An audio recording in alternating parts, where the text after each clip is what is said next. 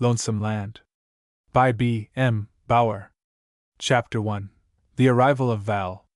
In northern Montana there lies a great, lonely stretch of prairie land, gash deep where flows the Missouri.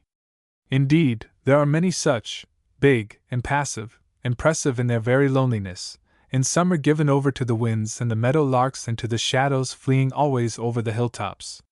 Wild range cattle feed there and grow sleek and fat for the fall shipping of beef. At night the coyotes yap quaveringly and prowl abroad after the long-eared jack-rabbits, which bounce away at their hunger-driven approach. In winter it is not good to be there. Even the beasts shrink then from the bleak, level reaches, and shun the still bleaker heights.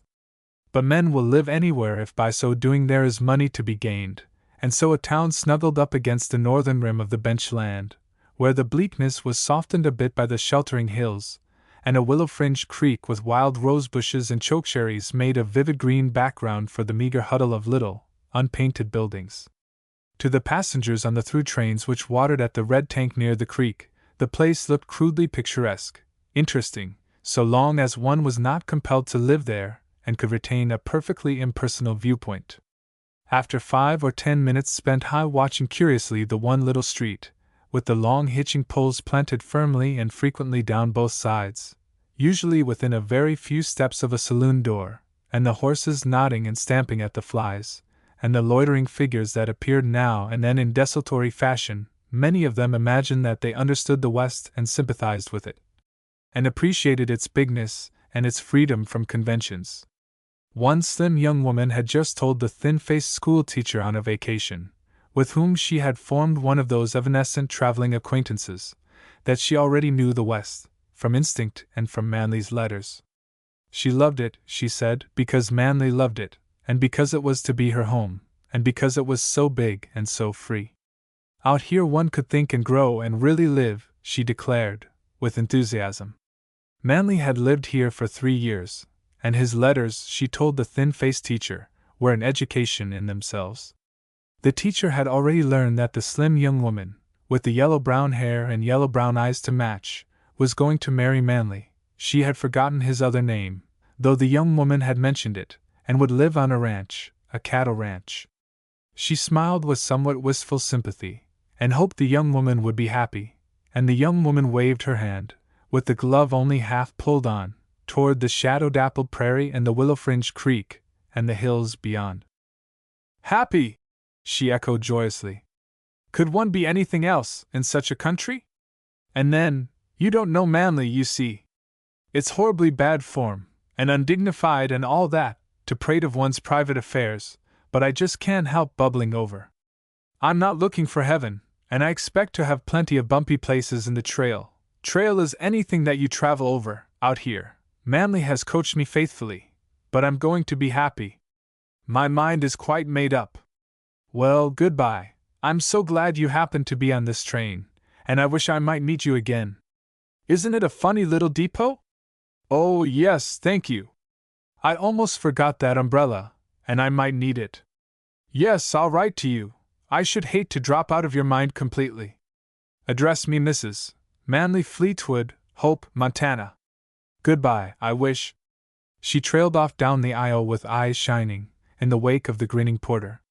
She hurried down the steps, glanced hastily along the platform, up at the car window where the faded little school-teacher was smiling wearily down at her, waved her hand, threw a dainty little kiss, nodded a gay farewell, smiled vaguely at the conductor, who had been respectfully pleasant to her, and then she was looking at the rear platform of the receding train mechanically, not yet quite realizing why it was that her heart went heavy so suddenly. She turned then and looked about her in a surprised, inquiring fashion. Manly, it would seem, was not at hand to welcome her. She had expected his face to be the first she looked upon in that town, but she tried not to be greatly perturbed at his absence. So many things may detain one. At that moment a young fellow, whose clothes emphatically proclaimed him a cowboy, came diffidently up to her, tilted his hat backward an inch or so, and left it that way, thereby unconsciously giving himself an air of candor which should have been reassuring. Fleetwood was detained. "You were expecting to, you're the lady he was expecting, aren't you?" She had been looking questioningly at her violin box and two trunks standing on their ends farther down the platform, and she smiled vaguely without glancing at him. Yes. I hope he isn't sick or… I'll take you over to the hotel and go tell him you're here. He volunteered, somewhat curtly, and picked up her bag. Oh, thank you. This time her eyes grazed his face inattentively. She followed him down the rough steps of planking and up an extremely dusty road. One could scarcely call it a street, to an uninviting building with crooked windows and a high, false front of unpainted boards. The young fellow opened a sagging door, let her pass into a narrow hallway, and from there into a stuffy, hopelessly conventional fifth-rate parlor, handed her the bag, and departed with another tilt of the hat which placed it at a different angle.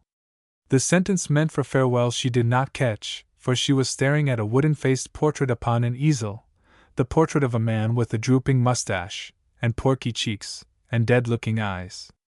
And I expected bearskin rugs, and antlers on the walls, and big fireplaces, she remarked aloud, and sighed. Then she turned and pulled aside a coarse curtain of dusty, machine-made lace, and looked after her guide. He was just disappearing into a saloon across the street, and she dropped the curtain precipitately, as if she were ashamed of spying. Oh, well, I've heard all cowboys are more or less intemperate, she excused again aloud. She sat down upon an atrocious red plush chair, and wrinkled her nose spitefully at the porky-cheeked portrait. I suppose you're the proprietor, she accused, or else the proprietor's son. I wish you wouldn't squint like that. If I have to stop here longer than 10 minutes, I shall certainly turn you face to the wall. Whereupon, with another grimace, she turned her back upon it and looked out of the window. Then she stood up impatiently, looked at her watch, and sat down again upon the red plush chair. He didn't tell me whether Manley is sick, she said suddenly, with some resentment. He was awfully abrupt in his manner. Oh, you! She rose, picked up an old newspaper from the marble-top table with uncertain legs, and spread it ungently over the portrait upon the easel. Then she went to the window and looked out again. I feel perfectly sure that cowboy went and got drunk immediately, she complained, drumming pettishly upon the glass. And I don't suppose he told Manley at all. The cowboy was innocent of the charge, however, and he was doing his energetic best to tell Manley. He had gone straight through the saloon and into the small room behind, where a man lay sprawled upon a bed in one corner. He was asleep, and his clothes were wrinkled as if he had lain there long. His head rested upon his folded arms, and he was snoring loudly. The young fellow went up and took him roughly by the shoulder. Here! I thought I told you to straighten up, he cried disgustedly. Come alive! The train's come and gone, and your girl's waiting for you over to the hotel. Do you hear? Uh-huh! The man opened one eye, grunted, and closed it again. The other yanked him half off the bed, and swore. This brought both eyes open, glassy with whiskey and sleep. He sat wobbling upon the edge of the bed, staring stupidly. Can't you get anything through you? His tormentor exclaimed. You want your girl to find out you're drunk? You got the license in your pocket. You're supposed to get spliced this evening, and look at you. He turned and went out to the bartender. Why didn't you pour that coffee into him, like I told you? He demanded. We've got to get him steady on his pins somehow. The bartender was sprawled half over the bar, apathetically reading the sporting news of a torn Sunday edition of an Eastern paper. He looked up from under his eyebrows and grunted. How you going to pour coffee down a man that lays flat on his belly and won't open his mouth? He inquired in an injured tone. Sleep's all he needs anyway. He'll be all right by morning. The other snorted dissent. He'll be all right by dark, or he'll feel a whole lot worse, he promised grimly. Dig up some ice. And a good jolt of bromo, if you've got it, and a towel or two. The bartender wearily pushed the paper to one side, reached languidly under the bar, and laid hold of a round blue bottle. Yawning uninterestedly, he poured a double portion of the white crystals into a glass, half filled another under the faucet of the water cooler, and held them out. Dump that into him, then, he advised. It'll help some if you get it down. What's the sweat to get him married off today? Won't the girl wait? I never asked her. You pound up some ice and bring it in, will you? The volunteer nurse kicked open the door into the little room and went in, hastily pouring the bromo seltzer from one glass to the other to keep it from foaming out of all bounds. His patient was still sitting upon the edge of the bed where he had left him, slumped forward with his head in his hands. He looked up stupidly, his eyes bloodshot and swollen of lid. "'S the train come in yet?" he asked thickly. "'S is it, Kent? The train's come, and your girl is waiting for you at the hotel. Here, throw this into you, and for God's sake brace up. You make me tired. Drink her down quick, the foam's good for you. Here, you take the stuff in the bottom, too. Got it? Take off your coat, so I can get at you. You don't look much like getting married, and that's no josh." Fleetwood shook his head with drunken gravity, and groaned. "I ought to be killed. Drunk today!" He sagged forward again, and seemed disposed to shed tears. "She'll never forgive me, she." Kent jerked him to his feet peremptorily. "Ah, look here! I'm trying to sober you up. You've got to do your part, see? Here's some ice and a towel, you get it on your head. Open up your shirt, so I can bathe your chest. Don't do any good to blubber around about it. Your girl can't hear you, and Jim and I ain't sympathetic. Set down in this chair, where we can get at you." He enforced his command with some vigor, and Fleetwood groaned again. But he shed no more tears, and he grew momentarily more lucid, as the treatment took effect. The tears were being shed in the stuffy little hotel parlor. The young woman looked often at her watch, went into the hallway, and opened the outer door several times, meditating a search of the town, and drew back always with a timid fluttering of heart because it was all so crude and strange, and the saloons so numerous and terrifying in their very bald simplicity. She was worried about Manly, and she wished that cowboy would come out of the saloon and bring her lover to her. She had never dreamed of being treated in this way. No one came near her, and she had secretly expected to cause something of a flutter in this little town they called Hope. Surely young girls from the East, come out to get married to their sweethearts, weren't so numerous that they should be ignored. If there were other people in the hotel, they did not manifest their presence, save by disquieting noises muffled by intervening partitions. She grew thirsty, but she hesitated to explore the depths of this dreary abode, in fear of worse horrors than the parlor furniture, and all the places of refreshment which she could see from the window or the door looked terribly masculine and unmoral, and as if they did not know there existed such things as ice cream, or soda, or sherbet. It was after an hour of this that the tears came, which is saying a good deal for her courage. It seemed to her then that Manly must be dead. What else could keep him so long away from her, after 3 years of impassioned longing written twice a week with punctilious regularity? He knew that she was coming. She had telegraphed from St. Paul, and had received a joyful reply, lavishly expressed in 17 words instead of the 10-word limit. And they were to have been married immediately upon her arrival. That cowboy had known she was coming. He must also have known why Manly did not meet her, and she wished futilely that she had questioned him, instead of walking beside him without a word. He should have explained. He would have explained if he had not been so very anxious to get inside that saloon and get drunk.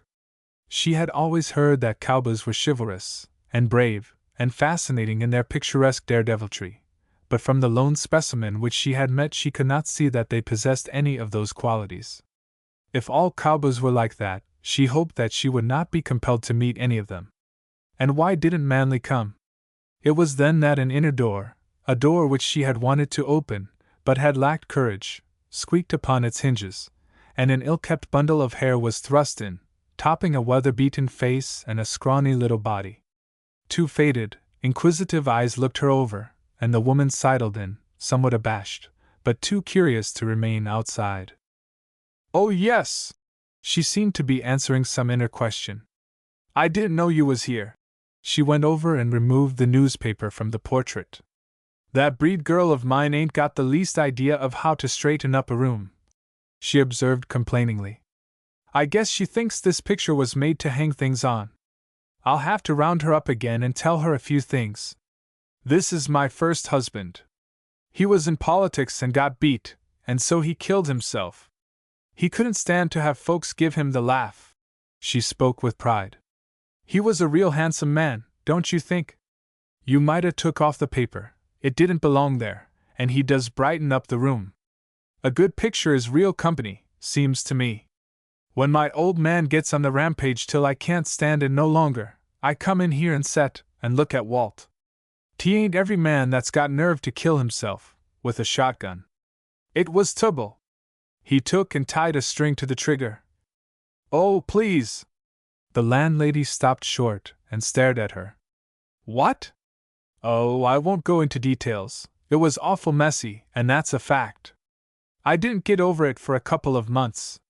He could have killed himself with a 6-shooter. It's always been a mystery why he dug up that old shotgun, but he did. I always thought he wanted to show his nerve. She sighed and drew her fingers across her eyes. I don't suppose I ever will get over it, she added complacently. It was a terrible shock. Do you know, the girl began desperately, if Mr. Manley Fleetwood is in town? I expected him to meet me at the train. Oh, I kinda thought you was Man Fleetwood's girl. My name's Holly. You going to be married tonight, ain't you? I haven't seen Mr. Fleetwood yet, hesitated the girl, and her eyes filled again with tears. I'm afraid something may have happened to him. Mrs. Holly glimpsed the tears, and instantly became motherly in her manner. She even went up and patted the girl on the shoulder. There now, don't you worry none. Man's all right. I seen him at dinner time. He was. She stopped short, looked keenly at the delicate face, and at the yellow-brown eyes which gazed back at her, innocent of evil, trusting, wistful. He spoke about your coming, and said he'd want the use of the parlor this evening, for the wedding. I had an idea you was coming on the 6:20 train. Maybe he thought so, too. I never heard you come in. I was busy frying doughnuts in the kitchen, and I just happened to come in here after something. You'd oughta rapped on that door. Then I'd 'a known you was here. I'll go and have my old man hunt him up. He must be around town somewheres. Like as not he'll meet the 6:20, expecting you to be on it. She smiled reassuringly as she turned to the inner door. You take off your hat and jacket, and pretty soon I'll show you up to a room.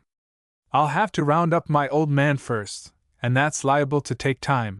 She turned her eyes quizzically to the porky-cheeked portrait. You just let Walt keep you company till I get back.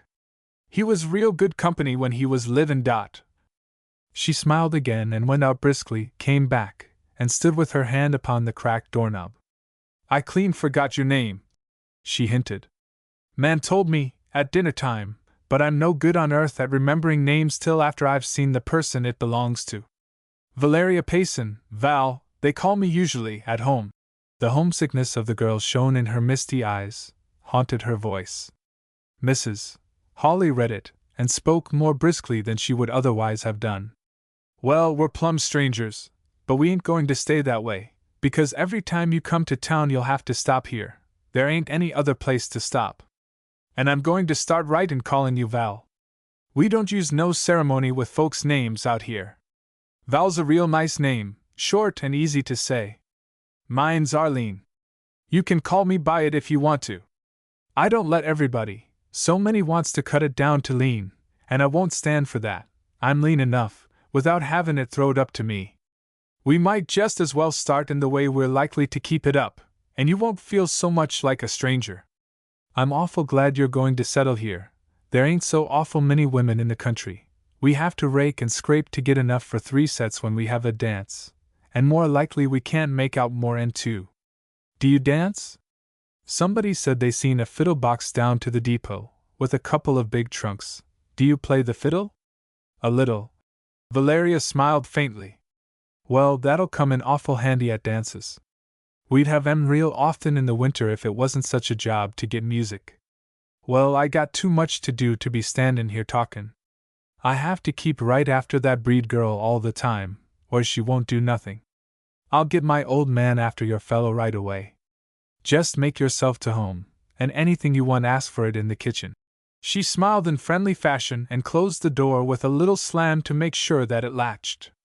Valeria stood for a moment with her hands hanging straight at her sides, staring absently at the door. Then she glanced at Walt, staring wooden-faced from his gilt frame upon his gilt easel, and shivered. She pushed the red plush chair as far away from him as possible, sat down with her back to the picture, and immediately felt his dull, black eyes boring into her back. "What a fool I must be," she said aloud, glancing reluctantly over her shoulder at the portrait. She got up resolutely, placed the chair where it had stood before, and stared deliberately at Walt, as if she would prove how little she cared. But in a moment more she was crying dismally. Chapter 2. Well-meant advice. Kent Burnett, bearing over his arm a coat newly pressed in the Delmonico restaurant, dodged in at the back door of the saloon, threw the coat down upon the tousled bed, and pushed back his hat with a gesture of relief at an onerous duty well performed. "I had one hell of a time," he announced plaintively. "And that chink will likely try to poison me if I eat over there, after this, but I got her ironed, all right. Get into it, man, and chase yourself over there to the hotel. Got a clean collar? That one's all over coffee." Fleetwood stifled a groan, reached into a trousers pocket, and brought up $1. "Get me one at the store, will you, Kent? 15.5, and a tie, if they've got any that's decent. And hurry! Such a triple 3-star fool as I am ought to be taken out and shot." He went on cursing himself audibly and bitterly, even after Kent had hurried out.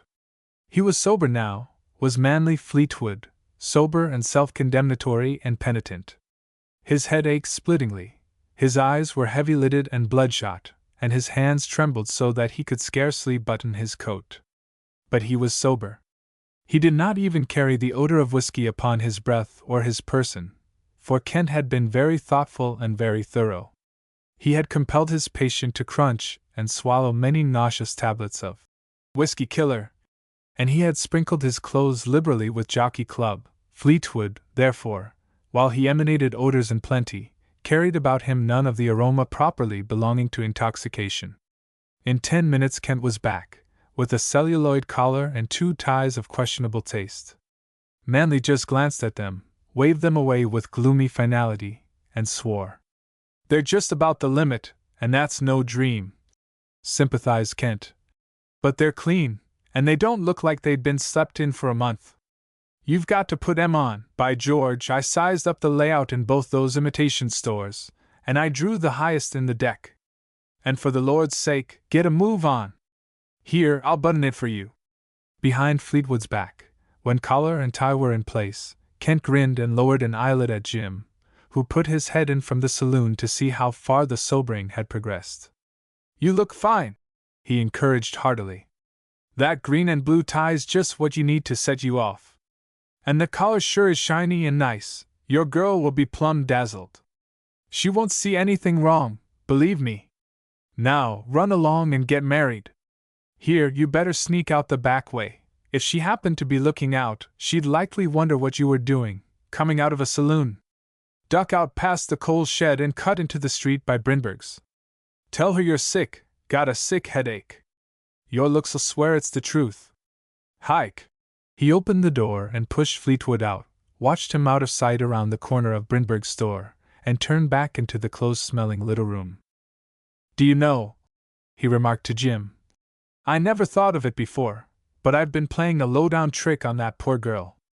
I kinda wish now I'd put her next, and given her a chance to draw out of the game if she wanted to. It's stacking the deck on her, if you asked me." He pushed his hat back upon his head, gave his shoulders a twist of dissatisfaction, and told Jim to dig up some Eastern beer, drank it meditatively, and set down the glass with some force. "Yes, sir," he said disgustedly. "Darn my fool soul, I stacked the deck on that girl, and she looked to be real nice. Kinda innocent and trusting, like she hasn't found out yet how rotten mean men critters can be."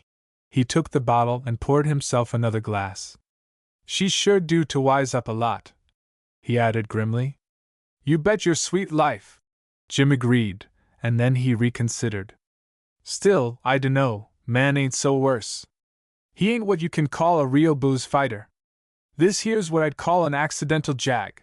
Got it in the exuberance of the joyful moment when he knew his girl was coming. He'll likely straighten up and be all right.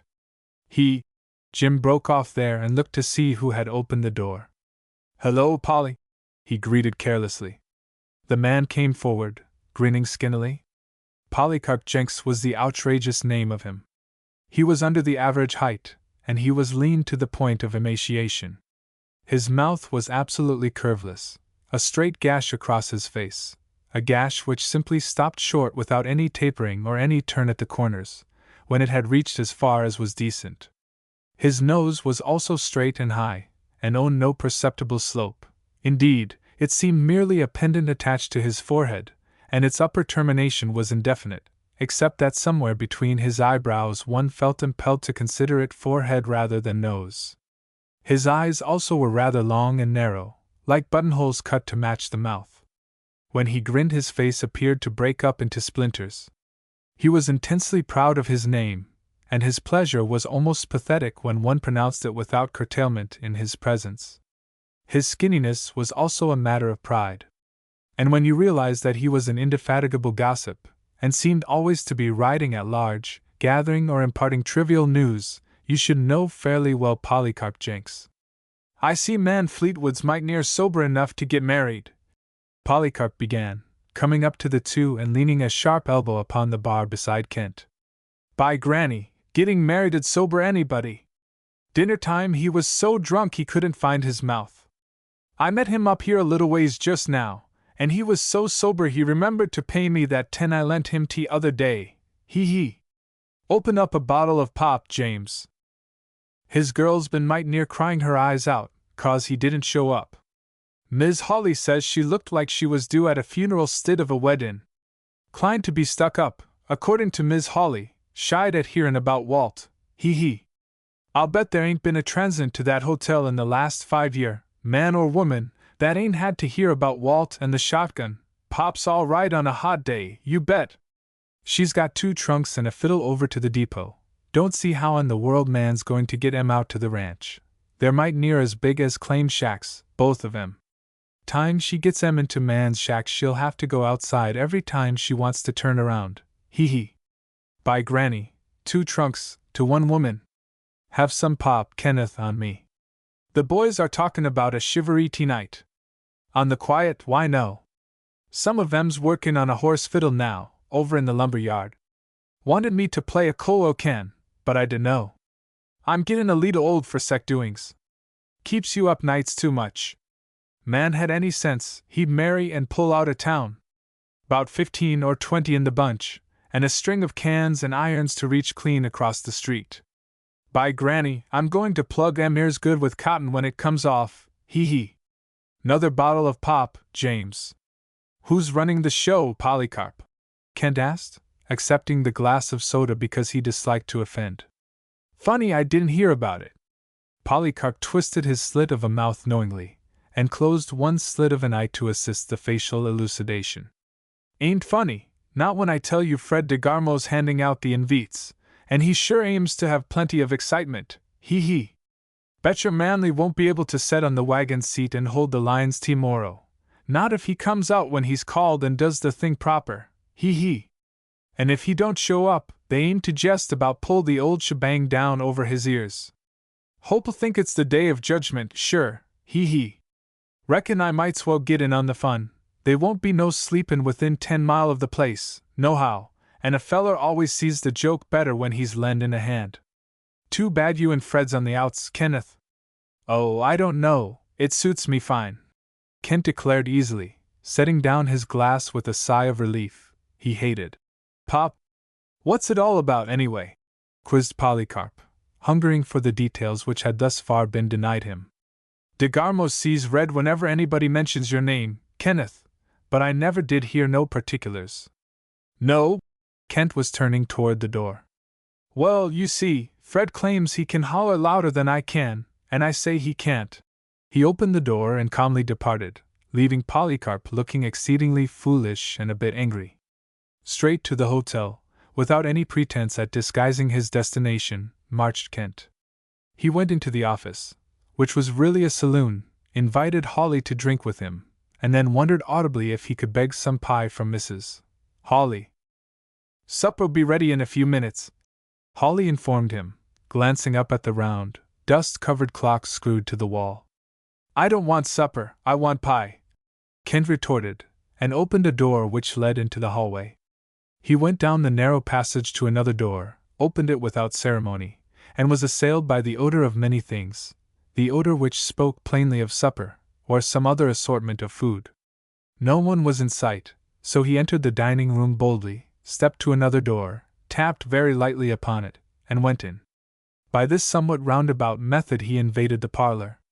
Manly Fleetwood was lying upon an extremely uncomfortable couch, of the kind which is called a sofa. He had a lace-edged handkerchief folded upon his brow, and upon his face was an expression of conscious unworthiness which struck Kent as being extremely humorous. He grinned understandingly and Manly flushed, also understandingly. Valeria hastily released Manly's hand and looked very prim and a bit haughty, as she regarded the intruder from the red plush chair, pulled close to the couch. Mr. Fleetwood's head is very bad yet, she informed Kent coldly. I really do not think he ought to see anybody. Kent tapped his hat gently against his leg and faced her unflinchingly, quite unconscious of the fact that she regarded him as a dissolute, drunken cowboy with whom Manly ought not to associate. That's too bad. His eyes failed to drop guiltily before hers, but continued to regard her calmly. I'm only going to stay a minute. I came to tell you that there's a scheme to chivalry you two, tonight. I thought you might want to pull out, along about dark. Manly looked up at him inquiringly with the eye which was not covered by the lace-edged handkerchief. Valeria seemed startled, just at first. Then she gave Kent a little shock of surprise. I have read about such things. A chivalry, even out here in this uncivilized section of the country, can hardly be dangerous. I really do not think we care to run away, thank you. Her lip curled unmistakably. Mr. Fleetwood is suffering from a sick headache. He needs rest, not a cowardly night ride. Naturally, Kent admired the spirit she showed, in spite of that eloquent lip, the scorn of which seemed aimed directly at him. But he still faced her steadily. Sure. But if I had a headache, like that, I'd certainly burn the earth getting out of town tonight. Chivalries, he stuck stubbornly to his own way of saying it, are bad for the head. They aren't what you could call silent, not out here in this uncivilized section of the country. They're plumb. He hesitated for just a fraction of a second, and his resentment of her tone melted into a twinkle of the eyes. They've got 50 coal oil cans strung with irons on a rope, and there'll be about 95 six-shooters popping, and 8 or 10 horse fiddles, and they'll all be yelling to beat 4 of a kind. They're going, he said quite gravely, to play the full orchestra. And I don't believe, he added ironically, it's going to help Mr. Fleetwood's head any. Valeria looked at him doubtingly with steady, amber-colored eyes before she turned solicitously to readjust the lace-edged handkerchief. Kent seized the opportunity to stare fixedly at Fleetwood and jerk his head meaningly backward, but when, warned by Manly's changing expression, she glanced suspiciously over her shoulder, Kent was standing quietly by the door with his hat in his hand, gazing absently at Walt and his gilt-edged frame upon the gilt easel, and waiting, evidently, for their decision. I shall tell them that Mr. Fleetwood is sick, that he has a horrible headache, and mustn't be disturbed. Kent forgot himself so far as to cough slightly behind his hand. Valeria's eyes sparkled. Even out here, she went on cuttingly, there must be some men who are gentlemen. Kent refrained from looking at her, but the blood crept darkly into his tanned cheeks. Evidently she had it in for him, but he could not see why. He wondered swiftly if she blamed him for Manly's condition. Fleetwood suddenly sat up, spilling the handkerchief to the floor. When Valeria essayed to push him back, he put her hand gently away. He rose and came over to Kent. Is this straight goods? He demanded. Why don't you stop it? Fred DeGarmo's running this show. My influence wouldn't go as far. Fleetwood turned to the girl, and his manner was masterful. I'm going out with Kent. Oh, Val, this is Mr. Burnett. Kent, Miss Payson. I forgot you two aren't acquainted. From Valeria's manner, they were in no danger of becoming friends. Her acknowledgment was barely perceptible. Kent bowed stiffly. I'm going to see about this, Val, continued Fleetwood. Oh, my head's better, a lot better, really. Maybe we'd better leave town. If your head is better, I don't see why we need run away from a lot of silly noise, Valeria interposed, with merciless logic. They'll think we're awful cowards. Well, I'll try and find out. I won't be gone a minute, dear. After that word, spoken before another, he appeared to be in great haste, and pushed Kent rather unceremoniously through the door. In the dining room, Kent diplomatically included the landlady in the conference, by a gesture of much mystery bringing her in from the kitchen, where she had been curiously peeping out at them. Got to let her in, he whispered to Manley, to keep her face closed. They murmured together for 5 minutes. Kent seemed to meet with some opposition from Fleetwood, an aftermath of Valeria's objections to flight, and became brutally direct. Go ahead, do as you please, he said roughly. But you know that bunch. You'll have to show up, and you'll have to set 'em up, and thunder! By morning you'll be plumb laid out. You'll be headed into one of your 4-day jags, and you know it. I was thinking of the girl, but if you don't care, I guess it's none of my funeral. Go to it, but darned if I'd want to start my honeymoon out like that. Fleetwood weakened, but still he hesitated. If I didn't show up, he began hopefully. But Kent wittered him with a look. That bunch will be 2/3 full before they start out. If you don't show up, they'll go up and haul you out of bed. Hell, man! You'd likely start in to kill somebody off. Fred DeGarmo don't love you much better than he loves me.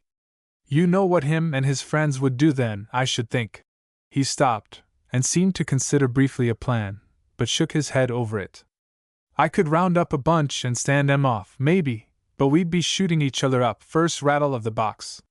It's a whole lot easier for you to get out of town. I'll tell somebody you got the bridal chamber, hissed Arlene, in a very loud whisper. That's number 2, in front. I can keep a light going and pass back and forth once in a while, to look like you're there. That'll fool 'em good. They'll wait till the light's been out quite a while before they start in.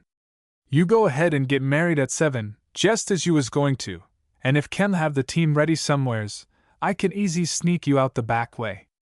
I couldn't get the team out of town without giving the whole deal away, Kent objected. You'll have to go horseback. Val can't ride, Fleetwood stated, as if that settled the matter. Damn it, she's got to ride, snapped Kent, losing patience. Unless you want to stay and go on a toot that'll last a week, most likely. Val belongs to the WCTU, shrugged Fleetwood. She'd never. Well, it's that or have a fight on your hands you maybe can't handle. I don't see any sense in haggling about going, now you know what to expect.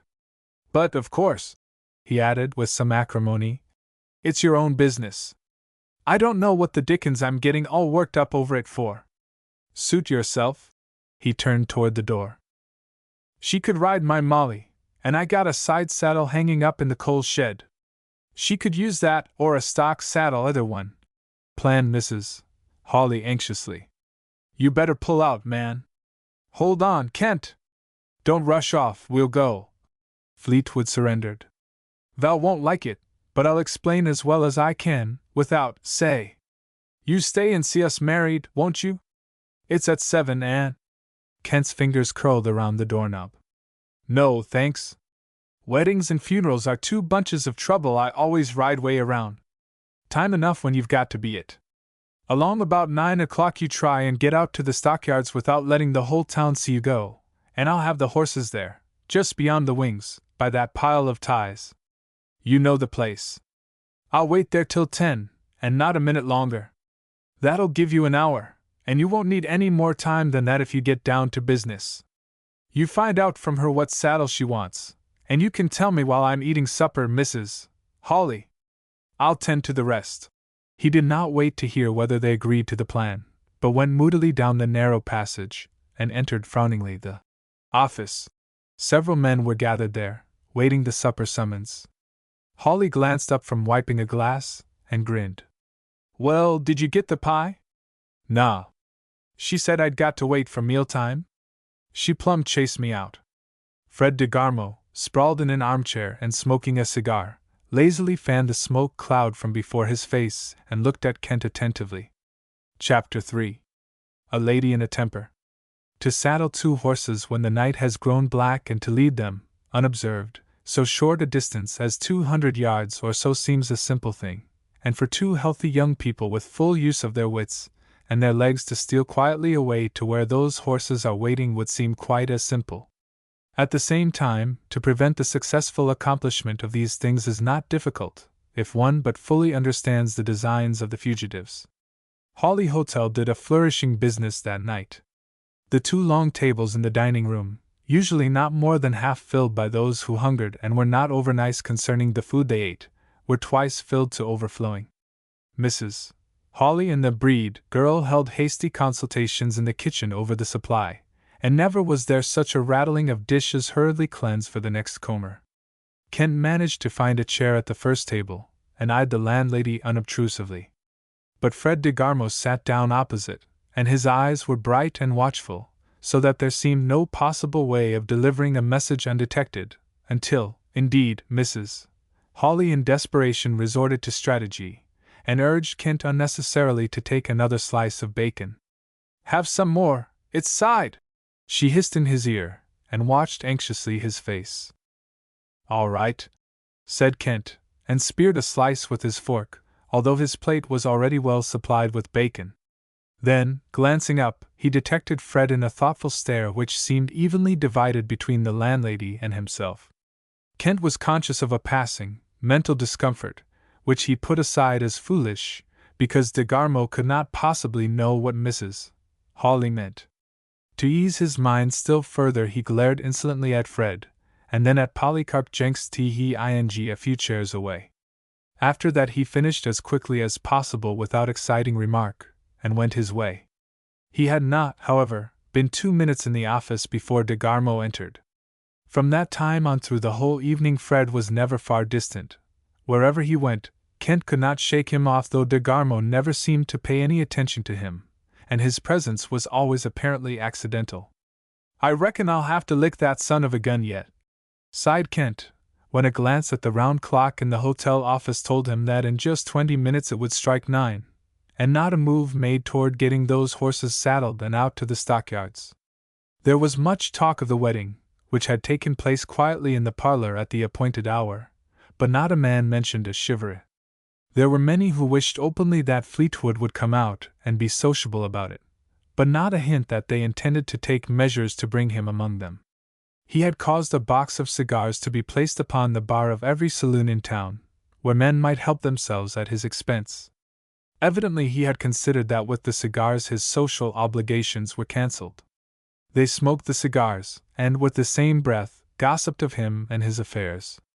At just 14 minutes to 9 Kent went out, and without any attempt at concealment, hurried to the Hawley stables. Half a minute behind him trailed de Garmo, also without subterfuge. Half an hour later the bridal couple stole away from the rear of the hotel, and keeping to the shadows, went stumbling over the uneven ground to the stockyards. "Here's the tie pile," Fleetwood announced, in an undertone, when they reached the place. "You stay here, Val, and I'll look farther along the fence. Maybe the horses are down there."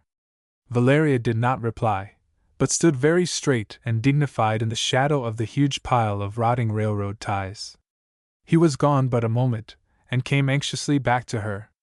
"They're not here," he said in a low voice. "Don't worry, dear. He'll come, I know Kent Burnett." "Are you sure?"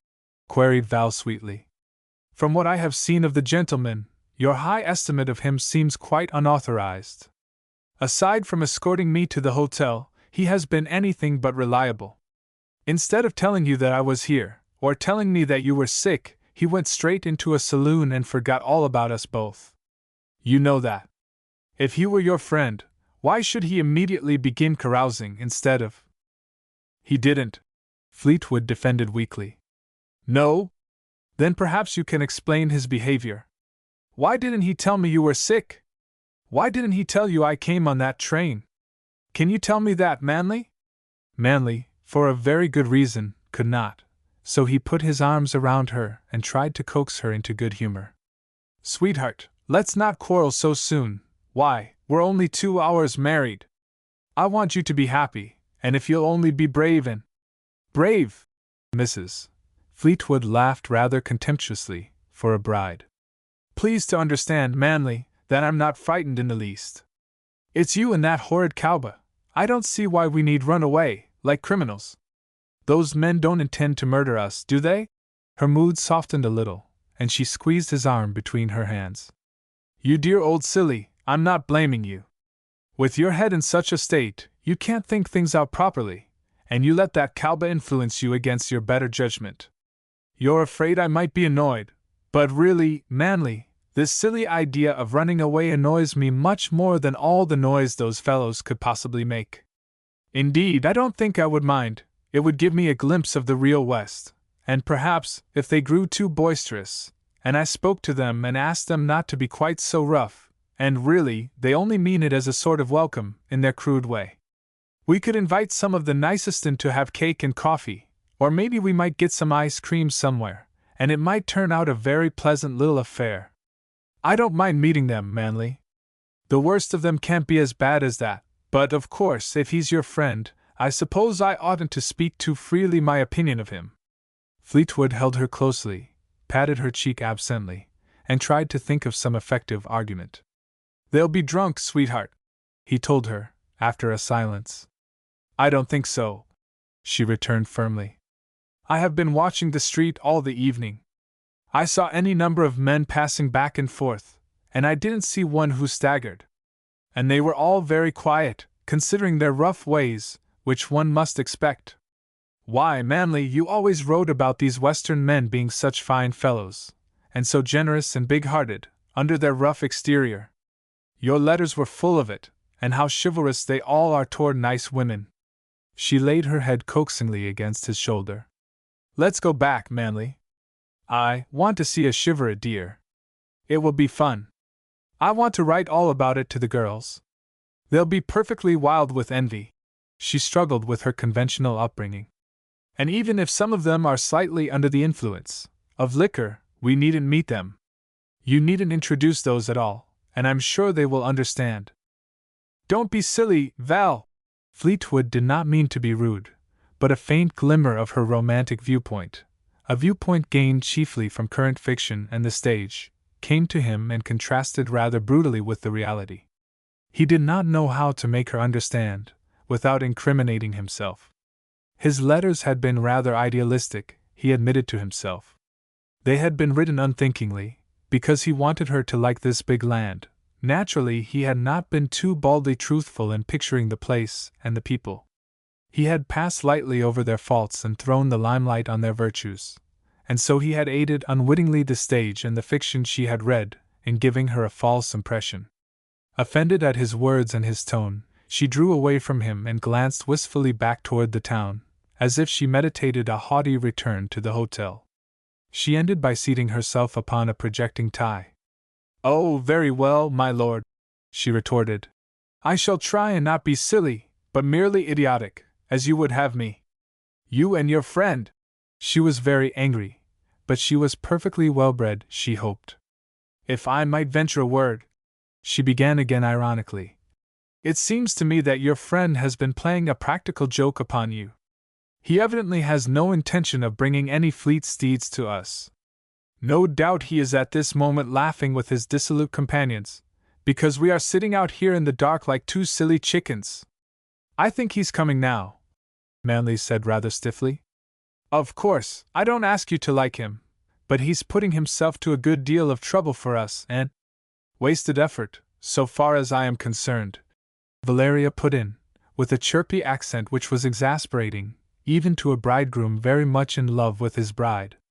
In the darkness that muffled the land, save where the yellow flare of lamps in the little town made a misty brightness, came the click of shod hoofs. Another moment and a man, mounted upon a white horse, loomed indistinct before them, seeming to take substance from the night.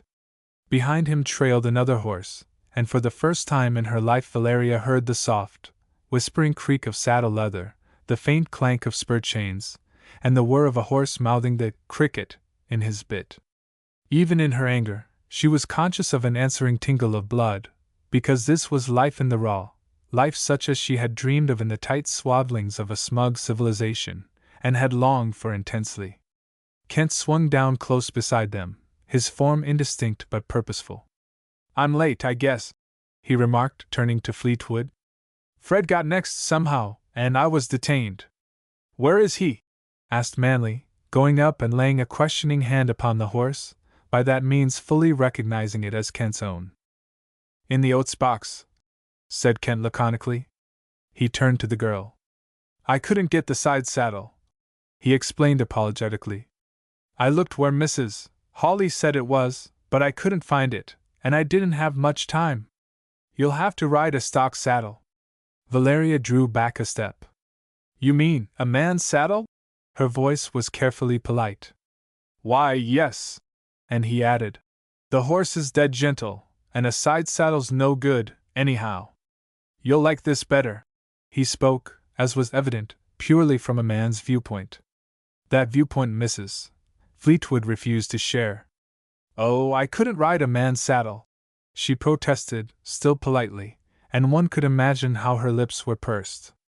"Indeed, I'm not sure that I care to leave town at all." To her the declaration did not seem unreasonable or abrupt, but she felt that Kent was very much shocked. She saw him turn his head and look back toward the town, as if he half expected a pursuit. "I don't reckon the oats box will hold Fred very long," he observed meditatively. He added reminiscently to Manley, "I had a deuce of a time getting the cover down and fastened." "I'm very sorry," said Valeria, with sweet dignity, "that you gave yourself so much trouble." "I'm kinda sorry myself," Kent agreed mildly, and Valeria blushed hotly, and was glad he could not see. "Come, Val, you can ride this saddle, all right. All the girls out here. I did not come west to imitate all the girls. Indeed, I could never think of such a thing. I couldn't possibly, really, Manley. And you know, it does seem so childish of us to run away." Kent moved restlessly, and felt to see if the cinch was tight. Fleetwood took her coaxingly by the arm. "Come, sweetheart, don't be stubborn. You know." "Well, really, if it's a question of obstinacy, you see, I look at the matter in this way. You believe that you are doing what is best for my sake. I don't agree with you, and it does seem as if I should be permitted to judge what I desire." Then her dignity and her sweet calm went down before a flash of real, unpolished temper. "You two can take those nasty horses and ride clear to Dakota, if you want to. I'm going back to the hotel. And I'm going to tell somebody to let that poor fellow out of that box. I think you're acting perfectly horrid, both of you, when I don't want to go." She actually started back toward the scattered points of light. She did not, however, get so far away that she failed to hear Kent's "Well, I'll be damned," uttered in a tone of intense disgust. "I don't care," she assured herself, because of the thrill of compunction caused by that one forcible sentence. She had never before in her life heard a man really swear. It affected her very much as would the accidental touch of an electric battery. She walked on slowly, stumbling a little and trying to hear what it was they were saying. Then Kent passed her, loping back to the town, the led horse shaking his saddle so that it rattled the stirrups like castanets as he galloped. "I don't care," she told herself again very emphatically, because she was quite sure that she did care, or that she would care if only she permitted herself to be so foolish. Manley overtook her then, and drew her hand under his arm to lead her. But he seemed quite sullen, and would not say a word all the way back. Chapter 4. The Chivalry. Kent jerked open the stable door, led in his horses, turned them into their stalls, and removed the saddles with quick, nervous movements which told plainly how angry he was. "I'll get myself all excited trying to do her a favor again. I don't think," he growled in the ear of Michael, his gray gelding. "Think of me getting let down on my face like that. By a woman!" He felt along the wall in the intense darkness until his fingers touched a lantern, took it down from the nail where it hung, and lighted it. He carried it farther down the rude passage between the stalls, hung it high upon another nail, and turned to the great oats box, from within which came a vigorous thumping and the sound of muttered cursing. Kent was not in the mood to see the humor of anything in particular. Had he known anything about Pandora's box, he might have drawn a comparison very neatly while he stood scowling down at the oats box, for certainly he was likely to release trouble in plenty when he unfastened that lid. He felt of the gun swinging at his hip, just to assure himself that it was there and ready for business in case Fred wanted to shoot, and rapped with his knuckles upon the box, producing instant silence within. "Don't make so much noise in there," he advised grimly. "Not unless you want the whole town to know where you are, and have 'em give you the laugh. And listen here, I ain't apologizing for what I done, but all the same, I'm sorry I did it. It wasn't any use.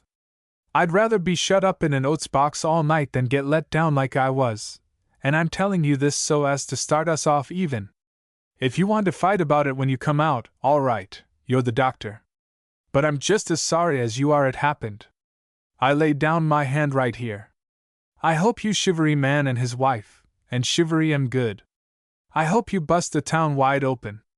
"Why this sudden change of heart?" came muffled from within. "Ah, that's my own business. Well, I don't like you a little bit, and you know it, but I'll tell you, just to give you a fair show.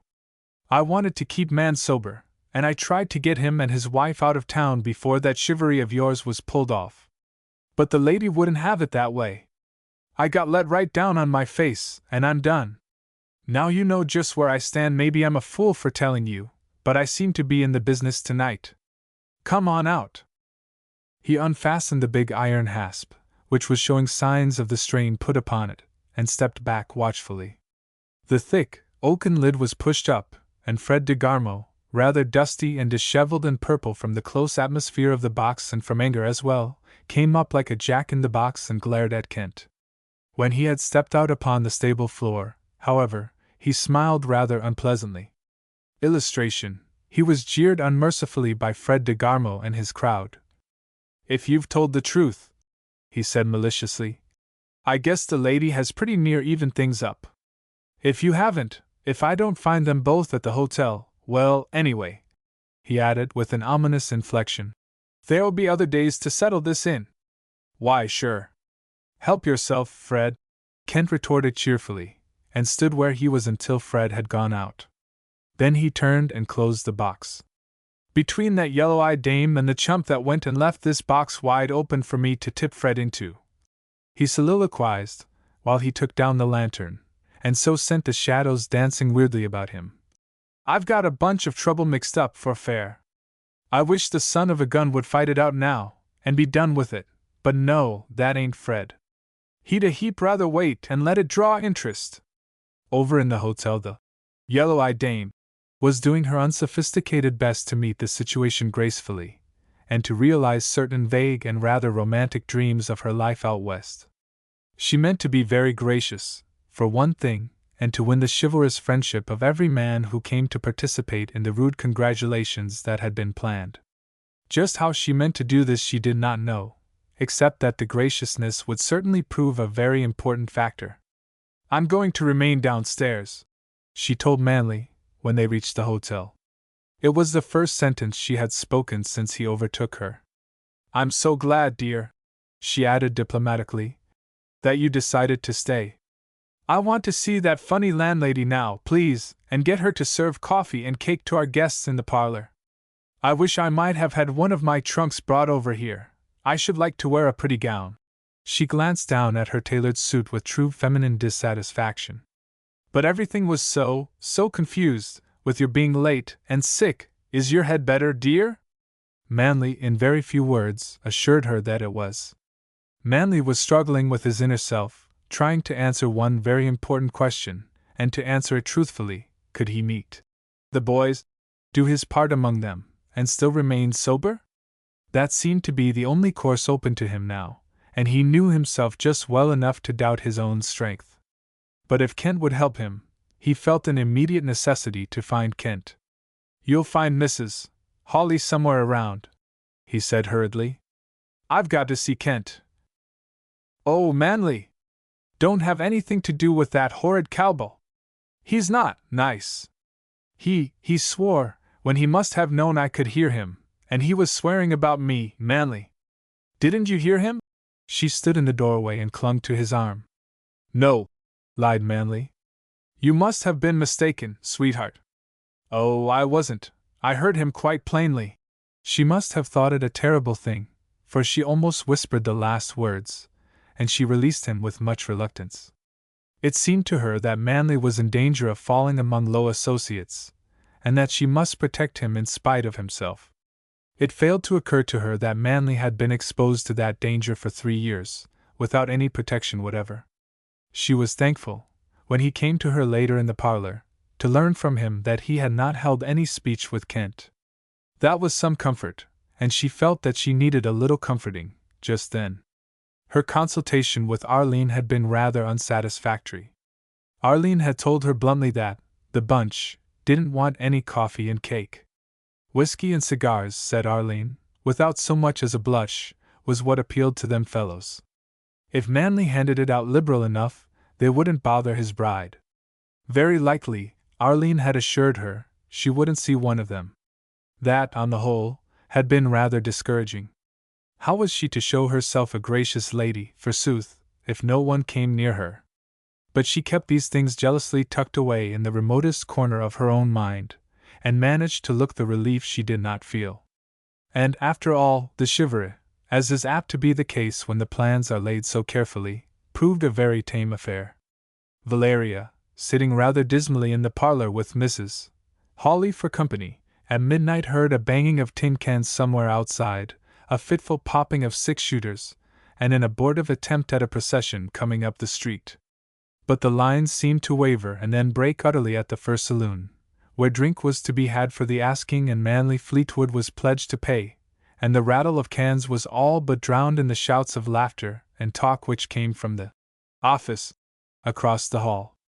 For where is the pleasure or the profit in charivaring a bridal couple which stays up and waits quite openly for the clamor? Is it always so noisy here at night? Asked Valeria faintly when Mrs. Hawley had insisted upon her lying down upon the uncomfortable sofa.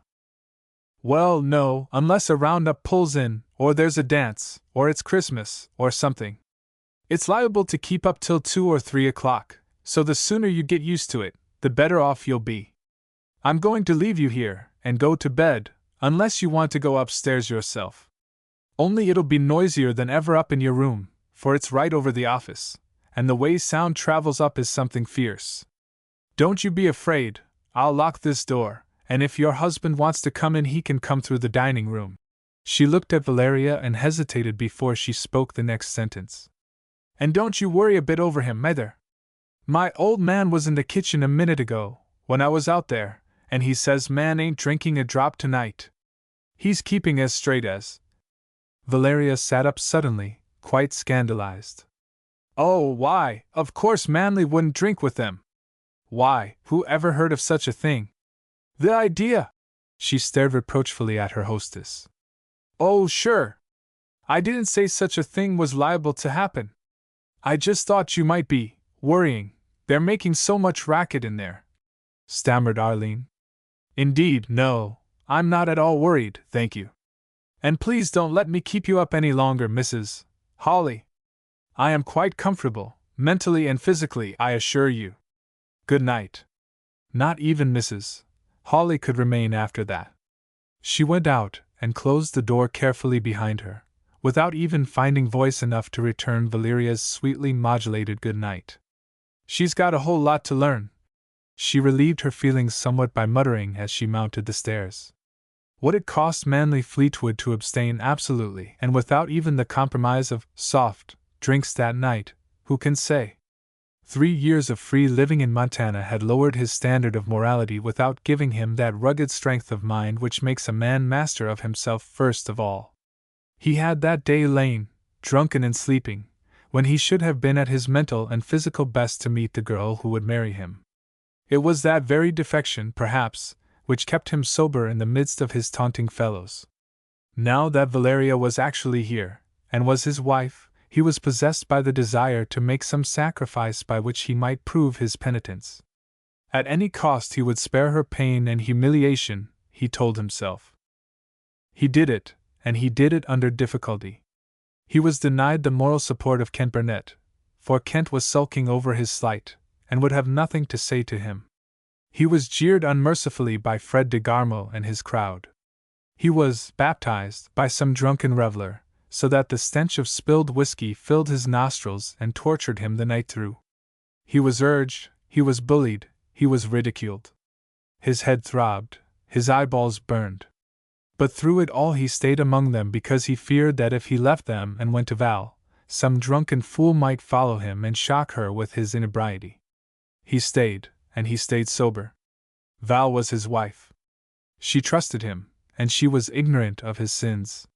If he went to her staggering and babbling incoherent foolishness, he knew it would break her heart. When the sky was at last showing faint dawn tints and the clamor had worn itself out perforce, because even the leaders were, after all, but men, and there was a limit to their endurance, Manley entered the parlor, haggard enough, it is true, and bearing with him the stale odor of cigars long since smoked, and of the baptism of bad whiskey, but also with the air of conscious rectitude which sits so comically upon a man and used to the feeling of virtue. As is so often the case when one fights alone the good fight and manages to win, he was chagrined to find himself immediately put upon the defensive. Val, as she speedily demonstrated, declined to look upon him as a hero, or as being particularly virtuous. She considered herself rather neglected and abused. She believed that he had stayed away because he was angry with her on account of her refusal to leave town, and she thought that was rather brutal of him. Also, her head ached from tears and lack of sleep, and she hated the town, the hotel, almost she hated Manley himself. Manley felt the rebuff of her chilling silence when he came in, and when she twitched herself loose from his embrace he came near regretting his extreme virtue.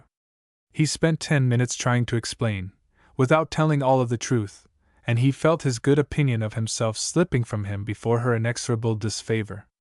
"Well, I don't blame you for not liking the town, Val," he said at last, rather desperately. "But you mustn't judge the whole country by it. You'll like the ranch, dear. You'll feel as if you were in another world." "I hope so," Val interrupted quellingly. "We'll drive out there just as soon as we have breakfast." He laid his hand diffidently upon her tumbled hair. "I had to stay out there with those fellows. I didn't want to." "I don't want any breakfast," said Val, getting up and going over to the window. It would seem to avoid his caress. "The odor of that dining room is enough to make one fast forever." She lifted the grimy lace curtain with her fingertips and looked disconsolately out upon the street. "It's just a dirty, squalid little hamlet. I don't suppose the streets have been cleaned or the garbage removed from the backyards since the place was first founded." She laughed shortly at the idea of founding a wretched village like that, but she had no other word at hand. "Arline," she remarked, in a tone of drawling recklessness. "Arline swears. Did you know it? I suppose of course you do. She said something that struck me as being shockingly true. She said I'm sure having a hell of a honeymoon." Then she bit her lips hard, because her eyelids were stinging with the tears she refused to shed in his presence. "Oh, Val!" From the sofa Manley stared contritely at her back. She must feel terrible, he thought, to bring herself to repeat that sentence. Val, so icily pure in her thoughts and her speech. Val was blinking her tawny eyes, like the eyes of a lion in color, at the street. Not for the world would she let him see that she wanted to cry.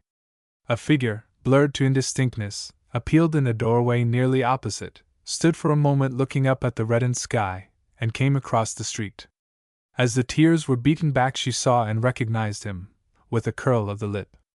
"Here comes your cowboy friend, from a saloon of course." Her voice was lazily contemptuous.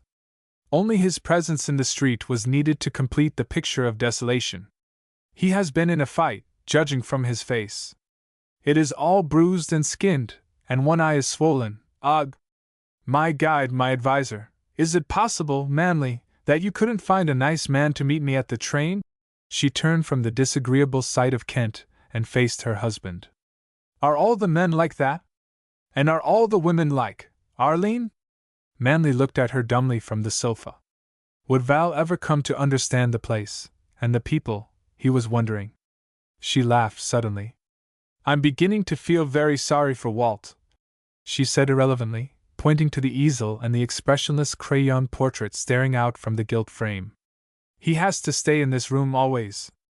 And I believe another 2 hours would drive me hopelessly insane. The word caught her attention. Hope! She laughed ironically. What imbecile ever thought of hope in the same breath with this place?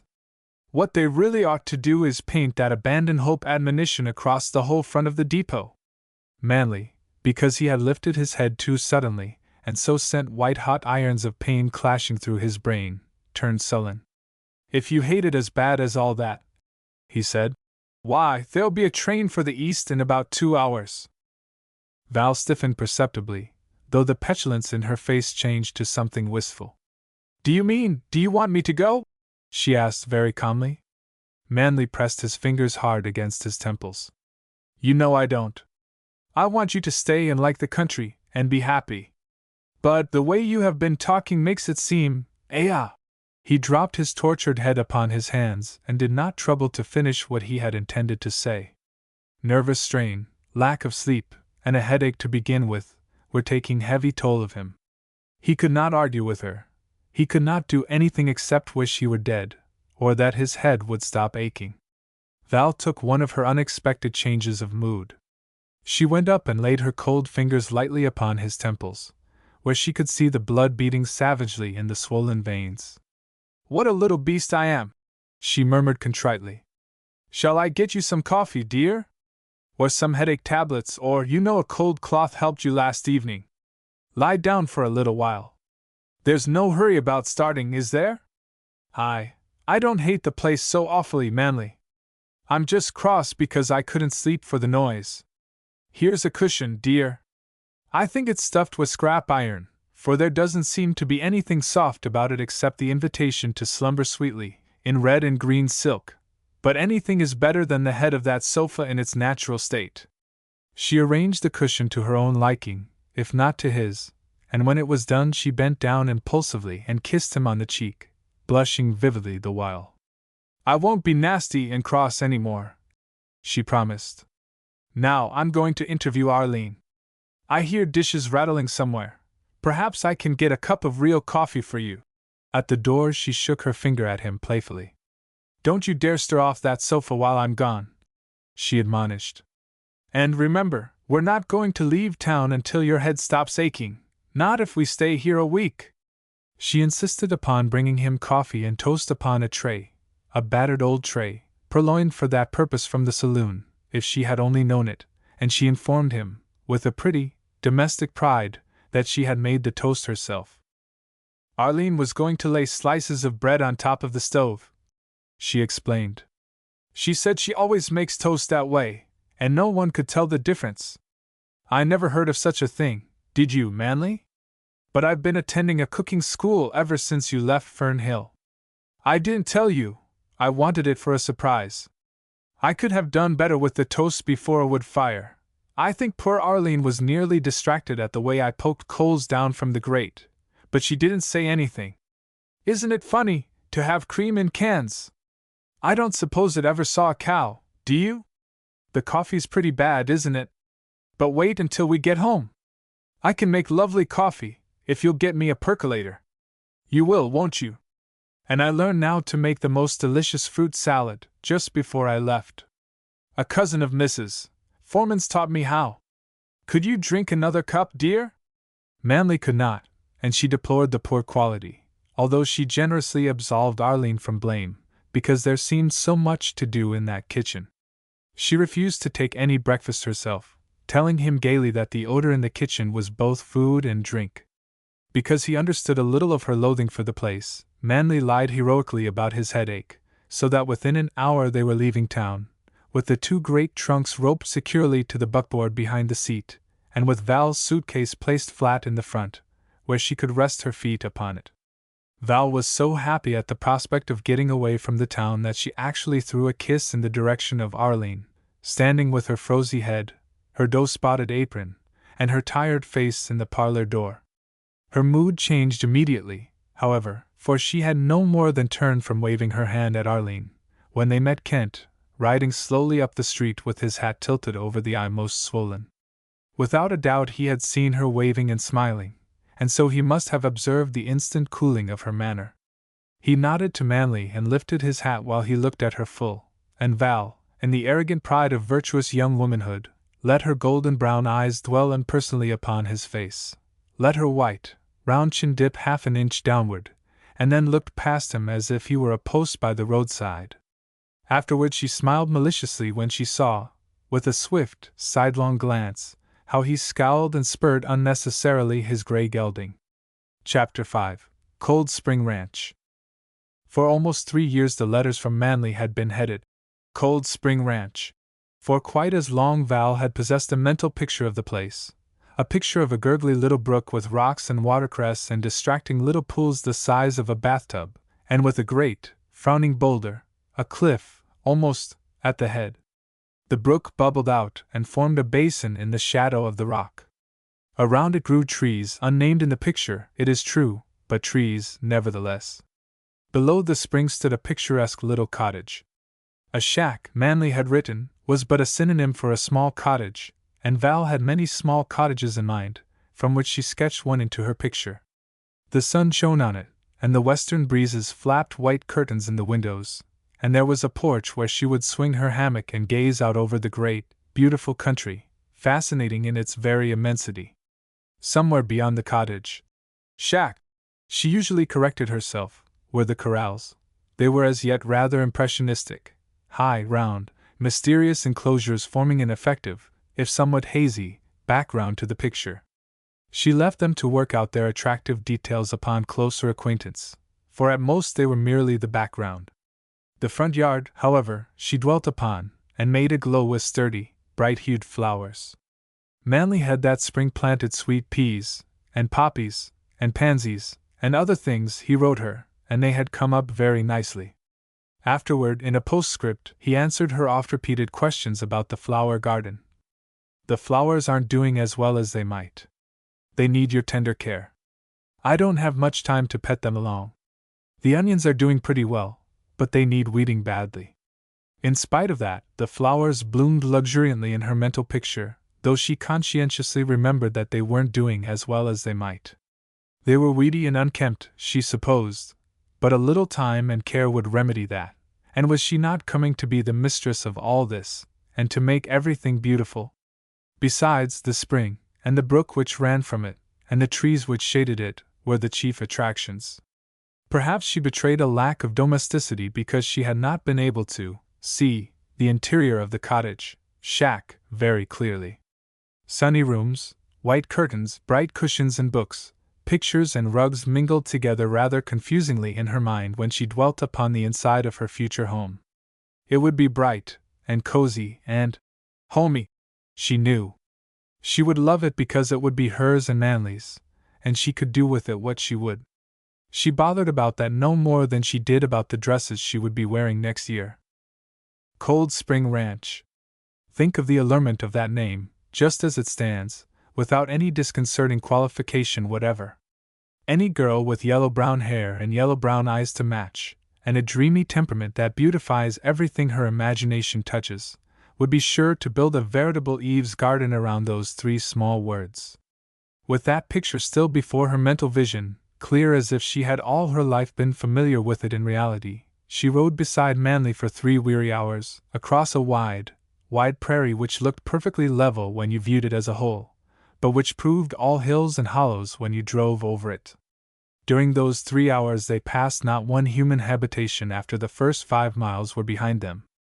There had been a ranch, back there against a reddish-yellow bluff. Val had gazed upon it, and then turned her head away, distressed because human beings could consent to live in such unattractive surroundings. It was bad in its way as hope, she thought, but did not say, because Manly was talking about his cattle, and she did not want to interrupt him. After that there had been no houses of any sort. There was a barbed wire fence stretching away and away until the posts were mere pencil lines against the blue, where the fence dipped over the last hill before the sky bent down and kissed the earth. The length of that fence was appalling in a vague, wordless way. Val unconsciously drew closer to her husband when she looked at it, and shivered in spite of the midsummer heat. "You're getting tired." Manly put his arm around her and held her there. "We're over halfway now. A little longer and we'll be home." Then he bethought him that she might want some preparation for that homecoming. You mustn't expect much, little wife. It's a bachelor's house, so far. You'll have to do some fixing before it will suit you. You don't look forward to anything like Fern Hill, do you? Val laughed, and bent solicitously over the suitcase, which her feet had marred. Of course I don't. Nothing out here is like Fern Hill. I know our ranch is different from anything I ever knew, but I know just how it will be, and how everything will look. Oh. Do you? Manley looked at her a bit anxiously. For 3 years, Val reminded him. You have been describing things to me. You told me what it was like when you first took the place.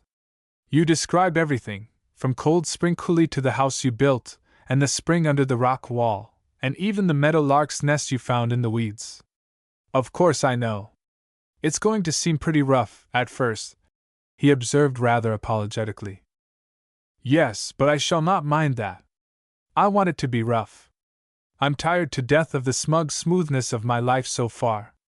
Oh, if you only knew how I have hated Fern Hill these last 3 years, especially since I graduated. Just the same petty little lives lived in the same petty little way, day in and day out.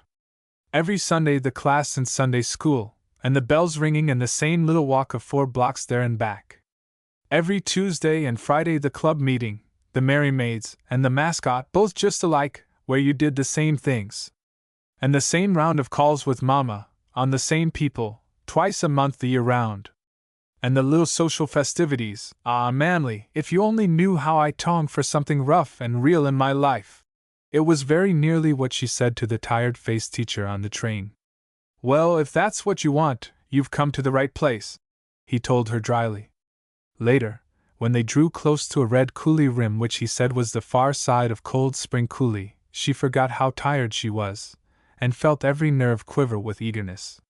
Later still, when in the glare of a July sun they drove around a low knoll, dipped into a wide, parched coulee, and then came upon a barren little habitation enclosed in a meager fence of the barbed wire she thought so detestable, she shut her eyes mentally to something she could not quite bring herself to face.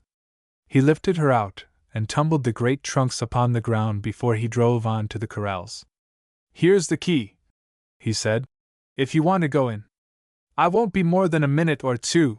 He did not look into her face when he spoke. Val stood just inside the gate, and tried to adjust all this to her mental picture. There was the front yard, for instance. A few straggling vines against the porch, and a sickly cluster or 2 of blossoms. Those were the sweet peas, surely. The sun-baked bed of pale green plants without so much as a bud of promise, she recognized, after a second glance, as the poppies. For the rest, there were weeds against the fence, sun-ripened grass trodden flat, yellow, gravelly patches where nothing grew, and a glaring, burning sun beating down upon it all. The cottage, never afterward did she think of it by that name, but always as a shack, was built of boards placed perpendicularly, with battens nailed over the cracks to keep out the wind and the snow. At one side was a lean-to kitchen, and on the other side was the porch that was just a narrow platform with a roof over it. It was not wide enough for a rocking chair, to say nothing of swinging a hammock. In the first hasty inspection this seemed to be about all. She was still hesitating before the door when Manley came back from putting up the horses. I'm afraid your flowers are a lost cause, he remarked cheerfully. They were looking pretty good 2 or 3 weeks ago. This hot weather has dried them up. Next year we'll have water down here to the house. All these things take time. Oh, of course they do. Val managed to smile into his eyes. Let's see how many dishes you left dirty. Bachelors always leave their dishes unwashed on the table, don't they? Sometimes, but I generally wash mine. He led the way into the house, which smelled hot and close, with the odor of food long since cooked and eaten, before he threw all the windows open. The front room was clean, after a man's idea of cleanliness. The floor was covered with an exceedingly dusty carpet, and a rug or 2. Her latest photograph was nailed to the wall, and when Val saw it she broke into hysterical laughter. You've nailed your colors to the mast, she cried, and after that it was all a joke. The homemade couch, with the calico cushions and the cowhide spread, was a matter for mirth. She sat down upon it to try it, and was informed that chicken wire makes a fine spring. The rickety table, with tobacco, magazines, and books placed upon it in orderly piles, was something to smile over. The chairs, and especially the one cane rocker which went sidewise over the floor if you rocked in it long enough, were pronounced original. In the kitchen the same masculine idea of cleanliness and order obtained. The stove was quite red, but it had been swept clean. The table was pushed against the only window there, and the back part was filled with glass preserve jars, cans, and a loaf of bread wrapped carefully in paper. But the oilcloth cover was clean. Did it not show quite plainly the marks of the last washing?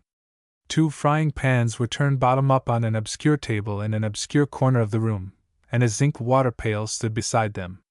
There were other details which impressed themselves upon her shrinking brain, and though she still insisted upon smiling at everything, she stood in the middle of the room holding up her skirts quite unconsciously, as if she were standing at a muddy street crossing, wondering how in the world she was ever going to reach the other side.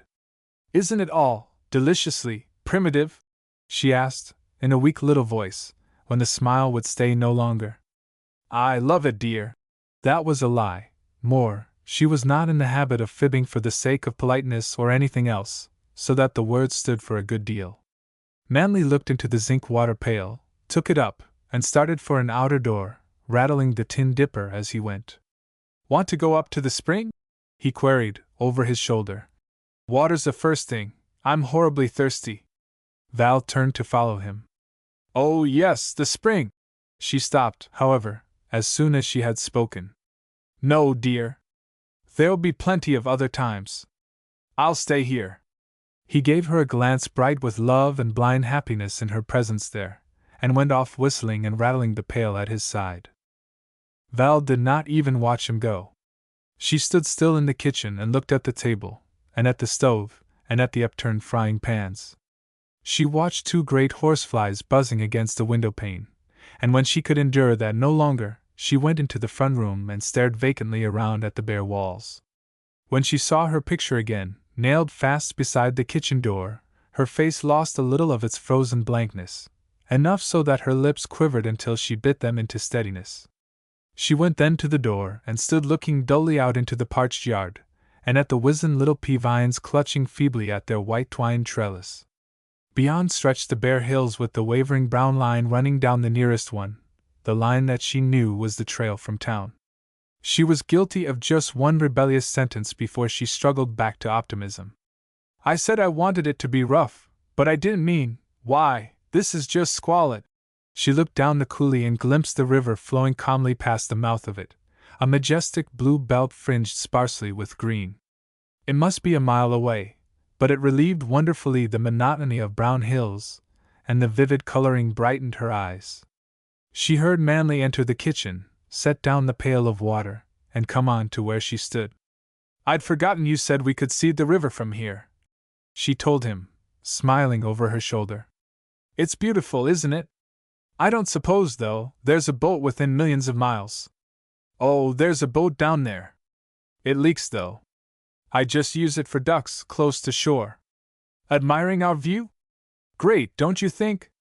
Val clasped her hands before her and let her gaze travel again over the sweep of rugged hills. "It's wonderful. I thought I knew, but I see I didn't. I feel very small, Manley. Does one ever grow up to it?" He seemed dimly to catch the note of utter desolation. "You'll get used to all that," he assured her. "I thought I'd reached the jumping-off place at first. But now, you couldn't dog me out of the country." He was slipping into the vernacular, and Val noticed it, and wondered dully if she would ever do likewise. She had not yet admitted to herself that Manley was different. She had told herself many times that it would take weeks to wipe out the strangeness born of 3 years' separation. He was the same, of course, everything else was new and different. That was all. He seemed intensely practical, and he seemed to feel that his love-making had all been done by letter, and that nothing now remained save the business of living. So, when he told her to rest, and that he would get dinner and show her how a bachelor kept house, she let him go with no reply save that vague, impersonal smile which Ken had encountered at the depot. While he rattled things about in the kitchen, she stood still in the doorway with her fingers doubled into tight little fists, and stared out over the great, treeless, unpeopled land which had swallowed her alive.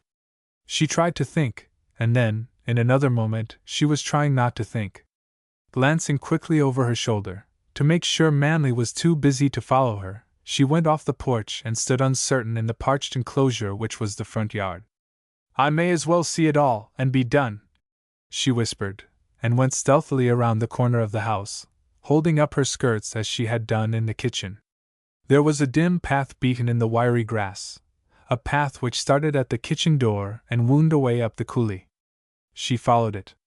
Undoubtedly it would lead her to the spring. Beyond that she refused to let her thoughts travel. In 5 minutes, for she went slowly, she stopped beside a stock-trampled pool of water and yellow mud. A few steps farther on, a barrel had been sunk in the ground at the base of a huge gray rock, a barrel which filled slowly and spilled the overflow into the mud. There was also a trough, and there was a barrier made of poles and barbed wire to keep the cattle from the barrel. One crawled between 2 wires, it would seem, to dip up water for the house. There were no trees, not real trees. There were some chokecherry bushes higher than her head, and there were other bushes that did not look particularly enlivening. With a smile of bitter amusement, she tucked her skirts tightly around her, crept through the fence, and filled a chipped granite cup which stood upon a rock ledge, and drank slowly. Then she laughed aloud. "The water really is cold," she said. "Anywhere else it would be delicious. And that's a spring, I suppose?" Mercilessly she was stripping her mind of her illusions, and was clothing it in the harsher weave of reality. "All these hills are Manly's, our ranch." She took another sip and set down the cup. "And so Cold Spring Ranch means all this." Down the coulee she heard Manly call. She stood still, pushing back a fallen lock of fine yellow hair. She turned toward the sound, and the sun in her eyes turned them yellow as the hair above them. She was beautiful, in an odd, white and gold way.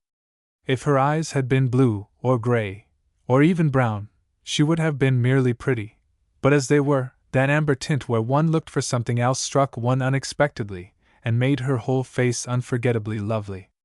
However, the color of her eyes and her hair did not interest her then, or make life any easier. She was quite ordinarily miserable and homesick. As she went reluctantly back along the grassy trails, the odor of fried bacon came up to her, and she hated bacon. She hated everything. "I've been to the spring," she called out, resolutely cheerful. As soon as she came in sight of Manly, waiting in the kitchen door, she ran toward him lightly. "However does the water keep so deliciously cool through this hot weather? I don't wonder you call this Cold Spring Ranch." Manly straightened proudly. "I'm glad you like it. I was afraid you might not, just at first. But you're the right stuff, I might have known it. Not every woman could come out here and appreciate this country right at the start." Val stopped at the steps, panting a little from her run, and smiled unflinchingly up into his face. Chapter 6. Manly's Fire Guard. Hot sunlight, winds as hot, a shimmering heat which distorted objects at a distance and made the sky line a dazzling, wavering ribbon of faded blue, and then the dull haze of smoke which hung over the land, and without tempering the heat, turned the sun into a huge coppery balloon, which drifted imperceptibly from the east to the west, and at evening time settled softly down upon a parched hilltop and disappeared, leaving behind it an ominous red glow as of hidden fires. When the wind blew, the touch of it seared the face, as the smoke tang assailed the nostrils. All the world was a weird, unnatural tint, hard to name, never to be forgotten. The far horizons drew steadily closer, as the days passed slowly, and thickened the veil of smoke. The distant mountains drew daily back into dimmer distance, became an obscure, formless blot against the sky, and vanished completely. The horizon crouched then upon the bluffs across the river, moved up to the line of trees along its banks, blotted them out one day, and impudently established itself halfway up the coulee. Time ceased to be measured accurately. Events moved slowly in an unreal world of sultry heat and smoke, and a red sun wading heavily through the copper-brown sky from the east to the west, and a moon as red which followed meekly after. Men rode uneasily here and there, and when they met they talked of prairie fires and of fire guards and the direction of the wind, and of the faint prospect of rain. Cattle, driven from their accustomed feeding grounds, wandered aimlessly over the still unburned range, and lowed often in the night as they drifted before the flame-heated wind. 15 miles to the east of Cold Spring Coulee, the Wishbone outfit watched uneasily the deepening haze. Kent and Bob Royden were put to riding the range from the river north and west, and Polycarp Jenks, who had taken a claim where were good water and some shelter, and who never seemed to be there for more than a few hours at a time, because of his boundless curiosity, wandered about on his great, raw-boned sorrel with the white legs, and seemed always to have the latest fire news on the tip of his tongue, and always eager to impart it to somebody. To the northwest there was the Double Diamond, also sleeping with both eyes open, so to speak. They also had 2 men out watching the range, though the fires were said to be all across the river. But there was the railroad seaming the country straight through the grassland, and though the company was prompt at plowing fire guards, contract work would always bear watching, said the stockman, and with the high winds that prevailed there was no telling what might happen. So Fred DeGarmo and Bill Madison patrolled the country in rather desultory fashion, if the truth be known. They liked best to ride to the north and east, which, while following faithfully the railroad and the danger line, would bring them eventually to Hope, where they never failed to stop as long as they dared. For, although they never analyzed their feelings, they knew that as long as they kept their jobs and their pay was forthcoming, a few miles of blackened range concerned them personally not at all. Still, barring a fondness for the trail which led to town, they were not unfaithful to their trust. One day Kent and Polycarp met on the brink of a deep coulee, and, as is the way of men who ride the dim trails, they stopped to talk a bit. Polycarp, cracking his face across the middle with his habitual grin, straightened his right leg to its full length, slid his hand with difficulty into his pocket, brought up a dirty fragment of plug tobacco, looked it over inquiringly, and pried off the corner with his teeth. When he had rolled it comfortably into his cheek and had straightened his leg and replaced the tobacco in his pocket, he was all set and ready for conversation. Kent had taken the opportunity to roll a cigarette, though smoking on the range was a weakness to be indulged in with much care. He pinched out the blaze of his match, as usual, and then spat upon it for added safety before throwing it away. "If this heat doesn't let up," he remarked, "the grass is going to blaze up from sunburn. It won't need to if you asked me. I wouldn't be surprised to see this whole range afire any time. Between you and me, Kenneth, them Double Diamond fellers ain't watching it as close as they might. I was away over Dry Creek way yesterday, and I seen where there was 2 different fires got through the company's guards, and kied off across the country. It just happened that the grass give out in that red day soil, and starved them both out. They wa'n't put out. I looked close all around, and there wasn't nary a track of man or horse. That's their business, right in line on the railroad. The section men's been workin' off down the other way, where a culvert got scorched up pretty bad. By granny, Fred and Bill Madison spend might nigh all their time ridin' the trail to town. They're might particular about watchin' the railroad between the switches, he. That's something for the Double Diamond to worry over," Kent rebuffed. He hated that sort of gossip which must speak ill of somebody. "Our winter range lays mostly south and east. We could stop a fire between here and the Double Diamond, even if they let one get past them." Polycarp regarded him cunningly with his little, slit-like eyes. "Meb you could," he said doubtfully. "And then again, meb you couldn't. Once it had got past Cold Spring." He shook his wizened head slowly, leaned, and expectorated gravely. "Man Fleetwood's keeping tab pretty close over that way." Polycarp gave a grunt that was half a chuckle.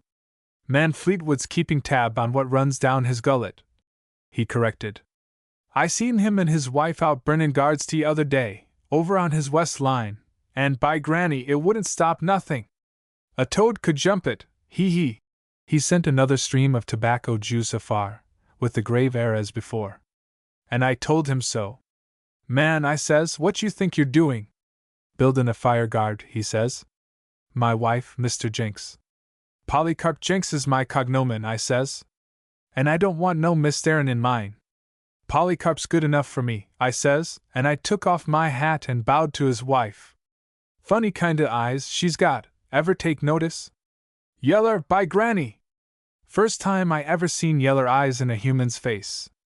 Meb it was the sun in 'em, but they sure was yeller. I dunno as they hurt her looks none either. Kinda queer lookin', but when you get used to 'em you kinda like 'em. And I says, 'tain't half wide enough, nor a third, spoke right up to him. I was thinkin' of the whole blamed country, and I didn't care how he took it. Any good, able-bodied wind'll jump a fire across that guard so quick it won't realize there was any there, I says. Man didn't like it none too well either. He says to me, that guard'll stop any fire I ever saw, and I got right back at him, hee. Man, I says, you ain't never saw a prairie fire, just like that. You wait, I says, till the real thing comes along. We ain't had any fires since you come into the country, I says, and you don't know what they're like. Now, you take my advice and plow another 4 or 5 furrows, and plow 'em out 75 or 100 feet from here, I says, and make sure you get all the grass burned off between, and do it on a still day, I says. You'll burn up the whole country if you keep on this here way you're doing, I told him, straight out, just like that. And when you do it, I says, you better let somebody know, so's they can come and help, I says. 'Tain't any job a man oughta tackle alone, I says to him. Get help, man, get help. Well, by granny, hee. Man's wife brustled up at me like a... He searched his brain for a simile, and failed to find one. I have been helping manly, Mr. Polycarp Jenks, she says to me, and I flatter myself I have done as well as any man could do, and by granny! The way them yeller eyes of hern blazed at me, hee. I had to laugh, just to look at her. Dressed just like a city girl, by granny! With ruffles on her skirts, to catch a fire if she wasn't mighty careful, and a big straw hat tied down with a veil, and kid gloves on her hands, and her yeller hair kinda fallin' around her face, and them yeller eyes snappin' like flames, by granny! If she didn't make as pretty a picture as I ever want to set eyes on.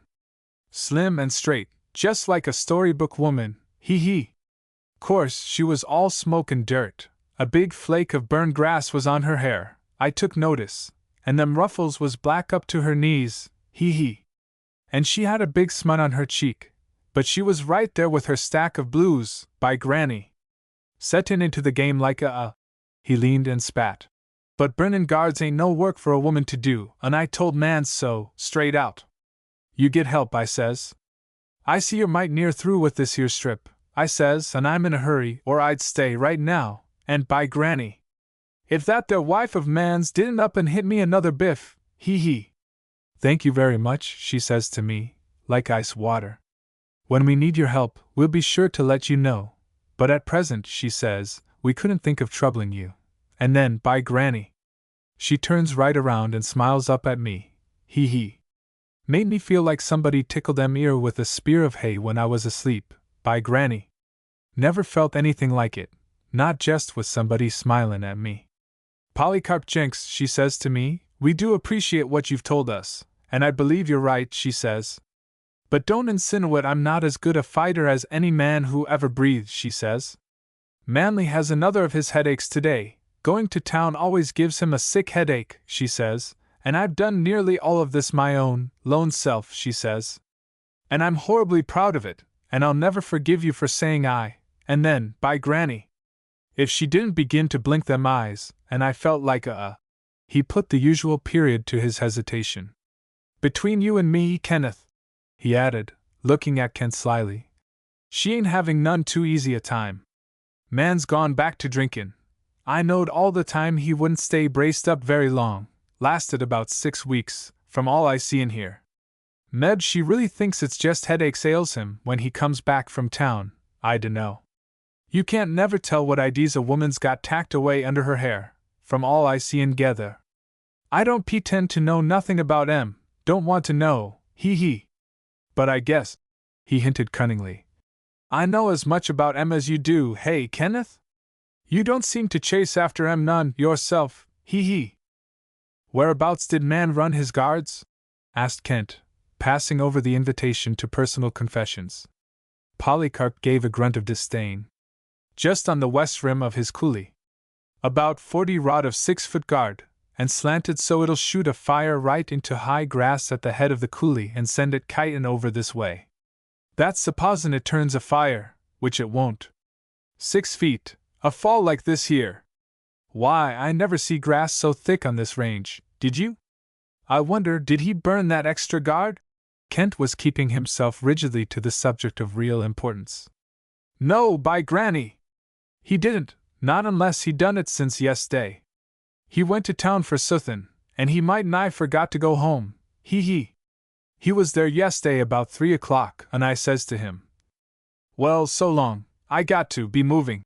Kent gathered up the reins and went his way, leaving Polycarp just in the act of drawing his plug from his pocket, by his usual laborious method, in mental preparation for another half-hour of talk.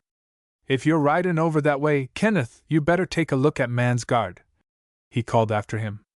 A good mile of guard along there would help a lot if a fire got started beyond. The way he fixed it, it ain't no account at all. Kent proved by a gesture that he heard him, and rode on without turning to look back. Already his form was blurred as Polycarp gazed after him, and in another minute or two he was blotted out completely by the smoke veil, though he rode upon the level. Polycarp watched him craftily, though there was no need, until he was completely hidden. Then he went on, ruminating upon the faults of his acquaintances. Kent had no intention of riding over to Cold Spring. He had not been there since Manley's marriage, though he had been a frequent visitor before, and unless necessity drove him there, it would be long before he faced again the antagonism of Mrs. Fleetwood. Still, he was mentally uncomfortable, and he felt much resentment against Polycarp Jenks because he had caused that discomfort. What was it to him, if Manley had gone back to drinking? He asked the question more than once, and he answered always that it was nothing to him, of course. Still, he wished futilely that he had not been quite so eager to cover up Manley's weakness and deceive the girl. He ought to have given her a chance. A cinder like a huge black snowflake struck him suddenly upon the cheek. He looked up, startled, and tried to see farther into the haze which closed him round. It seemed to him, now that his mind was turned from his musings, that the smoke was thicker, the smell of burning grass stronger, and the breath of wind hotter upon his face. He turned, looked away to the west, fancied there a tumbled blackness new to his sight, and put his horse to a run. If there were fire close, then every second counted, and as he raced over the uneven prairie he fumbled with the saddle string that held a sodden sack tied fast to the saddle, that he might lose no time. The cinders grew thicker, until the air was filled with them, like a snowstorm done in India ink. A little farther and he heard a faint crackling, topped a ridge and saw not far ahead, a dancing, yellow line. His horse was breathing heavily with the pace he was keeping, but Kent, swinging away from the onrush of flame and heat, spurred him to a greater speed. They neared the end of the crackling, red line, and as Kent swung in behind it upon the burned ground, he saw several men beating steadily at the flames. He was hardly at work when Polycarp came running up and took his place beside him, but beyond that Kent paid no attention to the others, though he heard and recognized the voice of Fred de Garmo calling out to someone. The smoke which rolled up in uneven volumes as the wind lifted it and bore it away, or let it suck backward as it veered for an instant, blinded him while he fought. He heard other men gallop up, and after a little someone clattered up with a wagon filled with barrels of water. He ran to wet his sack, and saw that it was Blumenthal himself, foreman of the Double Diamond, who drove the team. "Lucky it ain't as windy as it was yesterday and the day before," Blumenthal cried out, as Kent stepped upon the brake block to reach a barrel. "It'd sweep the whole country if it was." Kent nodded, and ran back to the fire, trailing the dripping sack after him. As he passed Polycarp and another, he heard Polycarp saying something about Man Fleetwood's fire guard, but he did not stop to hear what it was. Polycarp was always talking, and he didn't always keep too closely to facts. Then, of a sudden, he saw men dimly when he glanced down the leaping fire line, and he knew that the fire was almost conquered. Another frenzied minute or two, and he was standing in a group of men, who dropped their charred, blackened fragments of blanket and bags, and began to feel for their smoking material, while they stamped upon stray embers which looked live enough to be dangerous. "Well, she's out," said a voice. "But it did look for a while as if it'd get away in spite of us."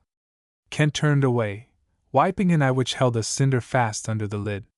It was Fred de Garmo who spoke. "If somebody'd been watching the railroad a leetle mite closer," Polycarp began, in his thin, rasping voice. Fred cut him short.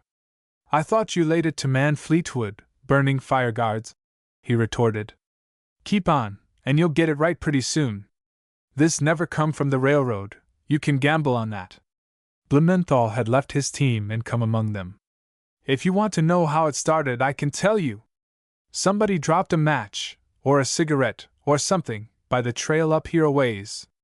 I saw where it started when I went to Cold Spring after the last load of water. And if I knew who it was..." Polycarp launched his opinion first, as usual. "Well, I don't know who done it, but by granny, I can might nigh guess who it was. There's just one man that I know of been traveling that trail lately when he wa'n't in his sober senses." Here Manly Fleetwood rode up to them, coughing at the soot his horse kicked up.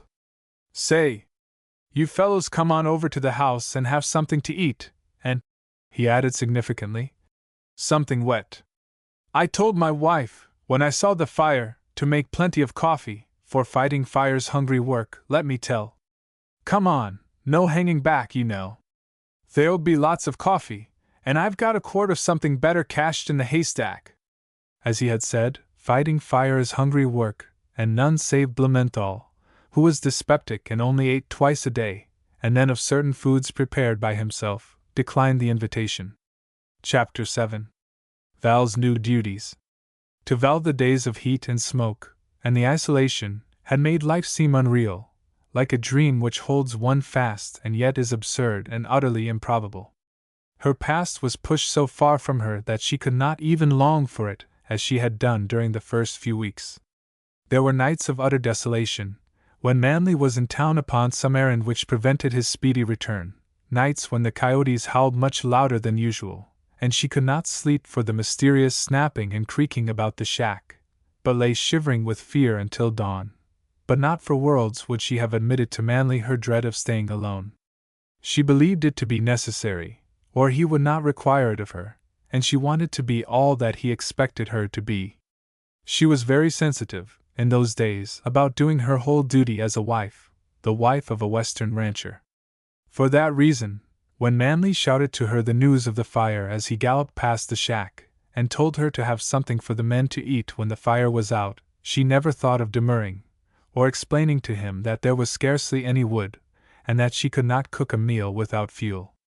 Instead, she waved her hand to him and let him go, and when he was quite out of sight she went up to the corrals to see if she could find another useless pole, or a broken board or two which her slight strength would be sufficient to break up with the axe. Till she came to Montana, Val had never taken an axe in her hands, but its use was only one of the many things she must learn, of which she had all her life been ignorant. There was an old post there, lying beside a rusty, overturned plow. More than once she had stopped and eyed it speculatively, and the day before she had gone so far as to lift an end of it tentatively, but she had found it very heavy, and she had also disturbed a lot of black bugs that went scurrying here and there, so that she was forced to gather her skirts close about her and run for her life. Where Manly had built his hayrack she had yesterday discovered some ends of planking hidden away in the rank, ripened weeds and grass. She went there now, but there were no more, look closely as she might. She circled the evil-smelling stable in discouragement, picked up one short piece of rotten board, and came back to the post. As she neared it she involuntarily caught her skirts and held them close, in terror of the black bugs. She eyed it with extreme disfavor, and finally ventured to poke it with her slipper toe. One lone bug scuttled out and away in the tall weeds. With the piece of board she turned it over, stared hard at the yellowed grass beneath, discovered nothing so very terrifying after all, and, in pure desperation, dragged the post laboriously down to the place where had been the woodpile. Then, lifting the heavy axe, she went awkwardly to work upon it, and actually succeeded, in the course of half an hour or so, in worrying an armful of splinters off it. She started a fire, and then she had to take the big zinc pail and carry some water down from the spring before she could really begin to cook anything. Manly's work, every bit of it, but then Manly was so very busy, and he couldn't remember all these little things, and Val hated to keep reminding him.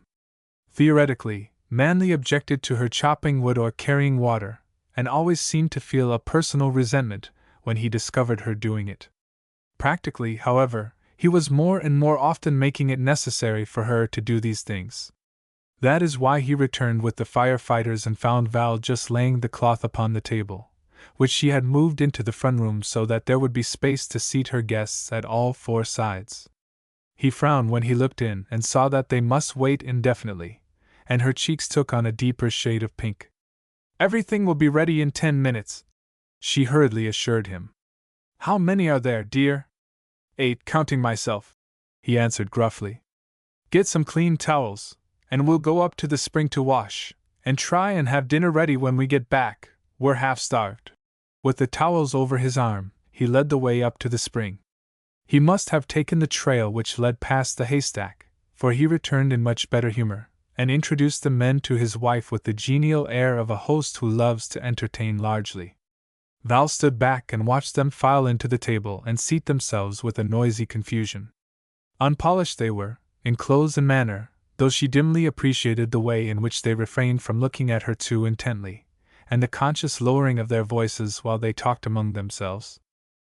They did, however, glance at her surreptitiously while she was moving quietly about, with her flushed cheeks and her yellow-brown hair falling becomingly down at the temples because she had not found a spare minute in which to brush it smooth, and her dainty dress and crisp, white apron. She was not like the women they were accustomed to meet, and they paid her the high tribute of being embarrassed by her presence. She poured coffee until all the cups were full, replenished the bread plate, and brought more butter, and hunted the kitchen over for the can opener, to punch little holes in another can of condensed cream, and she rather astonished her guests by serving it in a beautiful cut-glass pitcher instead of the can in which it was bought. They handled the pitcher awkwardly because of their mental uneasiness, and Val shared with them their fear of breaking it, and was guilty of an audible sigh of relief when at last it found safety upon the table. So perturbed was she that even when she decided that she could do no more for their comfort and retreated to the kitchen, she failed to realize that the one extra plate meant an absent guest, and not a miscount in placing them, as she fancied. She remembered that she would need plenty of hot water to wash all those dishes, and the zinc pail was empty. It always was, it seemed to her, no matter how often she filled it. She took the tin dipper out of it, so that it would not rattle and betray her purpose to Manly, sitting just inside the door with his back toward her, and tiptoed quite guiltily out of the kitchen. Once well away from the shack, she ran. She reached the spring quite out of breath, and she actually bumped into a man who stood carefully rinsing a blood-stained handkerchief under the overflow from the horse trough. She gave a little scream, and the pail went rolling noisily down the steep bank and lay on its side in the mud. Kent turned and looked at her, himself rather startled by the unexpected collision. Involuntarily he threw out his hand to steady her. "How do you do, Mrs. Fleetwood?" he said, with all the composure he could muster to his aid. "I'm afraid I scared you. My nose got to bleeding, with the heat, I guess. I just now managed to stop it." He did not consider it necessary to explain his presence, but he did feel that talking would help her recover her breath and her color. "It's a plumb nuisance to have the nosebleed so much," he added plaintively. Val was still trembling and staring at him with her odd, yellow-brown eyes. He glanced at her swiftly, and then bent to squeeze the water from his handkerchief. But his trained eyes saw her in all her dainty allurement, saw how the coppery sunlight gave a strange glint to her hair, and how her eyes almost matched it in color, and how the pupils had widened with fright. He saw, too, something wistful in her face, as though life was none too kind to her, and she had not yet abandoned her first sensation of pained surprise that it should treat her so. "That's what I get for running," she said, still panting a little as she watched him. "I thought all the men were at the table, you see. Your dinner will be cold, Mr. Burnett." Kent was a bit surprised at the absence of cold hauteur in her manner. His memory of her had been so different. "Well, I'm used to cold grub." He smiled over his shoulder. And anyway, when your nose gets to acting up with you, it's like riding a pitching horse. You've got to pass up everything and give it all your time and attention. Then, with the daring that sometimes possessed him like a devil, he looked straight at her. Sure you intend to give me my dinner? He quizzed, his lips lifting humorously at the corners. I kinda thought, from the way you turned me down cold when we met before, you'd shut your door in my face if I came pestering around. How about that? Little flames of light nickered in her eyes. You are the guest of my husband, here by his invitation, she answered him coldly. Of course I shall give you your dinner, if you want any. He inspected his handkerchief critically, decided that it was not quite clean, and held it again under the stream of water. If I want it, yes, he drawled maliciously. Maybe I'm not sure about that part. Are you a pretty fair cook? Perhaps you'd better interview your friends, she retorted, if you are so very fastidious. She drew her brows together, as if she was in doubt as to the proper method of dealing with this impertinence. She suspected that he was teasing her purposely, but still. Oh, I can eat most any old thing, he assured her, with calm effrontery. You look as if you'd learn easy, and man ain't the worst cook I ever ate after. If he's trained you faithful, maybe it'll be safe to take a change. How about that? Can you make sourdough bread yet? No! She flung the word at him. And I don't want to learn, she added, at the expense of her dignity. Kent shook his head disapprovingly. That sure ain't the proper spirit to show, he commented. Man must have to beat you up a good deal, if you talk back to him that way. He eyed her sidelong. You're a real little wolf, aren't you? He shook his head again solemnly, and sighed. A fellow sure must build himself lots of trouble when he annexes a wife that won't learn to make sourdough bread, and that talks back. I'm plumb sorry for man. We used to be pretty good friends. He stopped short, his face contrite. Val was looking away, and she was winking very fast. Also, her lips were quivering unmistakably, though she was biting them to keep them steady. Kent stared at her helplessly.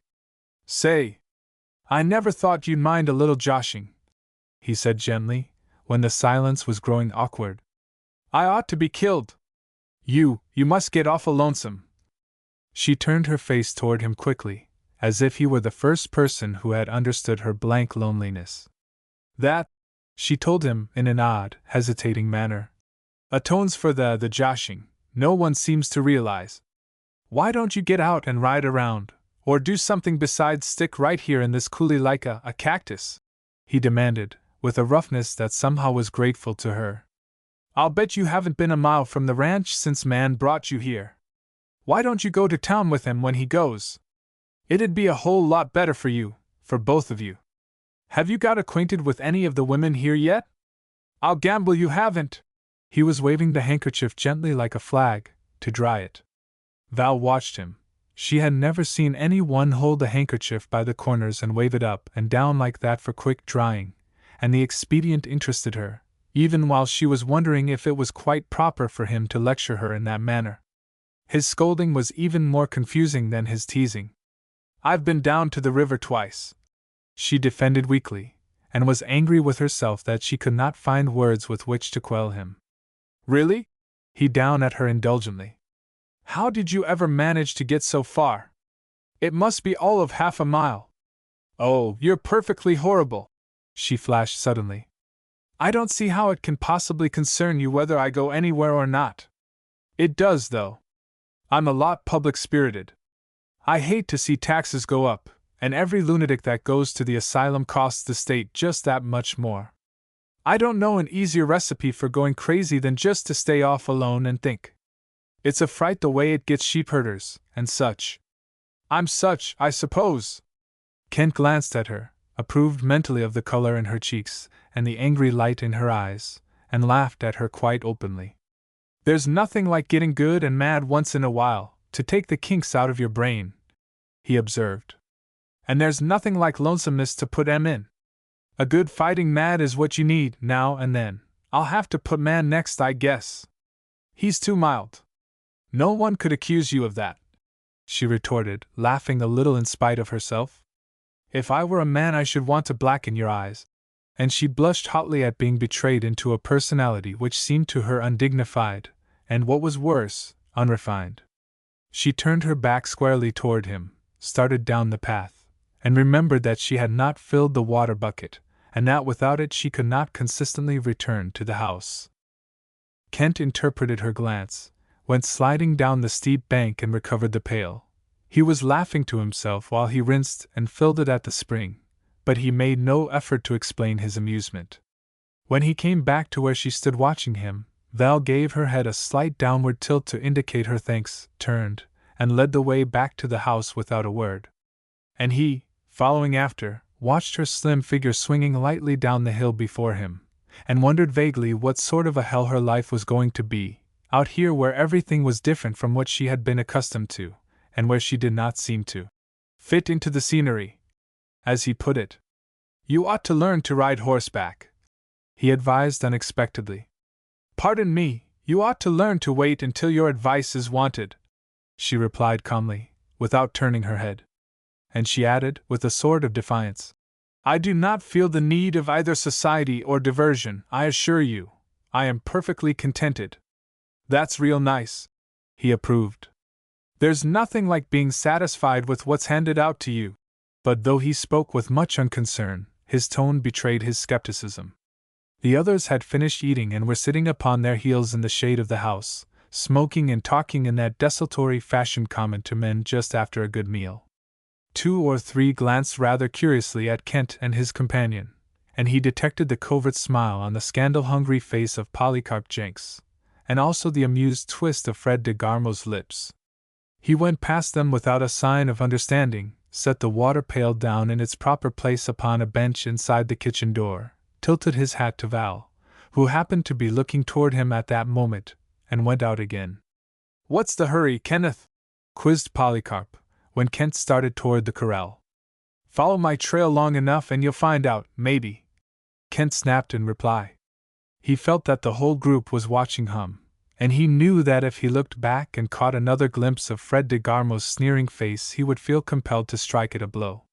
There would be no plausible explanation, of course, and Kent was not by nature a trouble hunter, and so he chose to ride away without his dinner. While Polycarp was still wondering audibly what was the matter, Kent passed the house on his gray, called, "So long, man," with scarcely a glance at his host, and speedily became a dim figure in the smoke haze. "He must be running away from you, Fred," Polycarp hinted, grinning cunningly. "What you done to him, hey?" Fred answered him with an unsatisfactory scowl. "You sure would be wise, if you found out everything you wanted to know," he said contemptuously, after an appreciable wait. "I guess we better be moving along, Bill." He rose, brushed off his trousers with a downward sweep of his hands, and strolled toward the corrals, followed languidly by Bill Madison.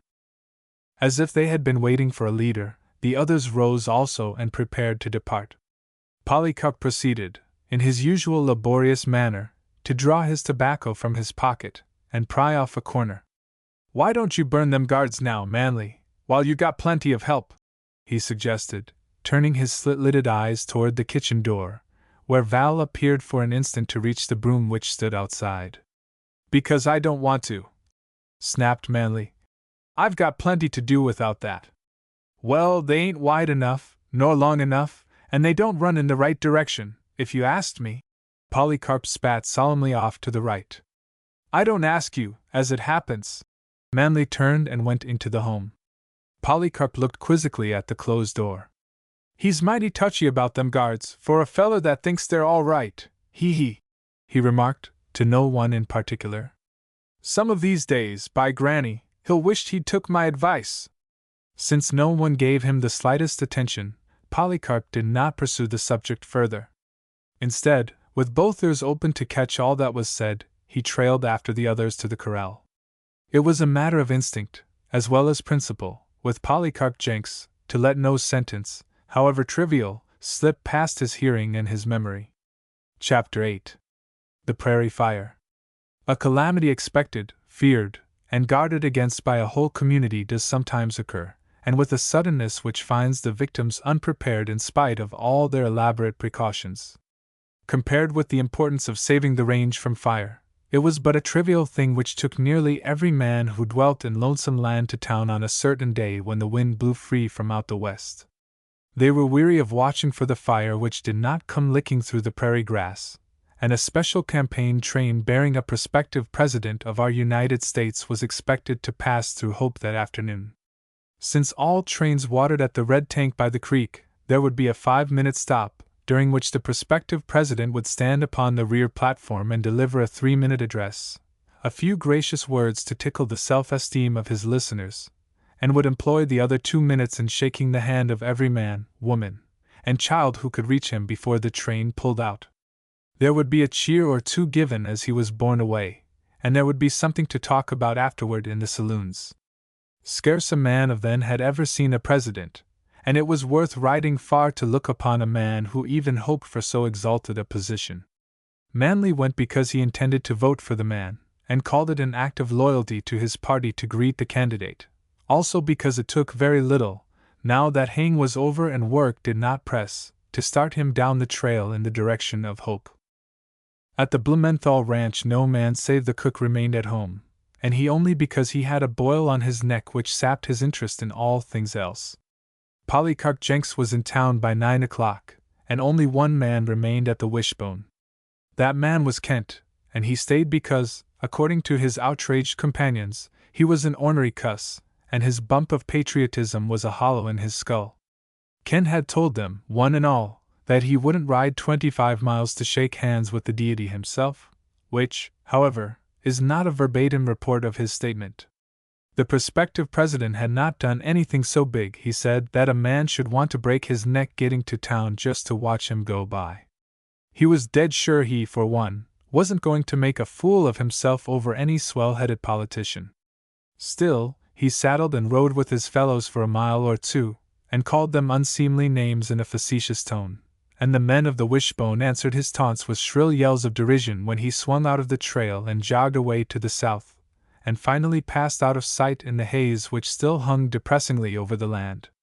Oddly enough, while all the able-bodied men save Kent were waiting hilariously in hope to greet, with enthusiasm, the brief presence of the man who would fain be their political chief, the train which bore him eastward scattered fiery destruction abroad as it sped across their range, for minutes late, and straining to make up the time before the next stop. They had thought the railroad safe at last, what with the guards and the numerous burn patches where the fire had jumped the plowed boundary and blackened the earth to the fence which marked the line of the right-of-way, and in some places had burned beyond. It took a flag-flying special train of that bitter presidential campaign to find a weak spot in the guard, and to send a spark straight into the thickest bunch of wiry sand grass, where the wind could fan it to a blaze and then seize it and bend the tall flame tongues until they licked around the next tuft of grass, and the next, until the spark was grown to a long, leaping line of fire, sweeping eastward with the relentless rush of a tidal wave upon a low-lying beach. Arline Hawley was, perhaps, the only citizen of Hope who had deliberately chosen to absent herself from the crowd standing, in perspiring expectation, upon the depot platform. She had permitted Minnie, the breed girl, to go, and had even grudgingly consented to her using a box of cornstarch as first aid to her complexion. Arline had not approved, however, of either the complexion or the occasion. "What you want to go and plaster your face up with starch for, gets me," she had criticized frankly. "Seems to me you're homely enough without looking silly, into the bargain.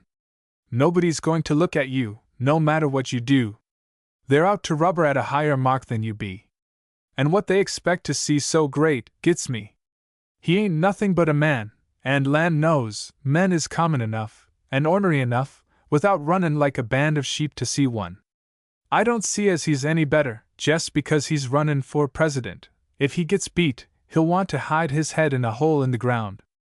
Look at my Walt. He was the biggest man in Hope, and so swell-headed he wouldn't so much as pack a bucket of water all fall, or chop up a tie for kindlin', till the day after 'lection.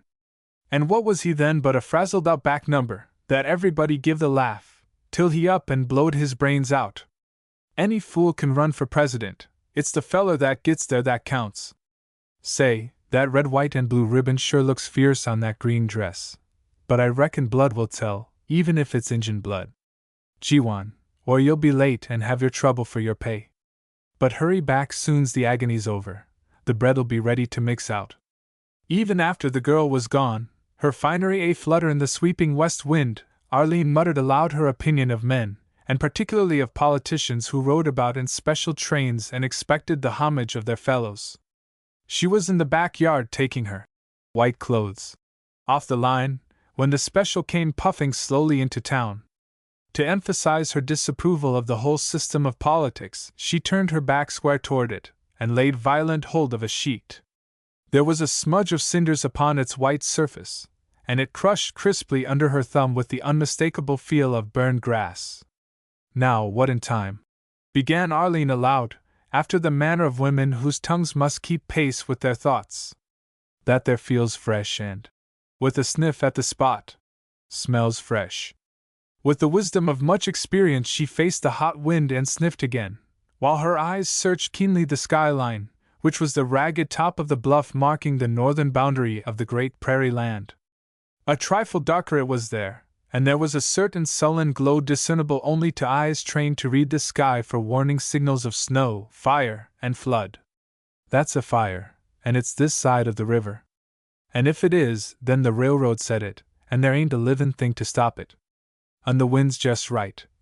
A curdled roll of smoke showed plainly for a moment in the haze.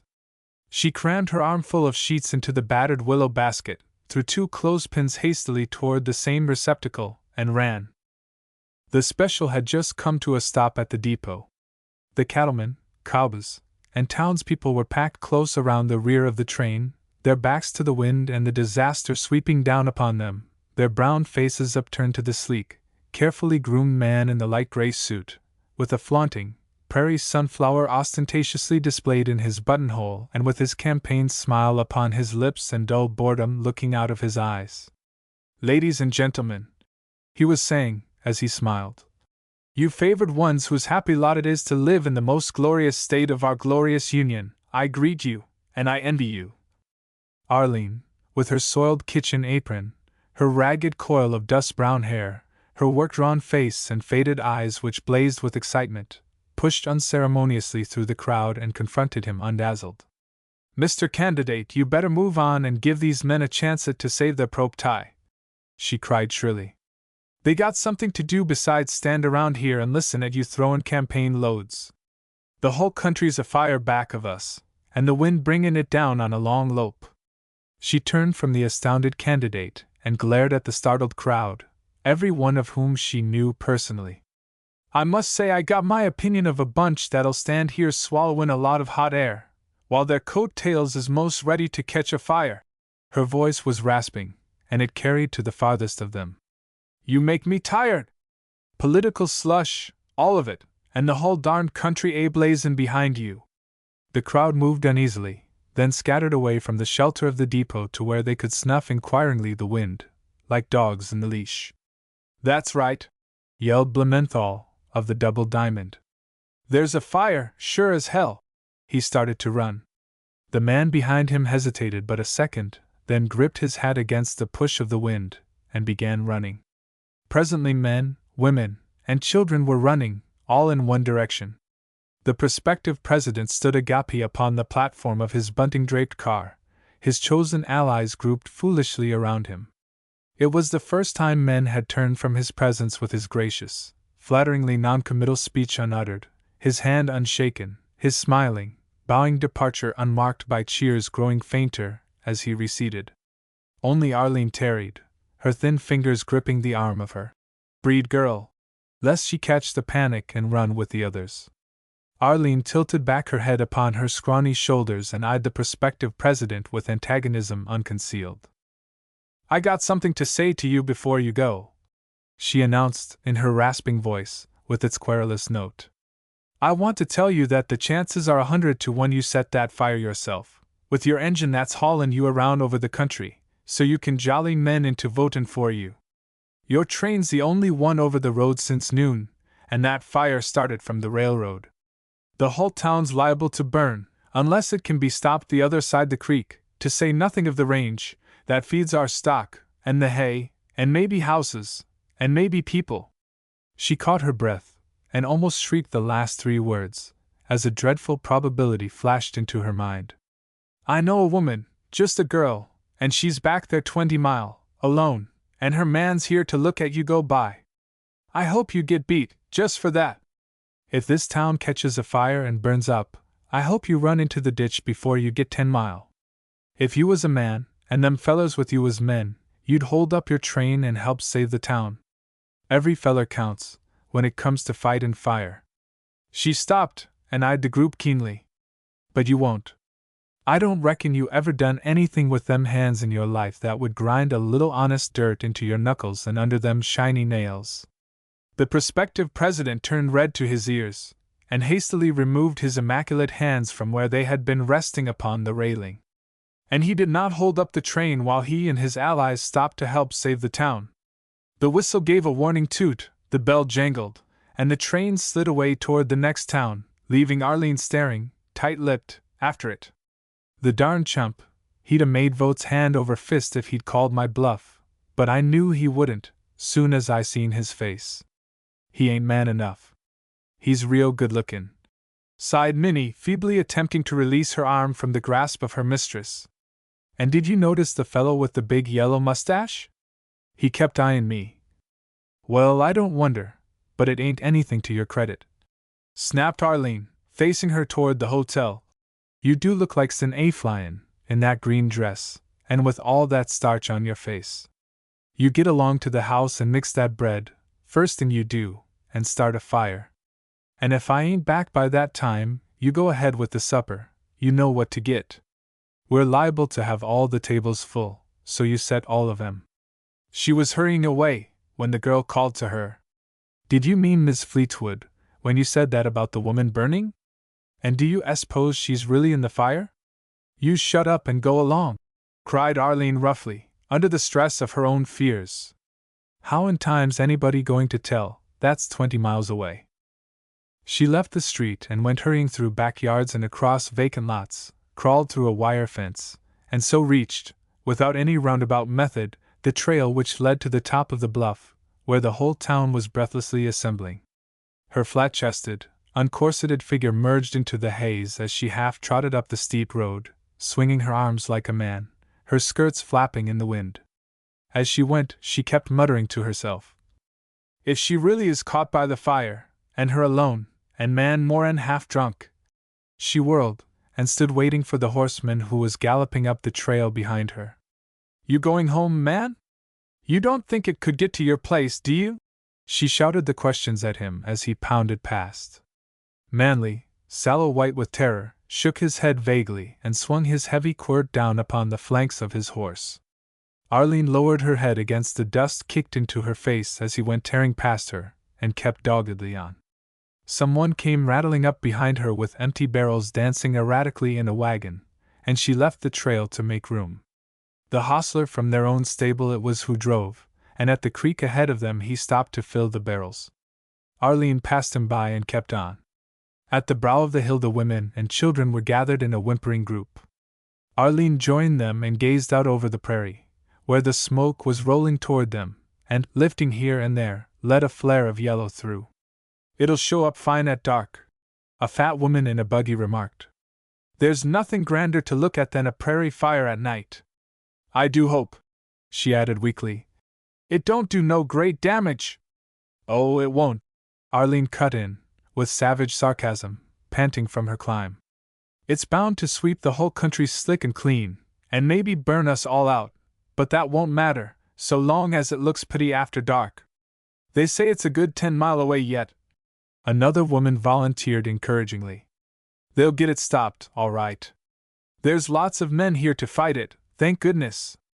Arlene moved on to where a plow was being hurriedly unloaded from a wagon, the horses hitched to it, and a man already grasping the handles in an aggressive manner. As she came up he went off, yelling his opinions and turning a shallow, uneven furrow for a backfire. Within 5 minutes another plow was tearing up the sod in an opposite direction. If it jumps here, or they can't turn it, the creek'll help a lot, someone was yelling. The plowed furrows lengthened, the horses sweating and throwing their heads up and down with the discomfort of the pace they must keep. Whiplashes whistled and the drivers urged them on with much shouting. Blumenthal, cut off, with his men, from reaching his own ranch, was directing a group about to set a backfire. His voice boomed as if he were shouting across a milling herd. A roll of his eye brought his attention momentarily from the work, and he ran toward a horseman who was gesticulating wildly, and seemed on the point of riding straight toward the fire. "Hi! Fleetwood, we need you here!" he yelled. "You can't get home now, and you know it. The fire's past your place already. You'd have to ride through it, you fool! Hey? Your wife home alone, alone!" He stood absolutely still and stared out to the southwest, where the smoke cloud was rolling closer with every breath. He drew his fingers across his forehead and glanced at the men around him, also stunned into inactivity by the tragedy behind the words. "Well, get to work, men. We've got to save the town. Find time to burn guards, when a fire's loping up on you. But that's the way it goes, generally. This ought to be been done a month ago. Put it off and put it off, while they haggle over bids. Brynberg, you and I'll string the fire. The rest of you watch it, don't jump back.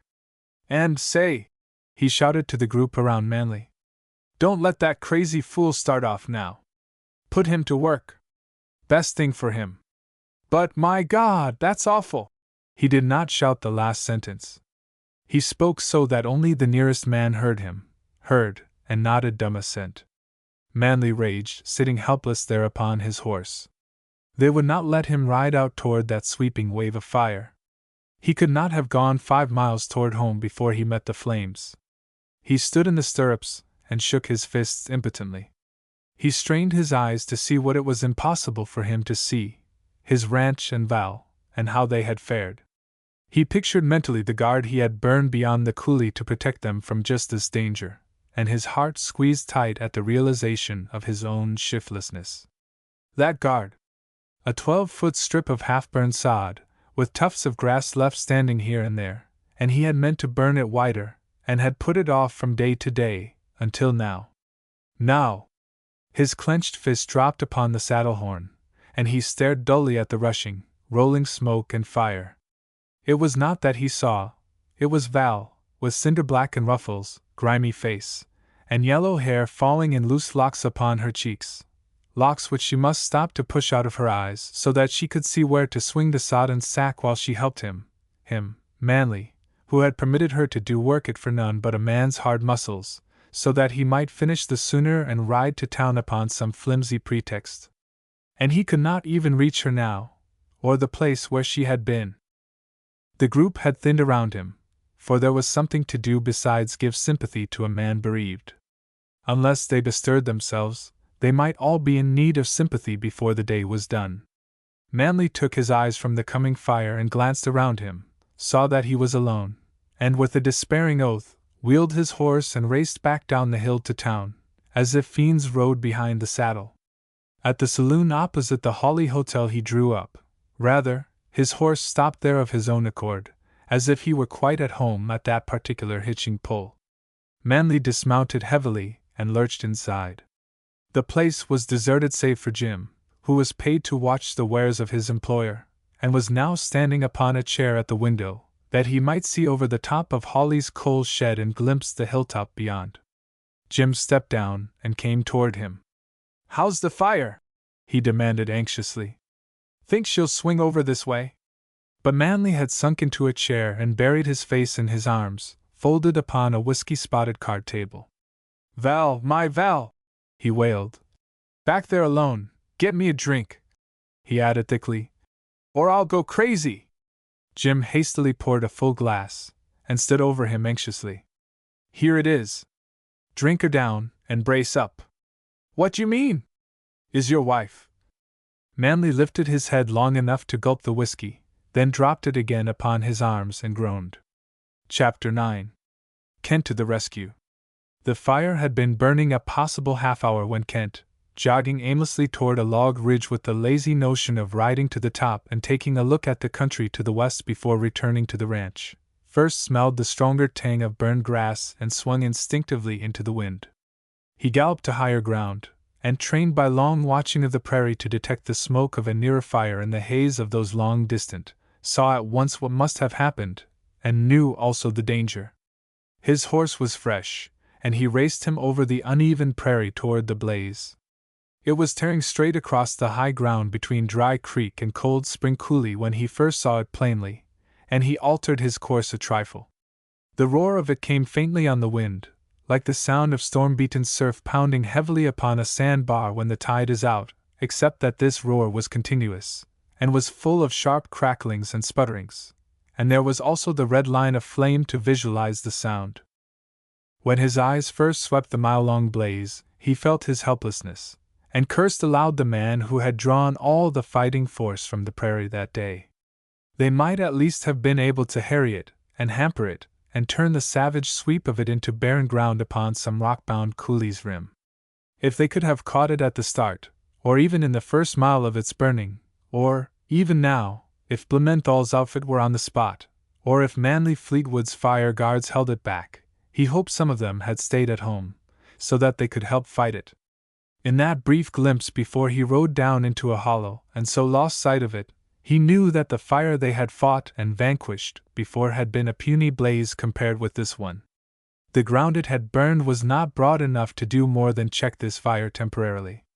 It would simply burn around the blackened area and rush on, until the bend of the river turned it back to the north, where the river's first tributary stream would stop it for good and all. But before that happened it would have done its worst, and its worst was enough to pale the face of every prairie dweller. Once more he caught sight of the fire as he was riding swiftly across the level land to the east of Cold Spring Coulee. He was going to see if Manly's fire guards were any good, and if anyone was there ready to fight it when it came up. They could set a back fire from the guards, he thought, even if the guards themselves were not wide enough to hold the main fire. He pounded heavily down the long trail into the coulee, passed close by the house with a glance sidelong to see if anybody was in sight there, rounded the corral to follow the trail which wound zigzag up the farther coulee wall, and overtook Val, running bareheaded up the hill, dragging a wet sack after her. She was panting already from the climb, and she had on thin slippers with high heels, he noticed, that impeded her progress and promised a sprained ankle before she reached the top. Kent laughed grimly when he overtook her. He thought it was like a 5-year-old child running with a cup of water to put out a burning house. "Where do you think you're going with that sack?" he called out, by way of greeting. She turned a pale, terrified face toward him, and reached up a hand mechanically to push her fair hair out of her eyes. "So much smoke was rolling into the coulee," she panted, "and I knew there must be a fire. And I've never felt quite easy about our guards since Polycarp Jenks said, 'Do you know where it is, the fire? It's between here and the railroad. Give me that sack, and you go on back to the house. You can't do any good.'" And when she handed the sack up to him, and then kept on up the hill, he became autocratic in his tone. "Go on back to the house, I tell you!" "I shall not do anything of the kind," she retorted indignantly, and Kent gave a snort of disapproval, kicked his horse into a lunging gallop, and left her. "You'll spoil your complexion," he cried over his shoulder. "And that's about all you will do. You better go back and get a parasol." Val did not attempt to reply, but she refused to let his taunts turn her back, and kept stubbornly climbing, though tears of pure rage filled her eyes and even slipped over the lids to her cheeks. Before she had reached the top, he was charging down upon her again, and the pallor of his face told her much. "All hell couldn't stop that fire," he cried, before he was near her, and the words were barely distinguishable in the roar which was growing louder and more terrifying. "Get back! You want to stand there till it comes down on you?" Then, just as he was passing, he saw how white and trembling she was, and he pulled up, with Michael sliding his front feet in the loose soil that he might stop on that steep slope. "You don't want to go and faint," he remonstrated in a more kindly tone, vaguely conscious that he had perhaps seemed brutal. "Here, give me your hand, and stick your toe in the stirrup. Ah, don't waste time trying to make up your mind. Up you come! Don't you want to save the house and corrals, and the haystacks? We've got our work cut out, let me tell you, if we do it." He had leaned and lifted her up bodily, helped her to put her foot in the stirrup from which he had drawn his own, and he held her beside him while he sent Michael down the trail as fast as he dared. It was a good deal of a nuisance, having to look after her when seconds were so precious. But he couldn't go on and leave her, though she might easily have reached the bottom as soon as he if she had not been so frightened. He was afraid to trust her. She looked to him as if she were going to faint in his arms. "You don't want to get scared," he said, as calmly as he could. "It's back 2 or 3 miles on the bench yet, and I guess we can easy stop it from burning anything but the grass. It's this wind, you see. Manley went to town, I suppose?" "Yes," she answered weakly. "He went yesterday, and stayed over. I'm all alone, and I didn't know what to do, only to go up and try. No use up there." They were at the corral gate then, and he set her down carefully, then dismounted and turned Michael into the corral and shut the gate. "If we can't step it, and I ain't close by, I wish you'd let Michael out," he said hurriedly, his eyes taking in the immediate surroundings and measuring the danger which lurked in weeds, grass, and scattered hay. "A horse don't have much show when he's shut up, and out there where that dry ditch runs, will backfire. You take this sack and come and watch out my fire don't jump the ditch. We'll carry it around the house, just the other side the trail."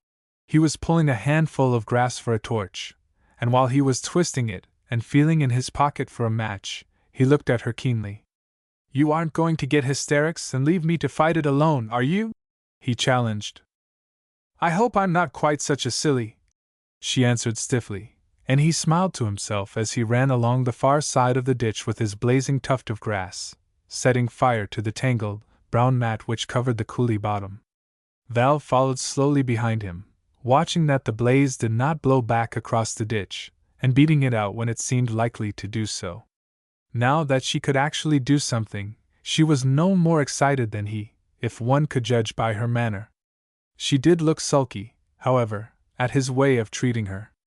To backfire on short notice, with no fresh turned froe of moist earth, but only a shallow little dry ditch with the grass almost meeting over its top in places, is ticklish business at best.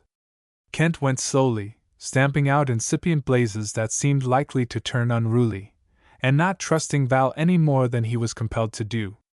She was a woman, and Kent's experience with women of her particular type had not been extensive enough to breed confidence in an emergency like this. He had no more than finished stringing his line of fire in the irregular half-circle which enclosed house, corral, stables, and haystacks, and had for its eastern half the muddy depression which, in seasons less dry, was a fair-sized creek fed by the spring, when a jagged line of fire with an upper wall of tumbling, brown smoke, leaped into view at the top of the bluff. One thing was in his favor: the grass upon the hillside was scantier than on the level upland, and here and there were patches of yellow soil absolutely bare of vegetation, where a fire would be compelled to halt and creep slowly around. Also, fire usually burns slower down a hill than over a level. On the other hand, the long, seam-like depressions which ran to the top were filled with dry brush, and even the coulee bottom had clumps of rose bushes and wild currant, where the flames would revel briefly. But already the black, smoking line which curved around the haystacks to the north, and around the house toward the south, was widening with every passing second. Val had a tub half filled with water at the house, and that helped amazingly by making it possible to keep the sacks wet, so that every blow counted as they beat out the ragged tongues of flame which, in that wind, would jump here and there the ditch and the road, and go creeping back toward the stacks and the buildings. For it was a long line they were guarding, and there was a good deal of running up and down in their endeavor to be in two places at once. Then Val, in turning to strike a newborn flame behind her, swept her skirt across a tuft of smoldering grass and set herself afire. With the excitement of watching all points at once, and with the smoke and smell of fire all about her, she did not see what had happened, and must have paid a frightful penalty if Ken had not, at that moment, been running past her to reach a point where a blaze had jumped the ditch. He swerved, and swung a newly wet sack around her with a force which would have knocked her down if he had not at the same time caught and held her. Val screamed, and struggled in his arms, and Ken knew that it was of him she was afraid.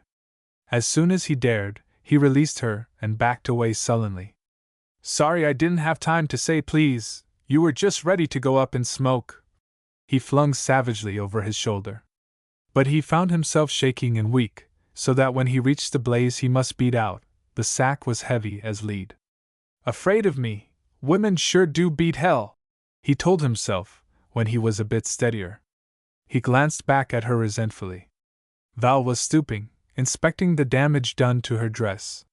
She stood up, looked at him, and he saw that her face was white again, as it had been upon the hillside. A moment later he was near her again. Mr. Burnett, I'm ashamed, but I didn't know, and you startled me. She stopped him long enough to confess, though she did not meet his eyes. You saved. You'll be startled worse, if you let the fire hang there in that bunch of grass, he interrupted coolly. Behind you, there. She turned obediently, and swung her sack down several times upon a smoldering spot, and the incident was closed. Speedily it was forgotten, also. For with the meeting of the fires, which they stood still to watch, a patch of wild rose bushes was caught fairly upon both sides, and flared high, with a great snapping and crackling. The wind seized upon the blaze, flung it toward them like a great, yellow banner, and swept cinders and burning twigs far out over the blackened path of the back fire. Kent watched it and hardly breathed, but Val was shielding her face from the searing heat with her arms, and so did not see what happened then. A burning branch like a long, flaming dagger flew straight with the wind and lighted true as if flung by the hand of an enemy. A long, neatly tapered stack received it fairly, and Kent's cry brought Val's arms down, and her scared eyes staring at him. That settles the hay, he exclaimed, and raced for the stacks, knowing all the while that he could do nothing, and yet panting in his hurry to reach the spot. Michael, trampling uneasily in the corral, lifted his head and neighed shrilly as Kent passed him on the run.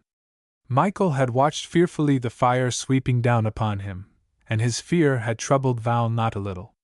When she saw Kent pass the gate, she hurried up and threw it open, wondering a little that Kent should forget his horse. He had told her to see that he was turned loose if the fire could not be stopped, and now he seemed to have forgotten it. Michael, with a snort and an upward toss of his head to throw the dragging reins away from his feet, left the corral with one jump, and clattered away, past the house and up the hill, on the trail which led toward home.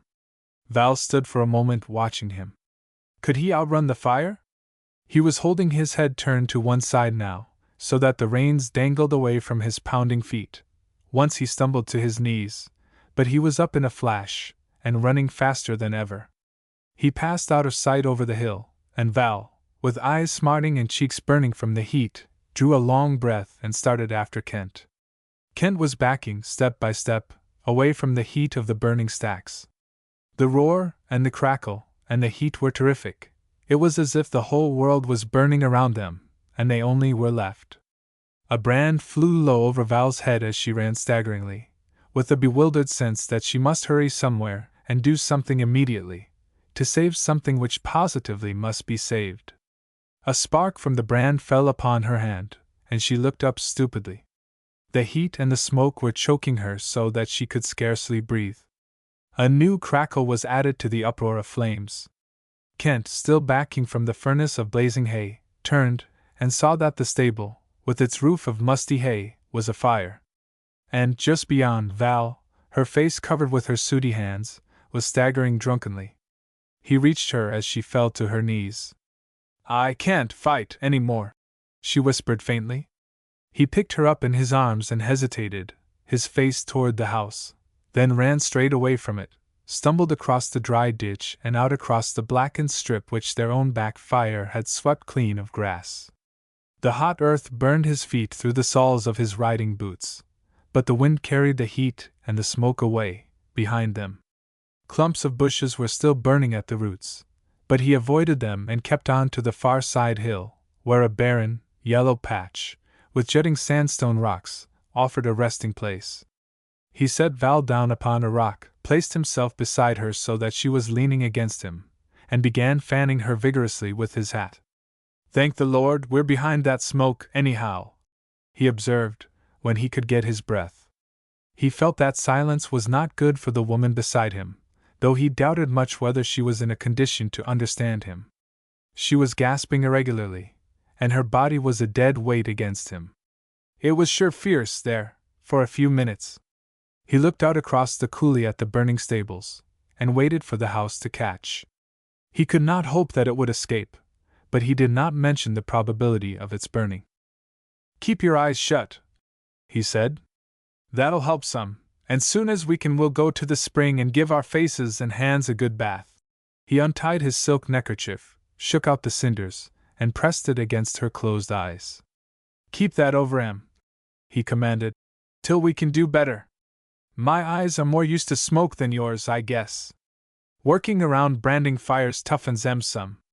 Still she did not attempt to speak, and she did not seem to have energy enough left to keep the silk over her eyes. The wind blew it off without her stirring a finger to prevent, and Kent caught it just in time to save it from sailing away toward the fire. After that he held it in place himself, and he did not try to keep talking. He sat quietly, with his arm around her, as impersonal in the embrace as if he were holding a strange partner in a dance, and watched the stacks burn, and the stables. He saw the corral take fire, rail by rail, until it was all ablaze. He saw hens and roosters running heavily, with wings dragging, until the heat toppled them over. He saw a cat, with white spots upon its sides, leave the bushes down by the creek and go bounding in terror to the house. And still the house stood there, the curtains flapping in and out through the open windows, the kitchen door banging open and shut as the gusts of wind caught it. The fire licked as close as burned ground and rocky creek bed would let it, and the flames which had stayed behind to eat the spare gleanings died, while the main line raged on up the hillside and disappeared in a huge, curling wave of smoke. The stacks burned down to blackened, smoldering butts. The willows next the spring, and the chokecherries and wild currants withered in the heat and waved charred, naked arms impotently in the wind. The stable crumpled up, flared, and became a heap of embers.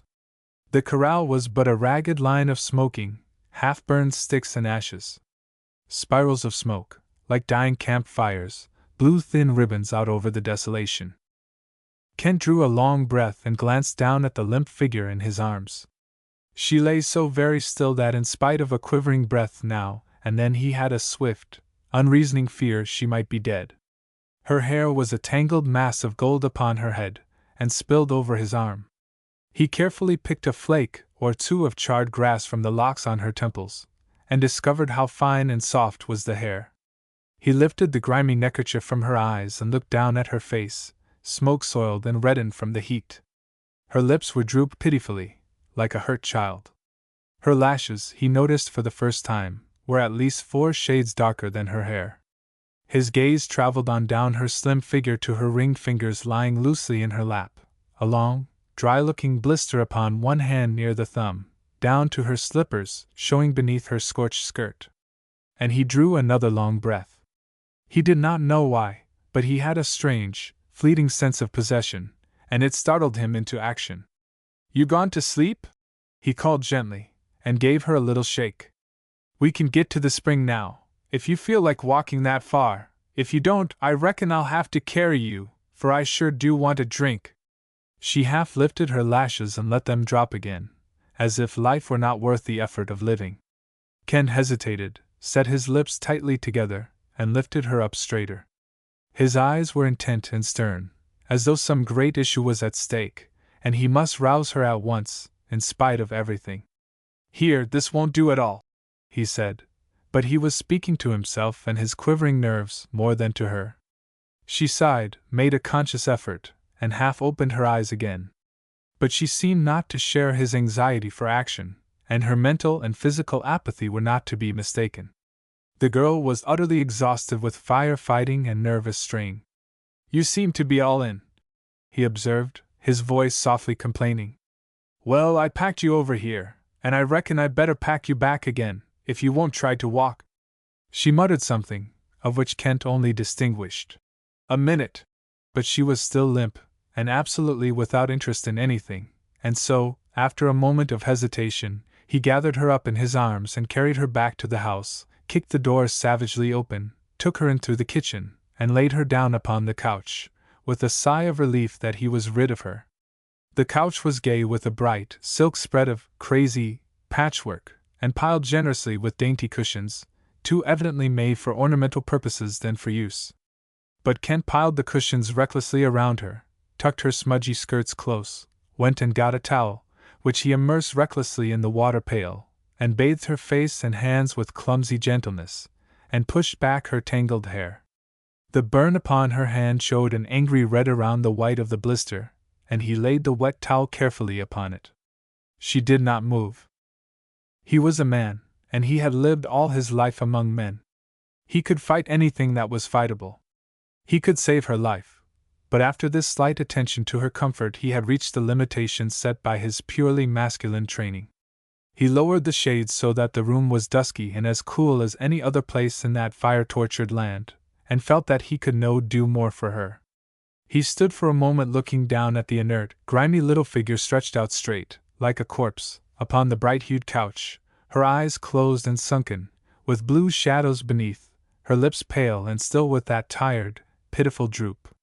He stooped and rearranged the wet towel on her burned hand, held his face close above hers for a second, sighed, frowned, and tiptoed out into the kitchen, closing the door carefully behind him. Chapter 10. Desolation.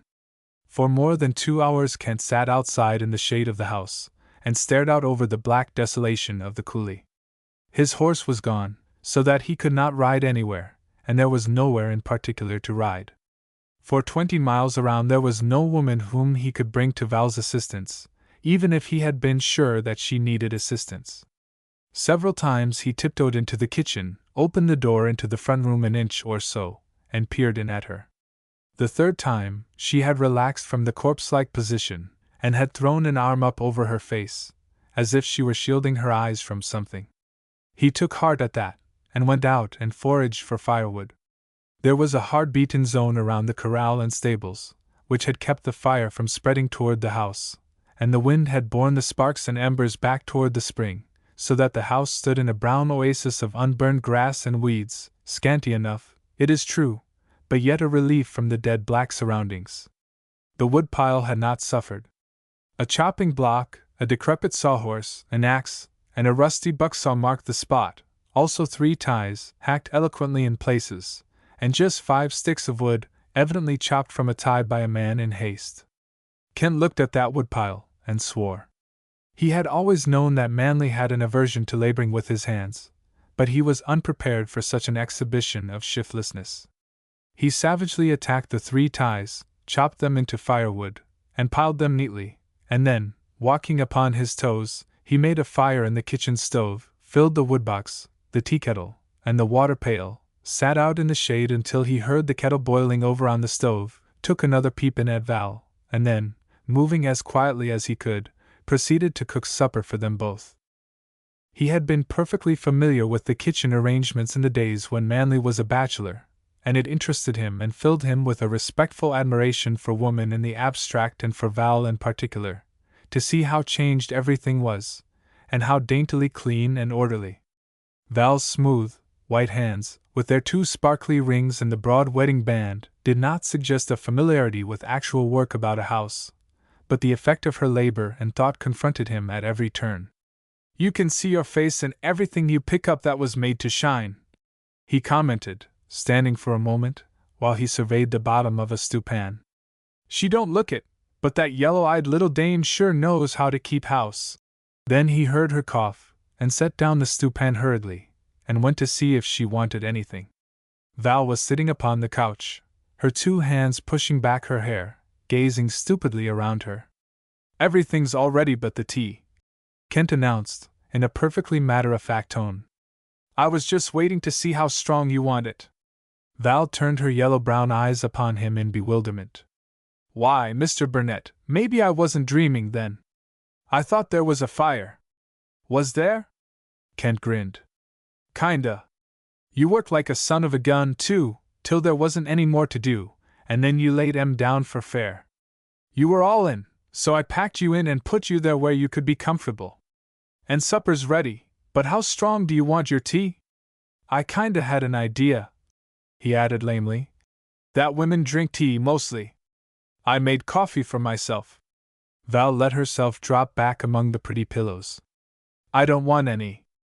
If there was a fire, she said dully, then it's true. Everything's all burned up. I don't want any tea. I want to die. Kent studied her for a moment. Well, in that case, shall I get the axe? Val had closed her eyes, but she opened them again. I don't care what you do, she said. Well, I aim to please, he told her calmly. What I'd do in your place would be to go and put on something that ain't all smoked and scorched like a ham, and then I'd sit up and drink some tea, and be nice about it. But, of course, if you want to cash in. Val gave a sob. I can't help it, I'd just as soon be dead as alive. It was bad enough before, and now everything's burned up, and all Manly's nice, high. Well, Kent interrupted mercilessly. I've heard of women doing all kinds of fool things, but this is the first time I ever knew one to commit suicide over a couple of measly haystacks. He went out and slammed the door so that the house shook, and tramped 3 times across the kitchen floor. That'll make her so mad at me she won't think about anything else for a while, he reasoned shrewdly. But all the while his eyes were shiny, and when he winked, his lashes became unaccountably moist. He stopped and looked out at the blackened coulee. Shut into this hole, week after week, without a woman to speak to, it must be damn tough, he muttered. He tiptoed up and laid his ear against the inner door, and heard a smothered sobbing inside. That did not sound as if she were mad, and he promptly cursed himself for a fool and a brute. With his own judgment to guide him, he brewed some very creditable tea, sugared and creamed it lavishly, browned a slice of bread on top of the stove, blowing off the dust beforehand, after Arlene's recipe for making toast, buttered it until it dripped oil, and carried it in to her with the air of a man who will have peace even though he must fight for it. The forlorn picture she made, lying there with her face buried in a pink and blue cushion, and with her shoulders shaking with sobs, almost made him retreat, quite unnerved. As it was, he merely spilled a third of the tea and just missed letting the toast slide from the plate to the floor.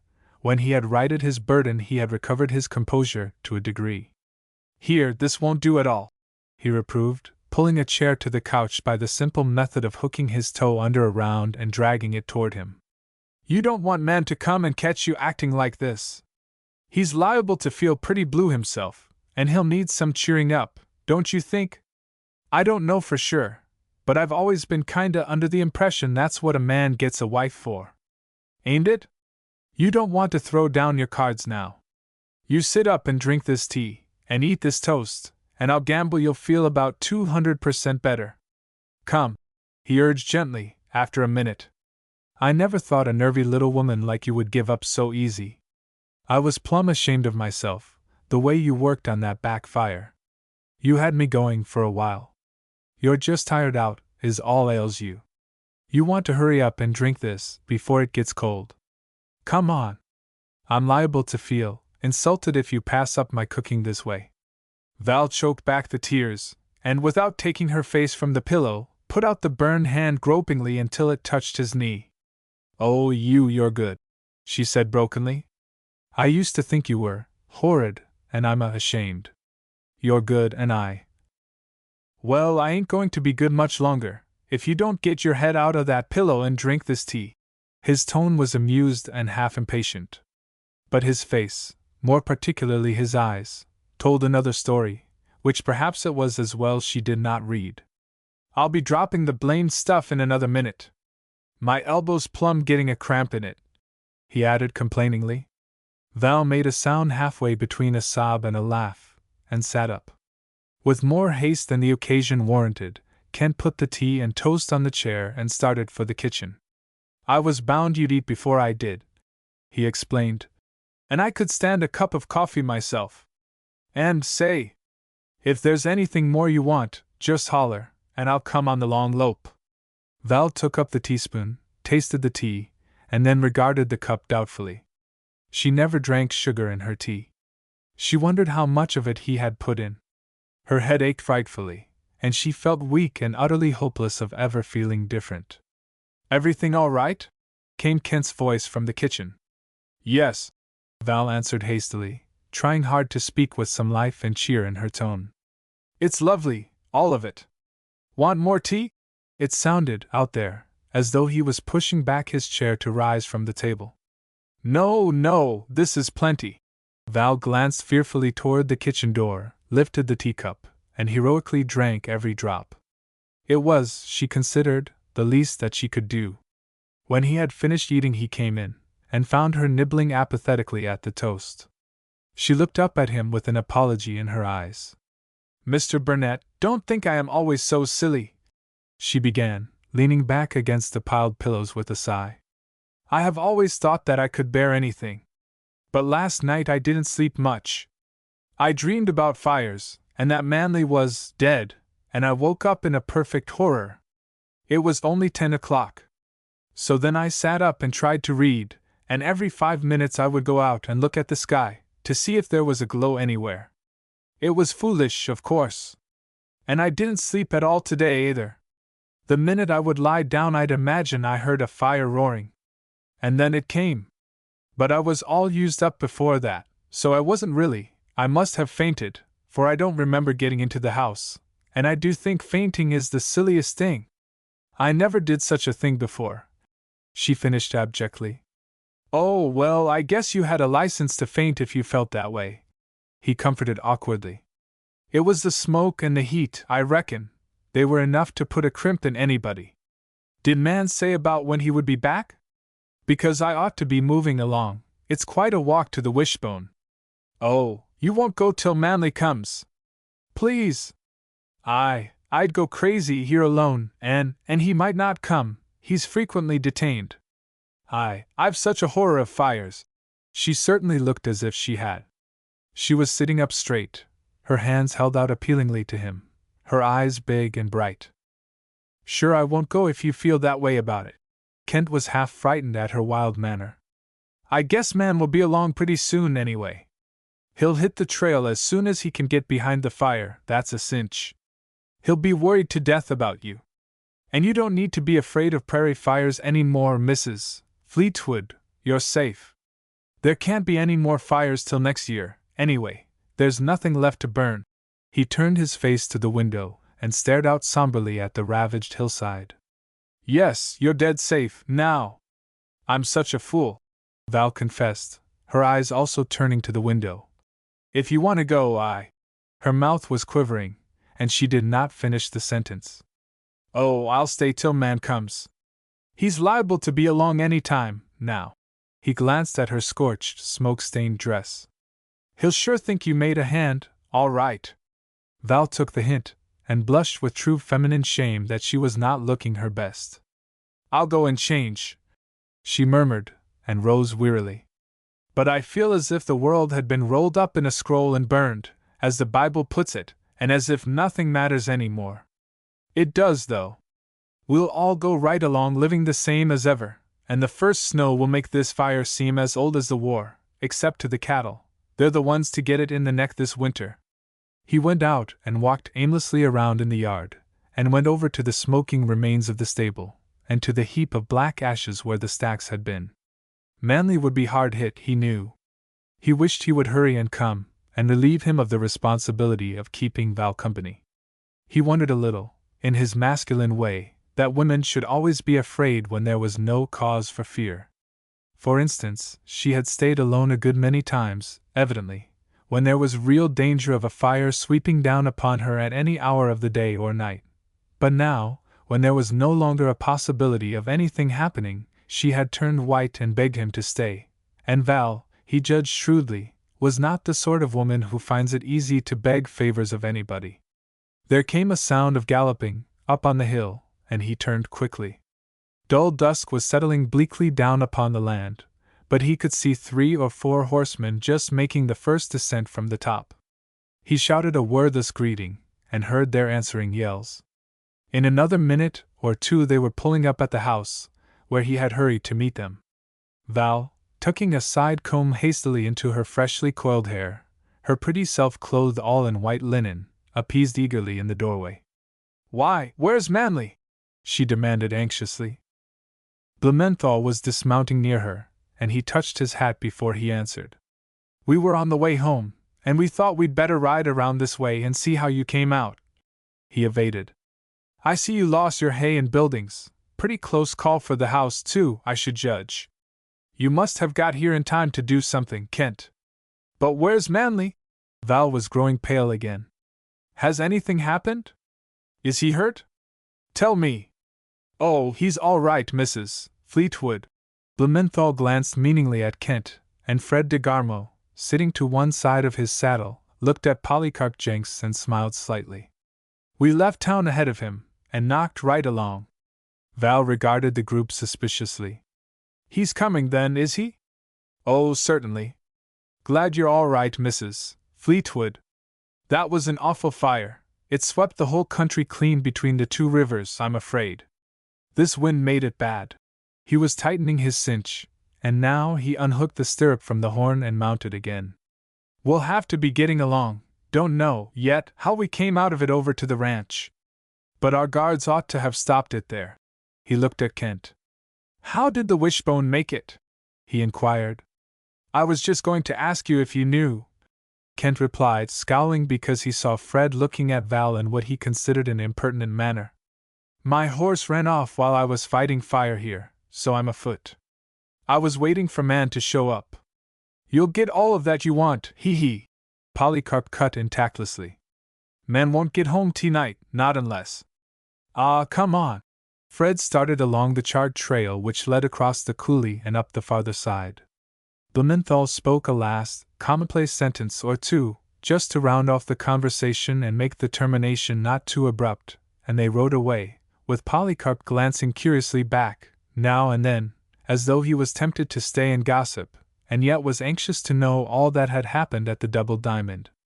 What did Polycarp Jenks mean, about Manley not coming tonight? Val was standing in the doorway, staring after the group of horsemen. Nothing, I guess. Polycarp never does mean anything half the time. He just talks to hear his head roar. Man'll come, all right. This bunch happened to beat him out, is all. Oh, do you think so? Mr. Blumenthal acted as if there was something. Well, what can you expect of a man that lives on oatmeal mush and toast and hot water? Kent demanded aggressively. And Fred de Garmo is always grinning and winking at somebody, and that other fellow is a Swede and got about as much sense as a prairie dog, and Polycarp is an old granny gossip that nobody ever pays any attention to. Man won't stay in town, he'll be too anxious. It's terrible, sighed Val, about the hay and the stables. Manley will be so discouraged. He worked so hard to cut and stack that hay. And he was just going to gather the calves together and put them in the river field, in a couple of weeks, and now there isn't anything to feed them. I guess he's coming. I hear somebody. Kent was straining his eyes to see the top of the hill, where the dismal sight shadows lay heavily upon the dismal black earth. Sounds to me like a rig, though. Maybe he drove out. He left her, went to the wire gate which gave egress from the tiny, unkempt yard, and walked along the trail to meet the newcomer. You stay there, he called back, when he thought he heard Val following him. I'm just going to tell him you're all right. You'll get that white dress all smudged up in these ashes. In the narrow little gully where the trail crossed the half-dry channel from the spring he met the rig. The driver pulled up when he caught sight of Kent. Who's that? Did she get out of it? Cried Arlene Hawley, in a breathless undertone. Oh, it's you, is it, Kent? I couldn't stand it. I just had to come and see if she's alive. So I made Hank hitch right up, as soon as we knew the fire wasn't going to get into all that brush along the creek, and run down to the town, and bring me over. And the way. But where's Man? Kent laid a hand upon the wheel and shot the question into the stream of Arlene's talk. Man! I dunno what devil gets into men sometimes. Man went and got drunk as a fool soon as he seen the fire and knew what could 'a' happened out here. Started right in to drown his sorrows before he made sure whether he had any to drown. If that ain't like a man, every time. Time we all got back to town, and the fire was kiting away from us instead of coming up toward us, he was too drunk to do anything. He must have poured it down him by the quart. Manley! Is that you, dear? It was Val, a slim, white figure against the blackness all around her, coming down the trail to see what delayed them. Why don't you come to the house? There is a house, you know. We aren't quite burned out. And I'm all right, so there's no need to worry anymore. Now, ain't that a darn shame? Muttered Arlene wrathfully to Kent. A feller that'll drink when he's got a wife like that had oughta be hung. It's me, Arlene Hawley. She raised her voice to its ordinary shrill level. It ain't just the proper time to make a call, I guess, but it's better late than never. Man, he was took with one of his spells, so I told him I'd come on out and take you back to town. How are you, anyhow? Scared plumb to death, I'll bet, when that fire come over the hill. You needn't a tramp clear down here. We was coming on to the house in a minute. I got to chawin the rag with Kent. Get in, you might as well ride back to the house, now you're here. Manly didn't come? Val was standing beside the rig, near Kent. Her white-clothed figure was indistinct, and her face obscured in the dark. Her voice was quiet, lifelessly quiet. Is he sick? Well, of course his nerves was all upset. Oh. Then he is sick? Well, nothing dangerous, but he wasn't feelin' well, so I thought I'd come out and take you back with me. Oh. Man was awful worried. You mustn't think he wasn't. He was pretty near crazy for a while. Oh, yes, certainly. Get in and ride. And you mustn't worry none about Man, nor feel hurt that he didn't come. He felt so bad. I'll walk, thank you. It's only a few steps. And I'm not worried at all. I quite understand. The team started on slowly, and Mrs. Hawley turned in the seat so that she could continue talking without interruption to the two who walked behind. But it was Kent who answered her at intervals, when she asked a direct question or appeared to be waiting for some comment. Between whiles he was wondering if Val did, after all, understand. She knew so little of the West and its ways, and her faith in Manly was so firm and unquestioning, that he felt sure she was only hurt at what looked very much like an indifference to her welfare. He suspected shrewdly that she was thinking what she would have done in Manly's place, and was trying to reconcile Mrs. Hawley's assurances that Manly was not actually sick or disabled with the blunt fact that he had stayed in town and permitted others to come out to see if she were alive or dead. And Kent had another problem to solve. Should he tell her the truth? He had never ceased to feel, in some measure, responsible for her position. And she was sure to discover the truth before long. Not even her innocence and her ignorance of life could shield her from that knowledge. He let a question or two of Arlene's go unanswered while he struggled for a decision, but when they reached the house, only one point was dearly settled in his mind. Instead of riding as far as he might, and then walking across the prairie to the Wishbone, he intended to go on to town with them. To see her through with it. Chapter 11. Val's Awakening. Val stood just inside the door of the hotel parlor, and glanced swiftly around at the place of unpleasant memory. No, I must see Manly before I can tell you whether we shall want to stay or not, she replied to Arlene's insistence that she go right up to a room and lie down. I feel quite well, and you must not bother about me at all. If Mr. Burnett will be good enough to send Manly to me, I must see him first of all. It was Val in her most unapproachable mood, and Arlene subsided before it. Well, then, I'll go and send word to Man, and see about some supper for us. I feel as if I could eat 10-penny nails. She went out into the hall, hesitated a moment, and then boldly invaded the office. Say, have you got Man rounded up yet? She demanded of her husband. And how is he, anyhow? That girl ain't got the first idea of what ails him. How anybody with the brains and education she's got can be so thick-headed gets me. Jim told me Man's been packing a bottle or two home with him every trip he's made for the last month, and she don't know a thing about it. I'd like to know what end time they learn folks back east, anyhow, to put their eyes and their sense in their pockets, I guess, and go along blind as bats. Where's Kent at? Did he go after him? She won't do nothing till she sees Man. At that moment Kent came in, and his disgust needed no words. He answered Mrs. Hawley's inquiring look with a shake of the head. I can't do anything with him, he said morosely. He's so full he don't know he's got a wife, hardly. You better go and tell her, Mrs. Hawley. Somebody's got to. Oh, my heavens! Arlene clutched at the doorknob for moral support. I could no more face them yellow eyes of hern when they blaze up. You go tell her yourself, if you want her told. I've got to see about some supper for us. I ain't had a bite since dinner, and Min's off gaddying somewheres.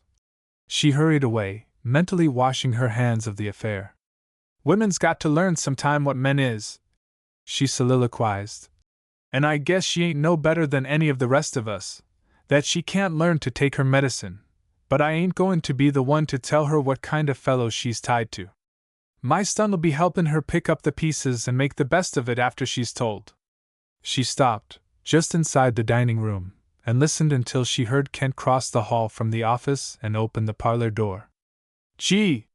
It's like a hangin', she sighed. If she wasn't so plumb innocent. She started for the door which opened into the parlor from the dining room, strongly tempted to eavesdrop. She did yield so far as to put her ear to the keyhole, but the silence within impressed her strangely, and she retreated to the kitchen and closed the door tightly behind her as the most practical method of bidding Satan begone. The silence in the parlor lasted while Kent, standing with his back against the door, faced Val and meditated swiftly upon the manner of his telling. Well? She demanded at last. I am still waiting to see Manly. I am not quite a child, Mr. Burnett. I know something is the matter, and you, if you have any pity or any feeling of friendship, you will tell me the truth. Don't you suppose I know that Arlene was lying to me all the time about Manly? You helped her to lie. So did that other man. I waited until I reached town, where I could do something, and now you must tell me the truth. Manly is badly hurt, or he is dead. Tell me which it is, and take me to him. She spoke fast, as if she was afraid she might not be able to finish. Though her voice was even and low, it was also flat and toneless with her effort to seem perfectly calm and self-controlled. Kent looked at her, forgot all about leading up to the truth by easy stages, as he had intended to do, and gave it to her straight. He ain't either one, he said. He's drunk. Val stared at him. Drunk? He could see how even her lips shrank from the word. She threw up her head. That, she declared icily, I know to be impossible. Oh, do you? Let me tell you that's never impossible with a man, not when there's whiskey handy. Manly is not that sort of a man. When he left me, 3 years ago, he promised me never to frequent places where liquor is sold. He never had touched liquor, he never was tempted to touch it. But just to be doubly sure, he promised me, on his honor. He has never broken that promise, I know, because he told me so. She made the explanation scornfully, as if her pride and her belief in Manly almost forbade the indignity of explaining. I don't know why you should come here and insult me, she added, with a lofty charity for his sin. I don't see how it can insult you, he contended. You've got a different way of looking at things, but that won't help you to dodge facts. Man's drunk. I said it, and I mean it. It ain't the first time, nor the second. He was drunk the day you came, and couldn't meet the train. That's why I met you. I ought to have told you, I guess, but I hated to make you feel bad. So I went to work and sobered him up, and sent him over to get married. I've always been kinda sorry for that. It was a low-down trick to play on you, and that's a fact. You ought to have had a chance to draw out of the game, but I didn't think about it at the time. Man and I have always been pretty good friends, and I was thinking of his side of the case. I thought he'd straighten up after he got married. He wasn't such a hard drinker, only he'd go on a toot when he got into town, like lots of men. I didn't think it had such a strong hold on him. And I knew he thought a lot of you, and if you went back on him it'd hit him pretty hard. Man ain't a bad fellow, only for that. And he's liable to do better when he finds out you know about it. A man will do most anything for a woman he thinks a lot of. Indeed! Val was sitting now upon the red plush chair. Her face was perfectly colorless, her manner frozen. The word seemed to speak itself, without having any relation whatever to her thoughts and her emotions. Kent waited. It seemed to him that she took it harder than she would have taken the news that Manly was dead. He had no means of gauging the horror of a young woman who has all her life been familiar with such terms as the demon rum And who has been taught that intemperance is the doorway to perdition? A young woman whose life has been sheltered jealously from all contact with the ugly things of the world, and who believes that she might better die than marry a drunkard. He watched her unobtrusively. Anyway, it was worrying over you that made him get off wrong today, he ventured at last, as a sort of palliative. They say he was going to start home right in the face of the fire, and when they wouldn't let him, he headed straight for a saloon and commenced to pour whiskey down him. He thought he thought the fire would. I see, Val interrupted stonily. For the very doubtful honor of shaking the hand of a politician, he left me alone to face as best I might the possibility of burning alive, and when it seemed likely that the possibility had become a certainty, he must celebrate his bereavement by becoming a beast. Is that what you would have me believe of my husband? That's about the size of it, Kent admitted reluctantly. Only I wouldn't have put it just that way, maybe. Indeed? And how would you pit it then? Kent leaned harder against the door and looked at her curiously. Women, it seemed to him, were always going to extremes. They were either too soft and meek, or else they were too hard and unmerciful. How would you put it? I am rather curious to know your point of view. Well, I know men better than you do, Mrs. Fleetwood. I know they can do some things that look pretty rotten on the surface, and yet be fairly decent underneath. You don't know how a habit like that gets a fellow just where he's weakest. Man ain't a beast. He's selfish and careless, and he gives way too easy, but he thinks the world of you. Jim says he cried like a baby when he came into the saloon, and acted like a crazy man. You don't want to be too hard on him. I've an idea this will learn him a lesson. If you take him the right way, Mrs. Fleetwood, the chances are he'll quit drinking. Val smiled. Kent thought he had never before seen a smile like that, and hoped he never would see another. There was in it neither mercy nor mirth, but only the hard judgment of a woman who does not understand. Will you bring him to me here, Mr. Burnett? I do not feel quite equal to invading a saloon and begging him, on my knees, to come, after the conventional manner of drunkards' wives. But I should like to see him. Kent stared. He ain't in any shape to argue with, he remonstrated. You better wait a while. She rested her chin upon her hands, folded upon the high chair back, and gazed at him with her tawny eyes, that somehow reminded Kent of a lioness in a cage. He thought swiftly that a lioness would have as much mercy as she had in that mood. Mr. Burnett, she began quietly, when Kent's nerves were beginning to feel the strain of her silent stare. I want to see Manley as he is now. I will tell you why. You aren't a woman, and you never will understand, but I shall tell you. I want to tell somebody. I was raised well, that sounds queer, but modesty forbids more. At any rate, my mother was very careful about me. She believed in a girl marrying and becoming a good wife to a good man, and to that end she taught me and trained me. A woman must give her all, her life, her past, present, and future, to the man she marries. For 3 years I thought how unworthy I was to be Manley's wife. Unworthy, do you hear? I slept with his letters under my pillow, the self-contempt in her tone. I studied the things I thought would make me a better companion out here in the wilderness. I practiced hours and hours every day upon my violin, because Manley had admired my playing, and I thought it would please him to have me play in the firelight on winter evenings, when the blizzards were howling about the house. I learned to cook, to wash clothes, to iron, to sweep, and to scrub, and to make my own clothes, because Manley's wife would live where she could not hire servants to do these things. I lived a beautiful, picturesque dream of domestic happiness. I left my friends, my home, all the things I had been accustomed to all my life, and I came out here to live that dream. She laughed bitterly. You can easily guess how much of it has come true, Mr. Burnett.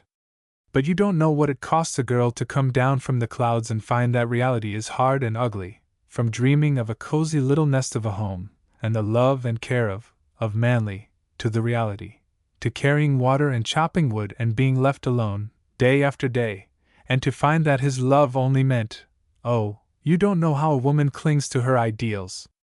You don't know how I have dung to mine. They have become rather tattered, and I have had to mend them often, but I have clung to them, even though they do not resemble much the dreams I brought with me to this horrible country. But if it's true, what you tell me, if Manly himself is another disillusionment, if beyond his selfishness and his carelessness he is a drunken brute whom I can't even respect, then I'm done with my ideals. I want to see him just as he is. I want to see him once without the halo I have kept shining all these months. I've got my life to live, but I want to face facts and live facts. I can't go on dreaming and making believe, after this. She stopped and looked at him speculatively, absolutely without emotion. Just before I left home, she went on in the same calm quiet, a girl showed me some verses written by a very wicked man. At least, they say he is very wicked, at any rate, he is in jail. I thought the verses horrible and brutal, but now I think the man must be very wise. I remember a few lines, and they seem to me to mean Manly. I don't remember all of it, but there was another line or two. I wish I had that poem now. I think I could understand it. I think you've got talking hysterics, if there is such a thing. Kent interrupted harshly. You don't know half what you're saying. You've had a hard day, and you're all tired out, and everything looks out of focus. I know, I've seen men like that sometimes when some trouble hit 'em hard and unexpected. What you want is sleep, not poetry about killing people. A man, in the shape you are in, takes to whiskey. You're taking to graveyard poetry, and if you asked me, that's worse than whiskey. You ain't normal. What you want to do is go straight to bed. When you wake up in the morning you won't feel so bad. You won't have half as many troubles as you've got now. I knew you wouldn't understand it, Val remarked coldly, still staring at him with her chin on her hands. You won't yourself, tomorrow morning, Kent declared unsympathetically, and called Mrs. Hawley from the kitchen. You better put Mrs. Fleetwood to bed, he advised gruffly. And if you've got anything that'll make her sleep, give her a dose of it. She's so tired she can't see straight. He was nearly to the outside door when Val recovered her speech. You men are all alike, she said contemptuously. You give orders and you consider yourselves above all the laws of morality or decency. In reality you are beneath them. We shouldn't expect anything of the lower animals. How I despise men. Now you're talking, grinned Kent, quite unmoved. Whack us in a bunch all you like, but don't make one poor devil take it all. Men as a class are used to it, and can stand it. He was laughing as he left the room, but his amusement lasted only until the door was closed behind him. Lord! He exclaimed, and drew a deep breath. I'd sure hate to have that little woman say all them things about me, and glanced involuntarily over his shoulder to where a crack of light showed under the faded green shade of one of the parlor windows. He crossed the street and entered the saloon where Manly was still drinking heavily, his face crimson and blear-eyed and brutalized, his speech thickened disgustingly. He was sprawled in an armchair, waving an empty glass in an erratic attempt to mark the time of a college ditty 6 or 7 years out of date, which he was trying to sing. He leered up at Kent. Wife's all right, he informed him solemnly. Knew she would be, fine guards has got out there. S'all right, somebody's shade show. Have a drink. Kent glowered down at him, made a swift, mental decision, and pipped him by the shoulder. You come with me, he commanded. I've got something important I want to tell you. Come on, if you can walk. Course I see and walk all right. Certainly I can walk. What makes you think I can't walk? Want to insult me? S'all my friends here, no secrets from my friends. Was want tell me? Shay it here. Kent was a big man, that is to say, he was tall, well-muscled and active. But so was Manly. Kent tried the power of persuasion, leaving force as a last, doubtful result. In 15 minutes or thereabouts he had succeeded in getting Manly outside the door, and there he balked. What's matter wish you? He complained, pulling back. See him on back and have drink. What's wanna tell me? You wait. I'll tell you all about it in a minute. I've got something to show you, and I don't want the bunch to get next. Savvy? He had a sickening sense that the subterfuge would not have deceived a 5-year-old child, but it was accepted without question.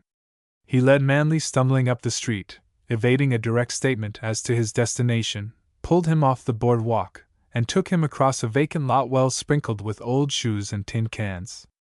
Here Manly fell down, and Kent's patience was well tested before he got him up and going again. "Where why goin'?" Manly inquired pettishly, as often as he could bring his tongue to the labor of articulation. "You wait and I'll show you," was Kent's unvaried reply.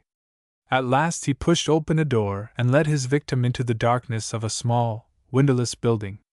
"It's in here, back against the wall there," he said, pulling Manly after him. By feeling, and by a good sense of location, he arrived at a rough bunk built against the farther wall, with a blanket or two upon it. "There you are," he announced grimly. "You'll have a sweet time getting anything to drink here, old boy. When you're sober enough to face your wife and have some show of squaring yourself with her, I'll come and let you out." He had pushed Manly down upon the bunk, and had reached the door before the other could get up and come at him.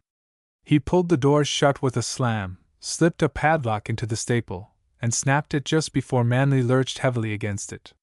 He was cursing as well as he could, was Manly, and he began kicking like an unruly child shut into a closet. "Ah, let up," Kent advised him, through a crack in the wall. "Want to know where you are?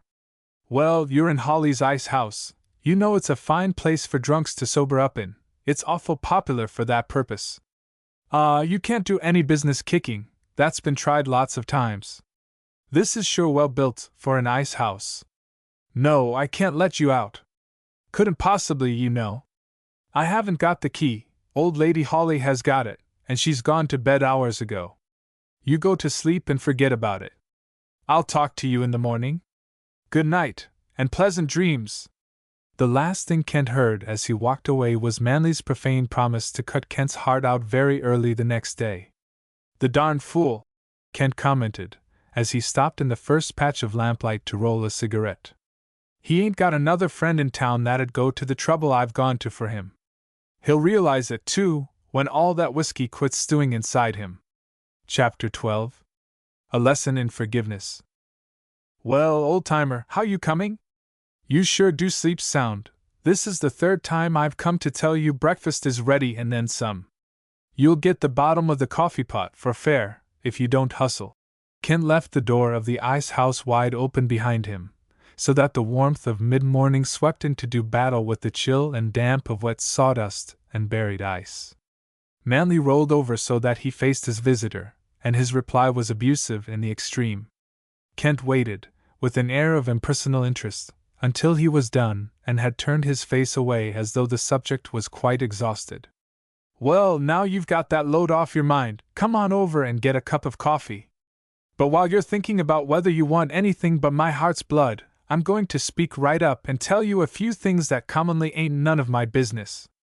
Do you know your wife came within an ace of burning to death yesterday?" Manly sat up with a jerk and glared at him. "Do you know you're burned out, slick and clean, all except the shack? Hay, stables, corral, wagons, chickens." Kent spread his hands in a gesture including all minor details. "I rode over there when I saw the fire coming, and it's lucky I did, old-timer. I backfired and saved the house, and your wife, from going up in smoke. But everything else went. Let that sink into your system, will you? And just see if you can draw a picture of what would have happened if nobody had showed up. If that fire had hit the coulee with nobody there but your wife. Why, I run onto her halfway up the bluff, packing a wet sack, to fight it at the fire guard's eye now. Man, it ain't any credit to you that the worst didn't happen. I'd sure like to tell you what I think of a fellow that will leave a woman out there, 20 miles from town and 10 from the nearest neighbor, and them not at home, to take a chance on a thing like that. But I can't. I never learned words enough. There's another thing. Old Lady Holly took more interest in her than you did. She drove out there to see how about it, as soon as the fire had burned on past and left the trail safe. And it didn't look good to her, that little woman stuck out there all by herself. She made her pack up some clothes, and brought her to town with her. She didn't want to come, she had an idea that she ought to stay with it till you showed up. But the only original Holly is sure all right. She talked your wife plumb out of the house and into the rig, and brought her to town. She's over to the hotel now. Val at the hotel? How long has she been there? Manley began smoothing his hair and his crumpled clothes with his hands. Good heavens! You told her I'd gone on out, and had missed her on the trail, didn't you, Kent? She doesn't know I'm in town, does she?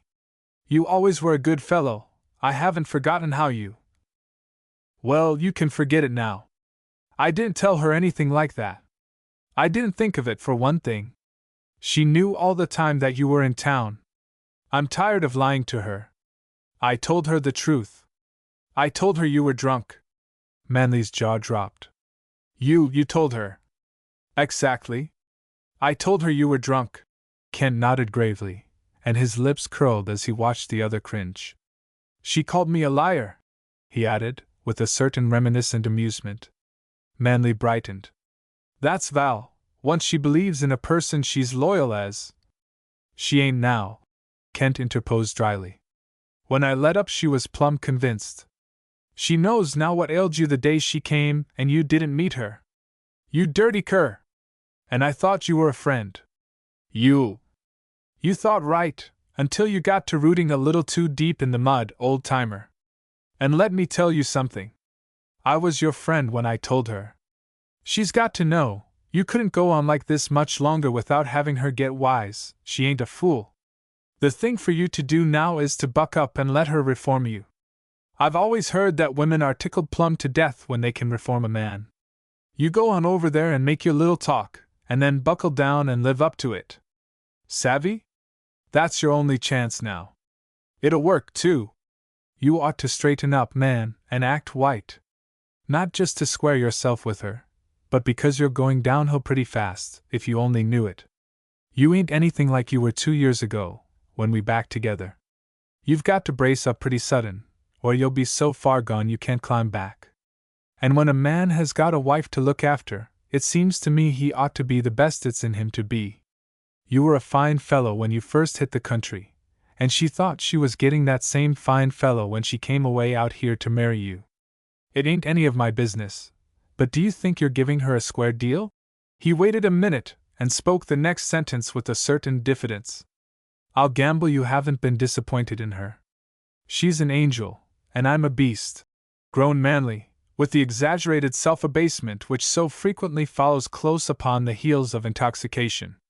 She'll never forgive a thing like that. The best thing I can do is to blow my brains out. Like Walt. And have your picture enlarged and put in a gold frame, and hobby number 2 learning his morals from your awful example. Elaborated Kent, in much the same tone he had employed when Val, only the day before, had rashly expressed a wish for a speedy death. Manley sat up straighter and sent a look of resentment toward the man who bantered when he should have sympathized. It's all a big joke with you, of course, he flared weakly. You're not married to a perfect woman, a woman who never did anything wrong in her life, and can't understand how anybody should want to, and can't forgive him when he does. She expects a man to be a saint. Why, I don't even smoke in the house, and she doesn't dream I'd ever swear, under any circumstances. Why, Kent, a fellow's got to go to town and turn himself loose sometimes, when he lives in a rarefied atmosphere of refined morality, and listens to songs without words and weepy classics on the violin, and never a thing to make your feet tingle. She doesn't believe in public dances either. Nor cards. She reads The Ring and the Book evenings, and wants to discuss it and read passages of it to me. I used to take some interest in those things, and she doesn't seem to see I've changed. Why, hang it, Kent, Cold Spring Coulee's no place for Browning. He doesn't fit in. All that sort of thing is 1,000 miles behind me, and I've got to.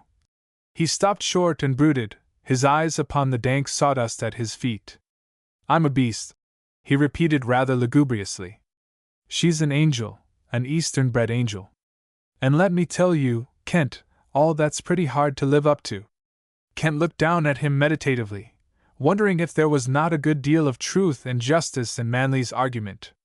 But his sympathies had already gone to the other side, and Kent was not the man to make an emotional pendulum of himself. Well, what you going to do about it? He asked, after a short silence. For answer Manley rose to his feet with a certain air of determination, which flamed up oddly above his general weakness, like the last sputter of a candle burned down. "I'm going over and take my medicine, face the music," he said almost sullenly. "She's too good for me, I always knew it. And I haven't treated her right, I've left her out there alone too much. But she wouldn't come to town with me, she said she couldn't endure the sight of it. What could I do? I couldn't stay out there all the time, there were times when I had to come. She didn't seem to mind staying alone. She never objected. She was always sweet, sad, good-natured, and shut up inside of herself. She just gives you what she pleases of her mind, and the rest she hides." Kent laughed suddenly. "You married men sure do have all kinds of trouble," he remarked.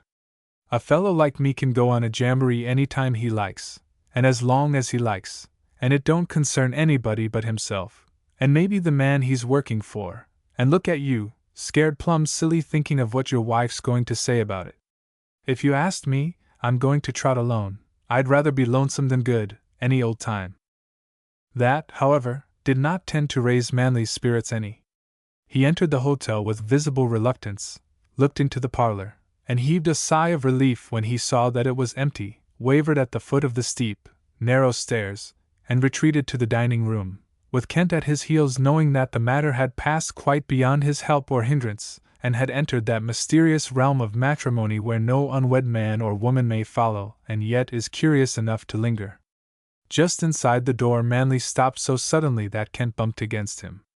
Val, sweet and calm and cool, was sitting just where the smoke-dimmed sunlight poured in through a window upon her, and a breeze came with it and stirred her hair. She had those purple shadows under her eyes which betray us after long, sleepless hours when we live with our troubles and the world dreams around us. She had no color at all in her cheeks, and she had that aloofness of manner which Manly, in his outburst, had described as being shut up inside herself. She glanced up at them, just as she would have done had they both been strangers, and went on sugaring her coffee with a dainty exactness which, under the circumstances, seemed altogether too elaborate to be unconscious. "Good morning," she greeted them quietly. "I think we must be the laziest people in town. At any rate, we seem to be the latest risers." Kent stared at her frankly, so that she flushed a little under the scrutiny. Manly consciously avoided looking at her, and muttered something unintelligible, while he pulled out a chair 3 places distant from her. Val stole a sidelong, measuring look at her husband while she took a sip of coffee, and then her eyes turned upon Kent. More than ever, it seemed to him, they resembled the eyes of a lioness watching you quietly from the corner of her cage. You could look at them, but you could not look into them. Always they met your gaze with a baffling veil of inscrutability. But they were darker than the eyes of a lioness. They were human eyes, woman eyes, alluring eyes. She did not say a word, and after a brief stare which might have meant almost anything, she turned to her plate of toast and broke away the burned edges of a slice and nibbled at the passable center, as if she had no trouble beyond a rather unsatisfactory breakfast. It was foolish, it was childish for 3 people who knew one another very well, to sit and pretend to eat, and to speak no word, so Kent thought, and tried to break the silence with some remark which would not sound constrained. "It's going to storm," he flung into the silence, like chucking a rock into a pond. "Do you think so?" Val asked languidly, just grazing him with a glance, in that inattentive way she sometimes had. "Are you going out home, or to what's left of it, today, Manly?" She did not look at him at all, Kent observed. "I don't know. I'll have to hire a team, I'll see what. Mrs. Hawley thinks we ought to stay here for a few days, or that I ought, while you make arrangements for building a new stable, and all that. If you want to stay," Manly agreed rather eagerly. "Why, of course you can. There's nothing out there to. Oh, it doesn't matter in the slightest degree where I stay. I only mentioned it because I promised her I would speak to you about it." There was more than languor in her tone. "They're going to start the fireworks pretty quick." Kent mentally diagnosed the situation and rose hurriedly. "Well, I've got to hunt a horse, myself, and pull out for the Wishbone," he explained gratuitously. "Ought to be gone last night. Goodbye." He closed the door behind him and shrugged his shoulders. "Now they can fight it out," he told himself. "Glad I ain't a married man." However, they did not fight it out then. Ken had no more than reached the office when Val rose, hoped that Manly would please excuse her, and left the room also. Manly heard her go upstairs, found out from Arlene what was the number of Val's room, and followed her. The door was locked, but when he rapped upon it, Val opened it an inch and held it so. "Val, let me in. I want to talk with you." God knows how sorry I am." "If he does, that ought to be sufficient," she answered coldly. "I don't feel like talking now, especially upon the subject you would choose. You're a man, supposedly. You must know what it is your duty to do. Please let us not discuss it, now or ever." "But, Val, I don't want to talk about it, I tell you." "I won't, I can't. You must do without the conventional confession and absolution. You must have some sort of conscience. Let that receive your penitence." She started to close the door, but he caught it with his hand. "Val, do you hate me?" She looked at him for a moment, as if she were trying to decide. "No," she said at last. "I don't think I do. I'm quite sure that I do not. But I'm terribly hurt and disappointed." She closed the door then and turned the key. Manly stood for a moment rather blankly before it, then put his hands as deep in his pockets as they would go, and went slowly down the stairs.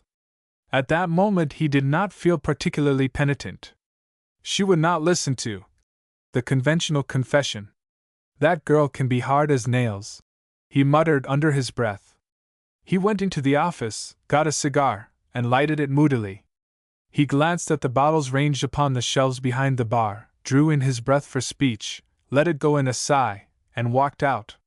He knew perfectly well what Val had meant. She had deliberately thrown him back upon his own strength. He had fallen by himself, he must pick himself up, and she would stand back and watch the struggle, and judge him according to his failure or his success. He had a dim sense that it was a dangerous experiment. He looked for Kent, found him just as he was mounting at the stables, and let him go almost without a word. After all, no one could help him. He stood there smoking after Ken had gone, and when his cigar was finished he wandered back to the hotel. As was always the case after hard drinking, he had a splitting headache. He got a room as close to Val's as he could, shut himself into it, and gave himself up to his headache and to gloomy meditation. All day he lay upon the bed, and part of the time he slept. At supper time he rapped upon Val's door, got no answer, and went down alone, to find her in the dining room. There was an empty chair beside her, and he took it as his right. She talked a little, about the fire and the damage it had done. She said she was worried because she had forgotten to bring the cat, and what would it find to eat out there? "Everything's burned perfectly black for miles and miles, you know," she reminded him. They left the room together, and he followed her upstairs and to her door. This time she did not shut him out, and he went in and sat down by the window, and looked out upon the meager little street. Never, in the years he had known her, had she been so far from him. He watched her covertly while she searched for something in her suitcase. "I'm afraid I didn't bring enough clothes to last more than a day or two," she remarked. "I couldn't seem to think of anything that night. Arlene did most of the packing for me. I'm afraid I misjudged that woman, Manly. There's a good deal to her, after all. But she is funny. Well, I want to tell you I'm going to be different. I've been a beast, but I'm going to." So much he had rushed out before she could freeze him to silence again. "I hope so," she cut in, as he hesitated. "That is something you must judge for yourself, and do by yourself. Do you think you will be able to get a team tomorrow?" "Oh, to hell with a team!" Manly exploded. Val dropped her hairbrush upon the floor. "Manly Fleetwood! Has it come to that also? Isn't it enough to—" She choked. "Manly, you can be a drunken sot if you choose. I've no power to prevent you, but you shall not swear in my presence. I thought you had some of the instincts of a gentleman, but—" She set her teeth hard together. She was white around the mouth, and her whole, slim body was aquiver with outraged dignity. There was something queer in Manly's eyes as he looked at her, the length of the tiny room between them. "Oh, I beg your pardon.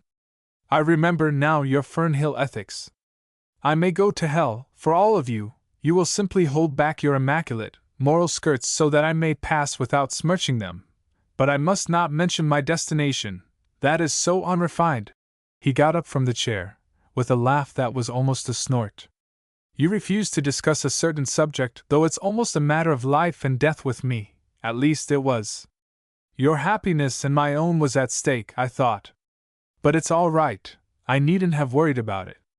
I still have some of the instincts of a gentleman, and your pure ears shall not be offended by any profanity or any disagreeable conventional confessions. The absolution, let me say, I expected to do without. He started, full of some secret intent, for the door. Val humanized suddenly. By the time his fingers touched the door knob, she had read his purpose, had readied his side, and was clutching his arm with both her hands. Manly Fleetwood, what are you going to do? She was actually panting with the jump of her heart. He turned the knob, so that the latch clicked. Get drunk. Be the drunken sot you expect me to be. Go to that vulgar place which I must not mention in your presence. Let go my arm, Val. She was all woman then. She pulled him away from the door and the unnamed horror which lay outside. She was not the crying sort, but she cried, just the same, heartbrokenly, her head against his shoulder, as if she herself were the sinner. She clung to him, she begged him to forgive her hardness. She learned something which every woman must learn if she would keep a little happiness in her life. She learned how to forgive the man she loved, and to trust him afterward. Chapter 13. Arline gives a dance. A house, it would seem, is almost the least important part of a ranch. One can camp, with frying pan and blankets, in the shade of a bush or the shelter of canvas. But to do anything upon a ranch, one must have many things, burnable things, for the most part, as Manly was to learn by experience when he left Val at the hotel and rode out, the next day, to Cold Spring Coulee. To ride over 20 miles of blackness is depressing enough in itself, but to find, at the end of the journey, that one's work has all gone for nothing, and one's money and one's plans and hopes, is worse than depressing. Manly sat upon his horse and gazed rather blankly at the heap of black cinders that had been his haystacks, and at the cold embers where had stood his stables, and at the warped bits of iron that had been his buckboard, his wagon, his rake and mower, all the things he had gathered around him in the 3 years he had spent upon the place. The house merely emphasized his loss. He got down, picked up the cat, which was mewing plaintively beside his horse, snuggled it into his arm, and remounted. Val had told him to be sure and find the cat, and bring it back with him. His horses and his cattle, not many to be sure, in that land of large holdings, were scattered, and it would take the roundup to gather them together again. So the cat, and the horse he rode, the bleak coulee, and the unattractive little house with its 3 rooms and its meager porch, were all that he could visualize as his worldly possessions. And when he thought of his bank account he winced mentally. Before snow fell he would be debt-ridden, the best he could do. For he must have a stable, and corral, and hay, and a wagon, and he refused to remind himself of all the things he must have if he would stay on the ranch. His was not a strong nature at best, and now he shrank from facing his misfortune and wanted only to get away from the place. He loped his horse halfway up the hill, which was not merciful riding. The half-starved cat yowled in his arms, and struck her claws through his coat till he felt the prick of them, and he swore, at the cat nominally, but really at the trick fate had played upon him. For a week he dallied in town, without heart or courage, though Val urged him to buy lumber and build, and cheered him as best she could. He did make a half-hearted attempt to get lumber to the place, but there seemed to be no team in town which he could hire. Every one was busy, and put him off. He tried to buy hay of Blumenthal, of the Wishbone, of every man he met who had hay. No one had any hay to sell, however. Blumenthal complained that he was short, himself, and would buy if he could, rather than sell. The Wishbone foreman declared profanely that hay was going to be worth $1 a pound to them before spring. They were all sorry for Manly, and told him he was sure playing tough luck. But they couldn't sell any hay, that was certain. But we must manage somehow to fix the place so we can live on it this winter, Val would insist, when he told her how every move seemed blocked. You're very brave, dear, and I'm proud of the way you are holding out, but Hope is not a good place for you. It would be foolish to stay in town. Can't you buy enough hay here in town, baled hay from the store, to keep our horses through the winter? Well, I tried, Manley responded gloomily. But Brynberg is nearly out. He's expecting a carload in, but it hasn't come yet. He said he'd let me know when it gets here. Meanwhile the days slipped away, and imperceptibly the heat and haze of the fires gave place to bright sunlight and chill winds, and then to the chill winds without the sunshine.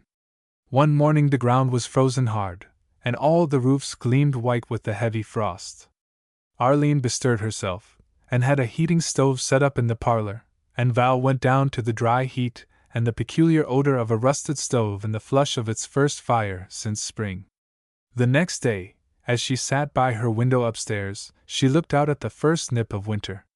A few great snowflakes drifted down from the slaty sky, a puff of wind sent them dancing down the street, shook more down, and whirled them giddily. Then the storm came and swept through the little street and whined lonesomely around the hotel. Over at the saloon, Pop's Place, it proclaimed itself in washed-out lettering. 3 tied horses circled uneasily until they were standing back to the storm, their bodies hunched together with the chill of it, their tails whipping between their legs. They accentuated the blank dreariness of the empty street. The snow was whitening their rumps and clinging, in tiny drifts, upon the saddle skirts behind the cantles. All the little hollows of the rough, frozen ground were filling slowly, making white patches against the brown of the earth, patches which widened and widened until they met, and the whole street was blanketed with fresh, untrodden snow. Val shivered suddenly, and hurried downstairs where the air was warm and all a-steam with cooking, and the odor of frying onions smote the nostrils like a blow in the face. I suppose we must stay here, now, till the storm is over, she sighed, when she met Manley at dinner. But as soon as it clears we must go back to the ranch. I simply cannot endure another week of it. You're getting uneasy, I seen that 2 or 3 days ago, said Arline, who had come into the dining room with a tray of meat and vegetables, and overheard her. You want to stay, now, till after the dance. There's going to be a dance Friday night, you know, everybody's coming. You got to wait for that. I don't attend public dances, Val stated calmly. I am going home as soon as the storm clears, if Manley can buy a little hay, and find our horses, and get some sort of a driving vehicle. Well, if he can't, maybe he can round up a ride-in vehicle, Arline remarked dryly, placing the meat before Manley, the potatoes before Val, and the gravy exactly between the two, with mathematical precision. I'm givin' that dance myself. You'll have to go, I'm givin' it in your honor. In my, why, the idea! It's good of you, but… And you're goin' to take your sixlin over and play us some pieces. I tucked it into the rig and brought it in on purpose. I planned out the whole thing, driving out to your place. In case you wasn't all burned up, I made up my mind I was going to give you a dance, and get you acquainted with folks. You needn't to hang back, I've told everybody it was in your honor, and that you played the sixlin swell, and we'd have some real music. And I've sent to Chinook for the dance music, harp, 2 fiddles, and a cornet, and you ain't going to stall the whole thing now. I didn't mean to tell you till the last minute, but you've got to have time to make up your mind you'll go to a public dance for oncet in your life. It ain't going to hurt you none. I've went, ever since I was big enough to reach up and grab hold of my partner, and I'm every bit as virtuous as you be. You're going, and you and Man are going to head the grand march. Val's face was flushed, her lips pursed, and her eyes wide. Plainly she was not quite sure whether she was angry, amused, or insulted. She descended straight to a purely feminine objection. But I haven't a thing to wear, and… Oh, yes, you have. While you was dilly-dallying out in the front room, that night, wondering whether you'd have hysterics, or faint, or what all, I dug deep in that biggest trunk of yourn, and fished up one of your party dresses, white satin, it is, with embroidery all up and down the front, and slimpsy lace. It's kinda lo and behold, one of them. My white satin, why, Mrs. Hawley! That, you must have brought the gown I wore to my farewell club reception. It has a train, and, why, the idea! You can cut off the trail, you got plenty of time, or you can pin it up. I didn't have time that night to see how the thing was made, and I took it because I found white skirts and stockings, and white satin slippers to go with it, right handy. You're a bride, and white'll be suitable, and the dance is in your honor. Wear it just as it is, fair all me. Show the folks what real clothes look like. I never seen a woman dressed up that way in my whole life. You wear it, Val, trail and all. I'll back you up in it, and tell folks it's my day, and not yourn. I'm not in the habit of apologizing to people for the clothes I wear. Val lifted her chin haughtily. I am not at all sure that I shall go. In fact, Oh, you'll go! Arlene rested her arms upon her bony hips and snapped her meager jaws together. You'll go, if I have to carry you over. I've sent for 15 yards of bunting to decorate the hall with. I ain't going to all that trouble for nothing. I ain't giving a dance in honor of a certain person, and then let that person stay away. You'd queer yourself with the whole country, Val Fleetwood. You ain't got the least sign of an excuse. You got the clothes, and you ain't sick. There's a reason why you got to show up. I ain't going into no details at present, but under the circumstances, it's advisable. She smelled something burning then, and bolted for the kitchen, where her sharp, rather nasal voice was heard upbraiding Minnie for some neglect. Polycarp Jenks came in, eyed Val and Manley from under one lifted eyebrow, smiled skinnily, and pulled out a chair with a rasping noise, and sat down facing them. Instinctively Val refrained from speaking her mind about Arlene and her dance before Polycarp, but afterward, in their own room, she grew rather eloquent upon the subject. She would not go. She would not permit that woman to browbeat her into doing what she did not want to do, she said. In her honor, indeed. The impertinence of going to the bottom of her trunk, and meddling with her clothes, with that reception gown, of all others.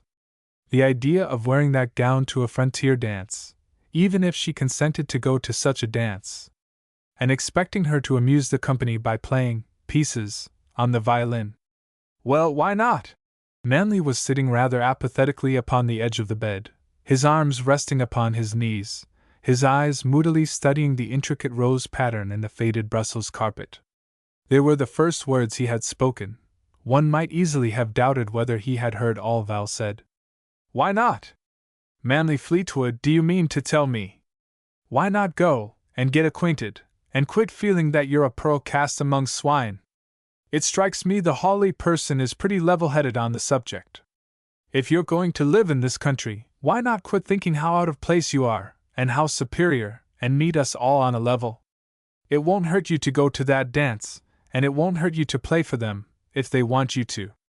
You can play, you know. You used to play at all the musical doings in Fern Hill, and even in the city sometimes.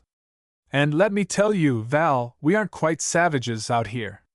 I've even suspected sometimes that we're just as good as Fern Hill. We?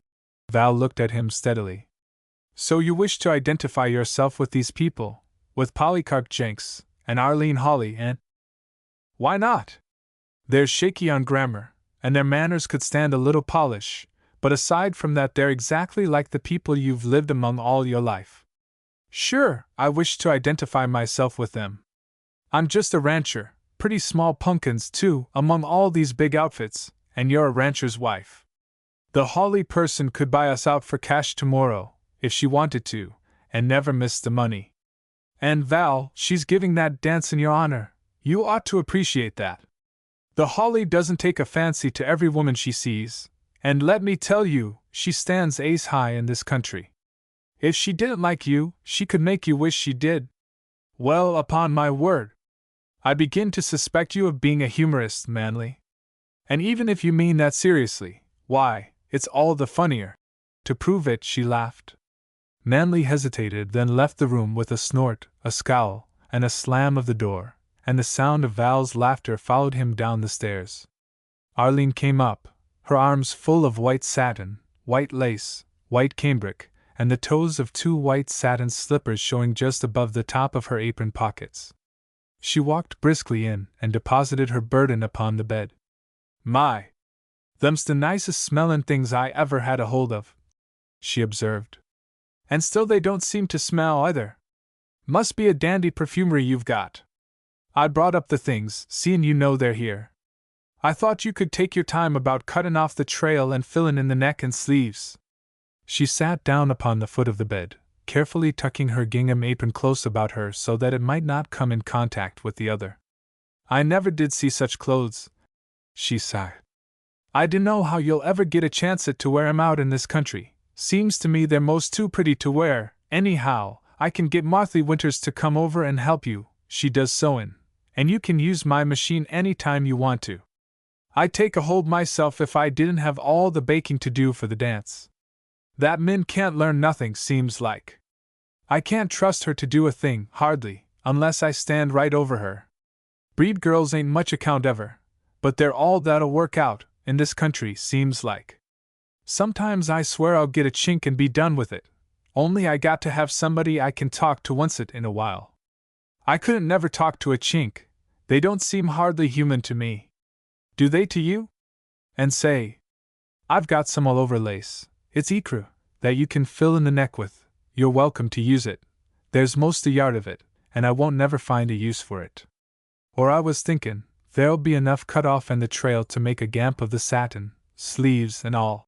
She lifted the shining stuff with manifest awe. It does seem a shame to put the shears to it, but you never'll get anywhere out of it the way it is, and I don't believe. Miss Hawley! Shrilled the voice of Minnie at the foot of the stairs. There's a couple of drummers off in the train, and they want supper, and what'll I give 'em? My heavens! That girl'll drive me crazy, sure! Arline hurried to the door. Don't take the roof off in the house, she cried querulously down the stairway. I'm comin', Dot. Val had not spoken a word. She went over to the bed, lifted a fold of satin, and smiled down at it ironically. Mama and I spent a whole month planning and sewing and gloating over you, she said aloud. You were almost as important as a wedding gown, the club's farewell reception, to what base uses we do. Oh, here's your slippers! Arline thrust half her body into the room and held the slippers out to Val. I stuck 'em into my pockets to bring up, and forgot all about 'em, mind you, till I was handin' the drummers their tea. And one of 'em happened to notice 'em, and raised right up out of his chair, and said, Cinderella, sure as I live! Say, if there's a foot in this town that'll go into them slippers, for God's sake introduce me to the owner. I told him to mind his own business. Drummers do get awful fresh when they think they can get away with it. She departed in a hurry, as usual. Every day after that Arline talked about altering the satin gown. Every day Val was noncommittal and unenthusiastic. Occasionally she told Arline that she was not going to the dance, but Arline declined to take seriously so preposterous a declaration. You want to break a leg, then? She told Val grimly on Thursday. That's the only excuse that'll go down with this bunch. And you better get a move on, it comes off tomorrow night, remember. I won't go, Manly! Val consoled herself by declaring, again and again. The idea of Arline Hawley ordering me about like a child. Why should I go if I don't care to go? Search me. Manly shrugged his shoulders. It isn't so long, though, since you were just as determined to stay and have the chivalry, you remember. Well, you and Mr. Burnett tried to do exactly what Arline is doing. You seemed to think I was a child, to be ordered about. At the very last minute, to be explicit, an hour before the hall was lighted, several hours after smoke first began to rise from the chimney, Val suddenly swerved to a reckless mood. Arline had gone to her own room to dress, too angry to speak what was in her mind. She had worked since 5 o'clock that morning. She had bullied Val, she had argued, she had begged, she had wheedled. Val would not go. Arline had appealed to Manly, and Manly had assured her, with a suspicious slurring of his S's, that he was out of it, and had nothing to say. Val, he said, could not be driven. It was after Arline had gone to her room and Manly had returned to the office, that Val suddenly picked up her hairbrush and, with an impish light in her eyes, began to pile her hair high upon her head. With her lips curved to match the mockery of her eyes, she began hurriedly to dress. Later, she went down to the parlor, where 4 women from the neighboring ranches were sitting stiffly and in constrained silence, waiting to be escorted to the hall. She swept in upon them, a glorious, shimmery creature all in white and gold. The women's steed wavered and looked away, at the wall, the floor, at anything but Val's bare, white shoulders and arms as white. Arline had forgotten to look for gloves. Val read the consternation in their weather-tanned faces, and smiled in wicked enjoyment. She would shock all of Hope, she would shock even Arline, who had insisted upon this. Like a child in mischief, she turned and went rustling down the hall to the dining room. She wanted to show Arline. She had not thought of the possibility of finding any one but Arline and Minnie there, so that she was taken slightly aback when she discovered Kent and another man eating a belated supper. Kent looked up, eyed her sharply for just an instant, and smiled. "Good evening, Mrs. Fleetwood," he said calmly. "Ready for the ball, I see. We got in late." He went on spreading butter upon his bread, evidently quite unimpressed by her magnificence. The other man stared fixedly at his plate. It was a trifle, but Val suddenly felt foolish and ashamed. She took a step or two toward the kitchen, then retreated. Down the hall she went, up the stairs and into her own room, the door of which she shut and locked. "Such a fool!" she whispered vehemently, and stamped her white-shod foot upon the carpet. He looked perfectly disgusted, and so did that other man. And no wonder. It's vulgar, Val Fleetwood. It's just ill-bred, and coarse, and horrid. She threw herself upon the bed and put her face in the pillow. Someone, she thought it sounded like Manley, came up and tried the door, stood a moment before it, and went away again. Arline's voice, sharpened with displeasure, she heard speaking to Minnie upon the stairs. They went down, and there was a confusion of voices below. In the street beneath her window footsteps sounded intermittently, coming and going with a certain eagerness of tread. After a time there came, from a distance, the sound of violins and the cornet, of which Arline had been so proud, and mingled with it was an undercurrent of shuffling feet, a mere whisper of sound, cut sharply now and then by the sharp commands of the floor manager. They were dancing, in her honor. And she was a fool, a proud, ill-tempered, selfish fool. With one of her quick changes of mood she rose, patted her hair smooth, caught up a wrap oddly inharmonious with the gown and slippers, looped her train over her arm, tooled her violin, and ran lightly downstairs. The parlor, the dining room, the kitchen were deserted and the lights turned low. She braced herself mentally, and flushing at the unaccustomed act, rapped timidly upon the door which opened into the office, which by that time she knew was really a saloon.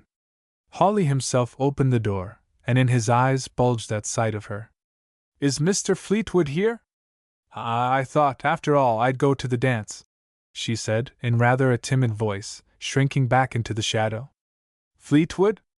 Why, I guess he's gone on over. He said you wasn't going. You wait a minute. Here, Kent. You take Mrs. Fleetwood over to the hall. Man's gone." "Oh, no! Really, it doesn't matter." But Kent had already thrown away his cigarette and come out to her, closing the door immediately after him. "I'll take you over. I was just going anyway," he assured her, his eyes dwelling upon her rather intently. "Oh, I wanted Manley. I hate to go, like this, it seems so queer, in this place.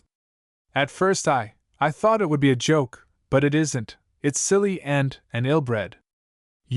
Everybody will be shocked and—" Kent took a step toward her, where she was shrinking against the stairway. Once before she had lost her calm composure, and had let him peep into her mind. Then it had been on account of Manley, now, womanlike, it was her clothes. "You couldn't be anything but all right if you tried," he told her, speaking softly. "It isn't silly to look the way the Lord meant you to look. You needn't worry, nobody's going to be shocked very hard." He reached out and took the violin from her, took also her arm and opened the outer door. "You're late," he said, speaking in a more commonplace tone. "You ought to have overshoes, or something. Those white slippers won't be so white time you get there. Maybe I ought to carry you." "The idea!" She stepped out daintily upon the slushy walk. "Well, I can take you a block or two around, and have sidewalk all the way. That'll help some. Women sure are a lot of bother, I'm plumb sorry for the poor devils that get inveigled into marrying one. Why, Mr. Burnett, do you always talk like that? Because if you do, I don't wonder. No, Kent interrupted, looking down at her and smiling grimly. As it happens, I don't. I'm real nice, generally speaking. Say, this is going to be a good deal of trouble, do you know? After you dance with hubby, you've got to waltz with me. Got to? Val raised her eyebrows, though the expression was lost upon him. Sure. Look at the way I worked like a horse, saving your life, and the cat's, and now leading you all over town to keep those nice white slippers clean. By rights, you oughtn't to dance with anybody else. But I ain't looking for real gratitude. 4 or 5 waltzes is all I'll insist on, but his tone was lugubrious in the extreme. Well, I'll waltz with you once, for saving the cat, and once for saving the slippers. For saving me, I'm not sure that I thank you. Val stepped carefully over a muddy spot on the walk. Mr. Burnett, you're an awfully queer man. Kent walked to the next crossing and helped her over it before he answered her. Yes, he admitted soberly then. I reckon you're right. I am queer. Chapter 14. A Wedding Present. Sunday it was, and Val had insisted stubbornly upon going back to the ranch. Somewhat to her surprise, if one might judge by her face, Arline Hawley no longer demurred, but put up lunch enough for a week almost, and announced that she was going along. Hank would have to drive out, to bring back the team, and she said she needed a rest, after all the work and worry of that dance. Manley, upon whose account it was that Val was so anxious, seemed to have nothing whatever to say about it. He was sullenly acquiescent, as was perhaps to be expected of a man who had slipped into his old habits and despised himself for doing so, and almost hated his wife because she had discovered it and said nothing.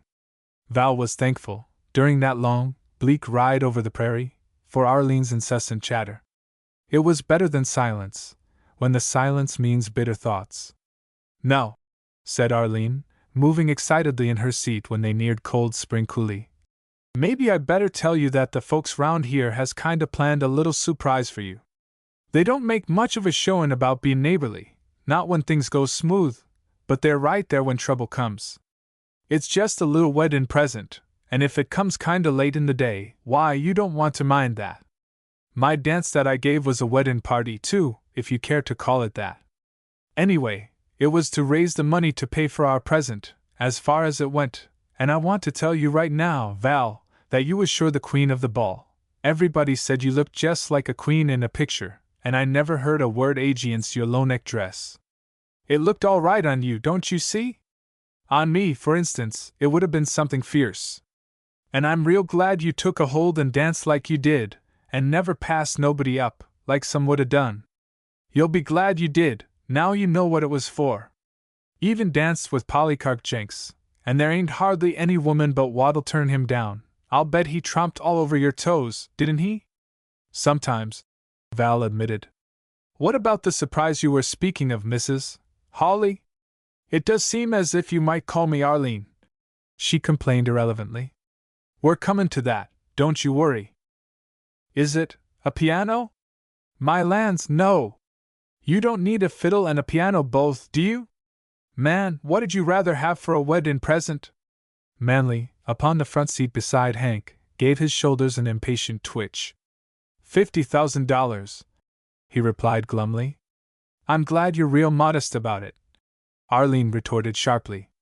She was beginning to tell herself quite frequently that she didn't have no time for man Fleetwood, seeing he wouldn't brace up and quit drinkin'. Val's lips curled as she looked at Manley's back. What I should like, she said distinctly, is a great, big pile of wood, all cut and ready for the stove, and water pails that never would go empty. It's astonishing how one's desires eventually narrow down to bare essentials, isn't it? But as we near the place, I find those two things more desirable than a piano. Then she bit her lip angrily because she had permitted herself to give the thrust. Why, you poor thing! Man Fleetwood, do you? Val impulsively caught her by the arm. Oh, hush! I was only joking, she said hastily. I was trying to balance Manley's wish for $50,000, don't you see? It was stupid of me, I know. She laughed unconvincingly. Let me guess what the surprise is. First, is it large or small? Kinda big, tittered Arlene, falling into the spirit of the joke. Bigger than a weight, now. A sewing machine? Arlene covered her mouth with her hand and nodded dumbly. You say all the neighbors gave it and the dance helped pay for it. Let me see. Could it possibly be? What in the world could it be? Manly, help me guess. Is it something useful, or just something nice? Useful, said Arlene, and snapped her jaws together as if she feared to let another word loose. Larger than a sewing machine and useful. Val puckered her brows over the puzzle. And all the neighbors gave it. Do you know, I've been thinking all sorts of nasty things about our poor neighbors, because they refused to sell Manly any hay. And all the while they were planning this, sir. She never finished that sentence, or the word even. With a jolt over a rock, and a sharp turn to the right, Hank had brought them to the very brow of the hill, where they could look down into the coulee, and upon the house standing in its tiny, unkempt yard, just beyond the sparse growth of bushes which marked the spring creek. Involuntarily every head turned that way, and every pair of eyes looked downward. Hank chirked to the horses, threw all his weight upon the brake, and they rattled down the grade, the brake block squealing against the rear wheels. They were halfway down before anyone spoke. It was Val, and she almost whispered one word. Manly! Arlene's eyes were wet, and there was a croak in her voice when she cried jubilantly. Well, ain't that better'n a sewing machine, or a piano? But Val did not attempt an answer. She was staring as if she could not convince herself of the reality. Even Manly was jarred out of his gloomy meditations, and half rose in the seat that he might see over Hank's shoulder. That's what your neighbors have done, Arlene began eagerly. And they nearly busted trying to get through in time, and to keep it a dead secret. They work like whiteheads, let me tell you, and never even stopped for the storm. The night of the dance I heard all about how they had to hurry. And I guess Kent's there and got a fire started, like I told him to. I was afraid it might be colder than what it is. I asked him if he wouldn't ride over and warm up the house today, and I see there's a smoke, all right. She looked at Manly, and then turned to Val. Well, ain't you going to say anything? You dumb, both of you? Val took a deep breath. We should be dumb, she said contritely. We should go down on our knees and beg their pardon and yours, I especially. I think I've never in my life felt quite so humbled, so overwhelmed with the goodness of my fellows, and my own unworthiness. I can't put it into words, all the resentment I have felt against the country and the people in it, as if, tell them all how I want them to forgive me for the way I have felt. And Arlene. There now, I didn't bargain for you to make it so serious, Arlene expostulated, herself near to crying. It ain't nothing much, us folks believe in helpin' when help's needed, that's all. For heaven's sake, don't go and cry about it. Hank pulled up at the gate with a loud whoa and a grip of the brake. From the kitchen stovepipe a blue ribbon of smoke waved high in the clear air. Kent appeared, grinning amiably in the doorway, but Val was looking beyond, and scarcely saw him, beyond, where stood a new stable upon the ashes of the old, a new corral, the posts standing solidly in the holes dug for those burned away, a new haystack, when hay was almost priceless. A few chickens wandered about near the stable, and Val recognized them as Arlene's prized Plymouth Rocks. Small wonder that she and Manly were stunned to silence. Manly still looked as if someone had dealt him an unexpected blow in the face. Val was white and wide-eyed. Together they walked out to the stable. When they stopped, she put her hand timidly upon his arm. Dear, she said softly, there is only one way to thank them for this, and that is to be the very best it is in us to be. We will, won't we? We haven't been our best, but we'll start in right now. Shall we, Manly? Manly looked down at her for a moment, saying nothing. Shall we, Manly? Let us start now, and try again. Let's play the fire burned up our old selves, and we're all new and strong, shall we? And we won't feel any resentment for what is past, but we'll work together, and think together, and talk together, without any hidden thing we can't discuss freely. Please, Manly. He knew what she meant, well enough. For the last 2 days he had been drinking again. On the night of the dance he had barely kept within the limit of decent behavior. He had read Val's complete understanding and her disgust the morning after, and since then they had barely spoken except when speech was necessary. Oh, he knew what she meant! He stood for another minute, and she let go his arm and stood apart, watching his face. A good deal depended upon the next minute, and they both knew it, and hardly breathed. His hand went slowly into a deep pocket of his overcoat, his fingers closed over something, and drew it reluctantly to the light. Shamefaced, he held it up for her to see, a flat bottle of generous size, full to within an inch of the cork with a pale, yellow liquid. There, take it, and break it into 1,000,000 pieces, he said huskily. I'll try again. Her yellow-brown eyes darkened perceptibly. Manly Fleetwood, you must throw it away. This is your fight, be a man and fight. Well, there!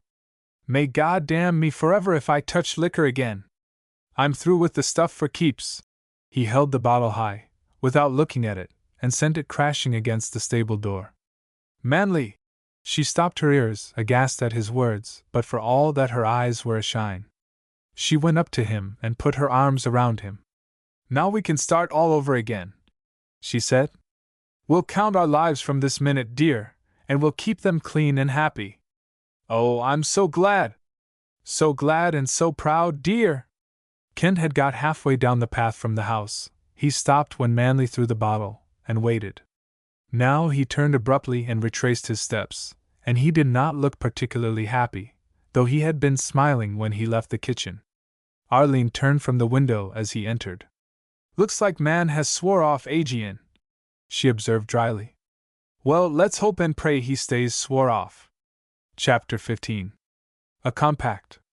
The blackened prairie was fast hiding the mark of its fire torture under a cloak of tender new grass, vividly green as a freshly watered, well-kept lawn.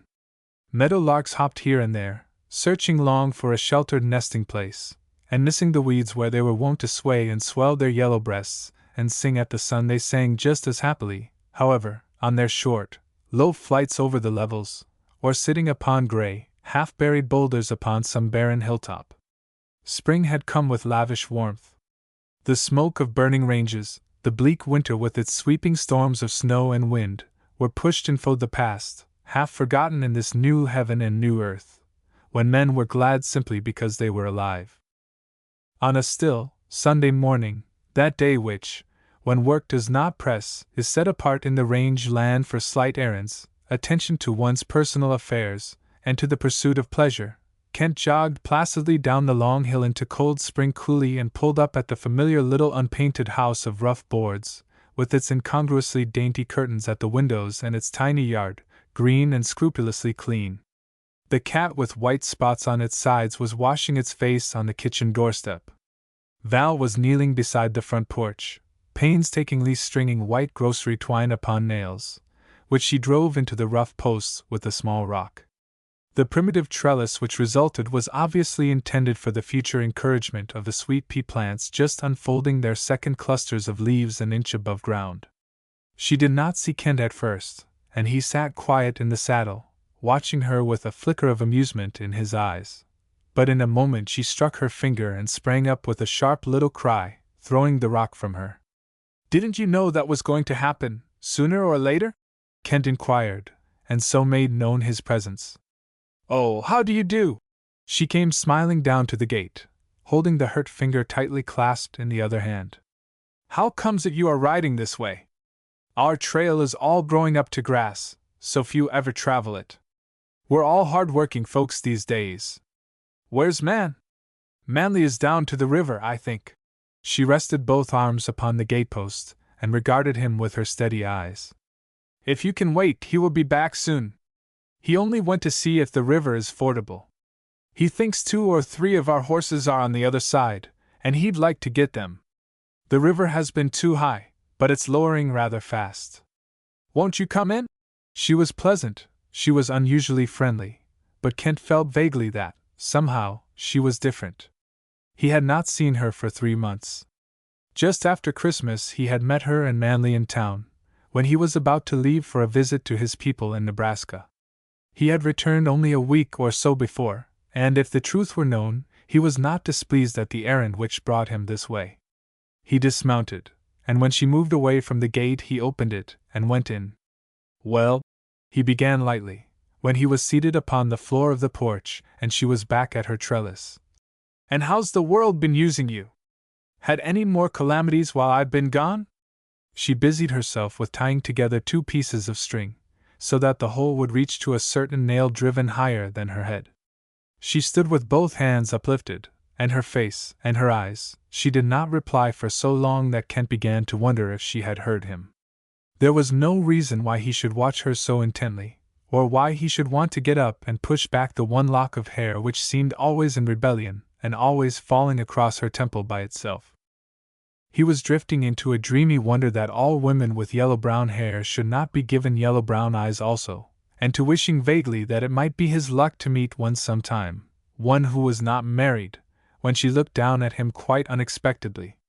He was startled, and half ashamed, and afraid that she might not like what he had been thinking. She was staring straight into his eyes, and he knew that she was thinking of something that affected her a good deal.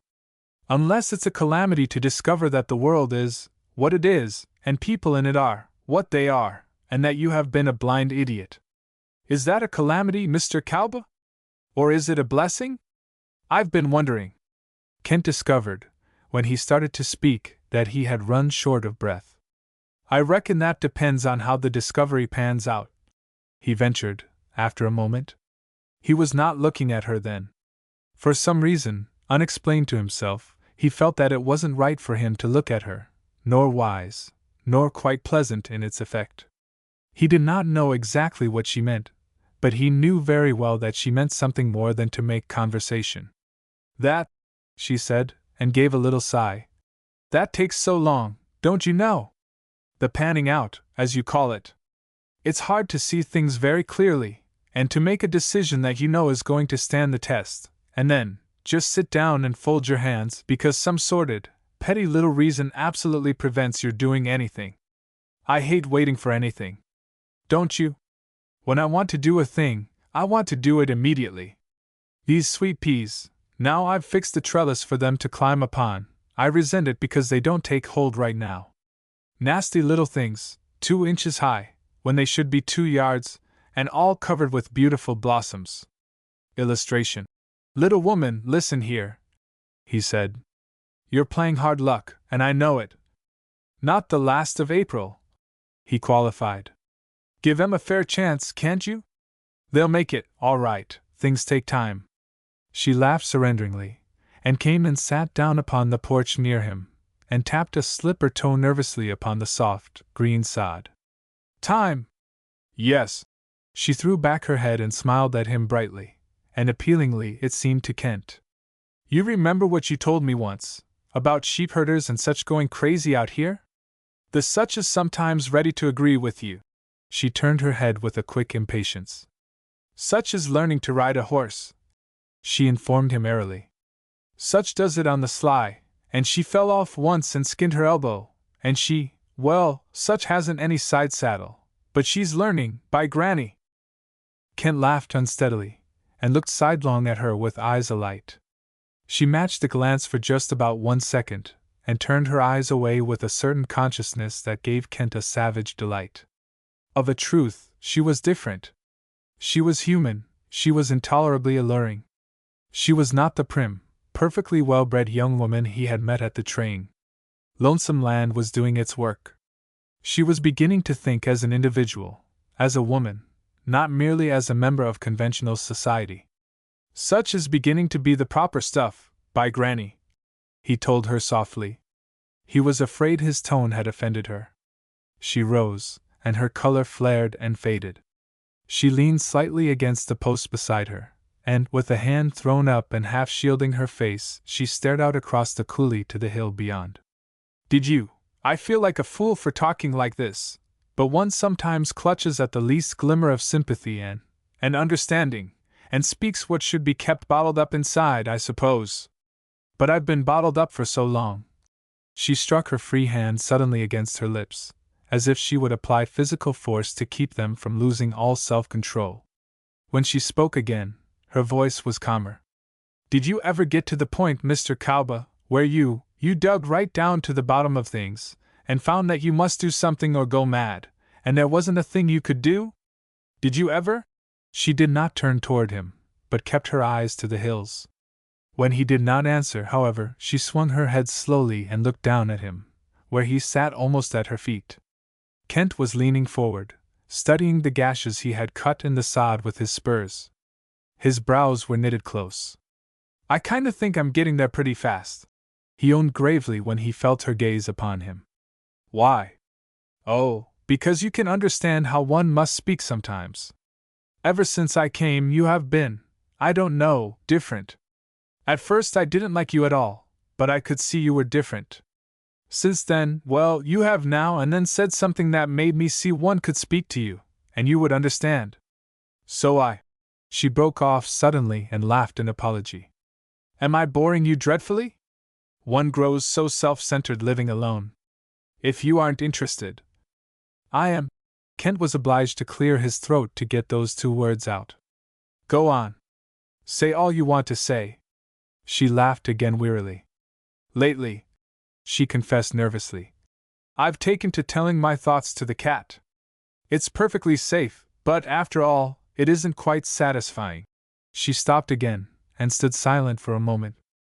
It's because I am alone, day after day, week in and week out, she went on. In a way, I don't mind it. Under the circumstances I prefer to be alone, really. I mean, I wouldn't want any of my people near me. But one has too much time to think. I tell you this because I feel I ought to let you know that you were right that time. I don't suppose you even remember it. But I do. Once last fall, the first time you came to the ranch, you know, the time I met you at the spring, you seemed to see that this big, lonesome country was a little too much for me. I resented it then. I didn't want anyone to tell me what I refused to admit to myself. I was trying so hard to like it, it seemed my only hope, you see. But now I'll tell you were right. Sometimes I feel very wicked about it. Sometimes I don't care. And sometimes I feel I shall go crazy if I can't talk to someone. Nobody comes here, except Polycarp Jenks. The only woman I know really well in the country is Arlene Hawley. She's good as gold, but she's intensely practical. You can't tell her your troubles, not unless they're concrete and have to do with your physical well-being. Arlene lacks imagination. She laughed again shortly. I don't know why I'm taking it for granted you don't, she said. You think I'm talking poor nonsense, don't you, Mr. Kalba? She turned full toward him, and her yellow-brown eyes challenged him, begged him for sympathy and understanding, held him at bay, but most of all they set his blood pounding sullenly in his veins. He got unsteadily to his feet. You seem to pass up a lot of things that count, or you wouldn't say that, he reminded her huskily. That night in town, just after the fire, for instance. And here, that same afternoon. I tried to jolly you out of feeling bad, both those times, but you know I understood. You know damn well I understood. And you know I was sorry. And if you don't know, I'd do anything on God's green earth. He turned sharply away from her and stood kicking savagely backward at a clod with his rowel. Then he felt her hand touch his arm, and started. After that he stood perfectly still, except that he quivered like a frightened horse.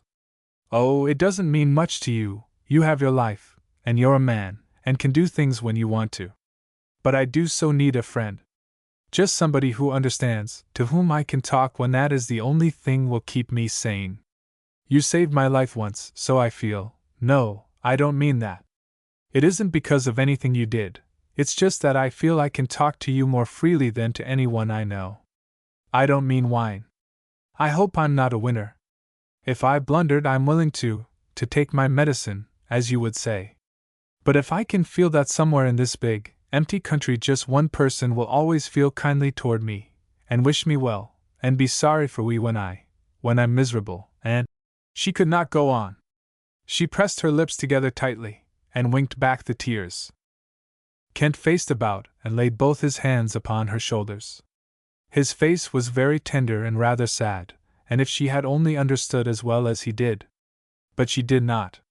"Little woman, listen here," he said. "You're playing hard luck, and I know it. Maybe I don't know just how hard, but maybe I can kinda give a guess. If you'll think of me as your friend, your pal, and if you'll always tell yourself that your pal is going to stand by you, no matter what comes, why, all right." He caught his breath. She smiled up at him, honestly pleased, wholly without guile, and wholly blind. "I'd rather have such a friend, just now, than anything I know except. But if your sweetheart should object, could you?" His fingers gripped her shoulders tighter for just a second, and he let her go. "I guess that part'll be all right," he rejoined in a tone she could not quite fathom. "I never had one in life." "Why, you poor thing!" She stood back and tilted her head at him. "You poor pal. I'll have to see about that immediately. Every young man wants a sweetheart, at least, all the young men I ever knew wanted one, and I'll gamble they all wanted the same one," he hinted wickedly, feeling himself unreasonably happy over something he could not quite put into words, even if he had dared. "Oh, no, hardly ever the same one, luckily.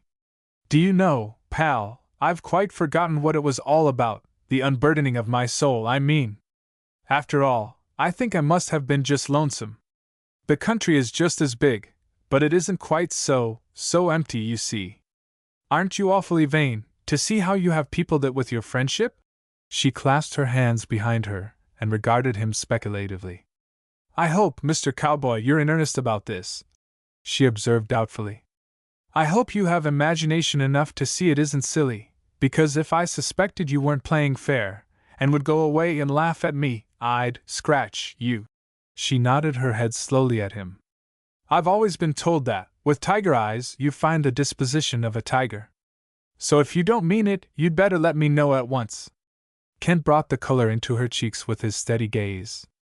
"I was just getting scared you didn't mean it," he averred. "If my pal goes back on me, why, Lord help her." She took a slow, deep breath. "How is it you men ratify a solemn agreement?" she puzzled. "Oh, yes."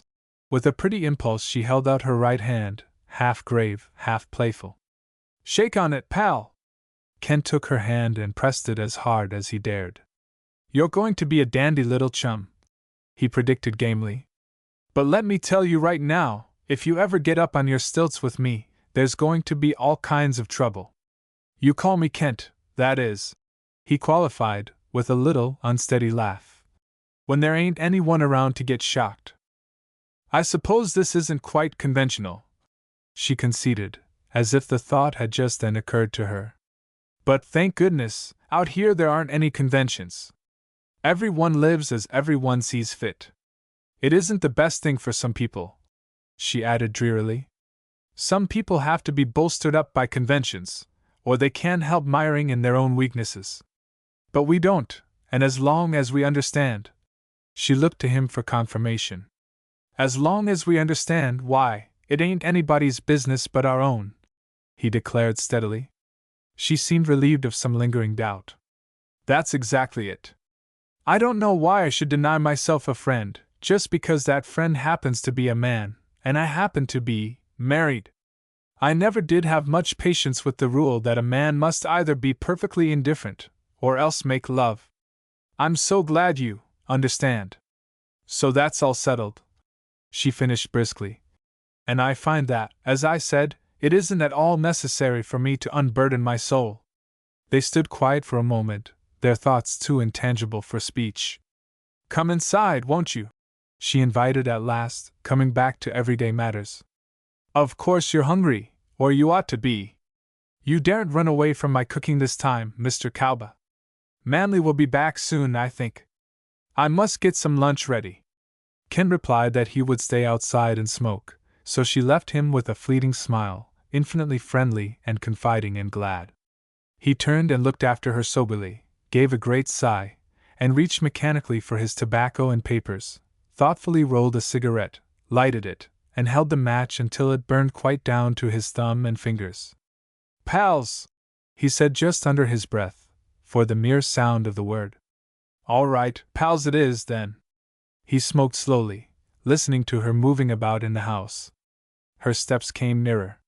He turned to look. "What was it you wanted to see Manly about?" she asked him from the doorway. "I just happened to wonder what it could be." "Well, the Wishbone needs men, and sent me over to tell him he can go to work. The wagons are going to start tomorrow. He'll want to gather his cattle up, and of course we know about how he's fixed, for saddle horses and the like.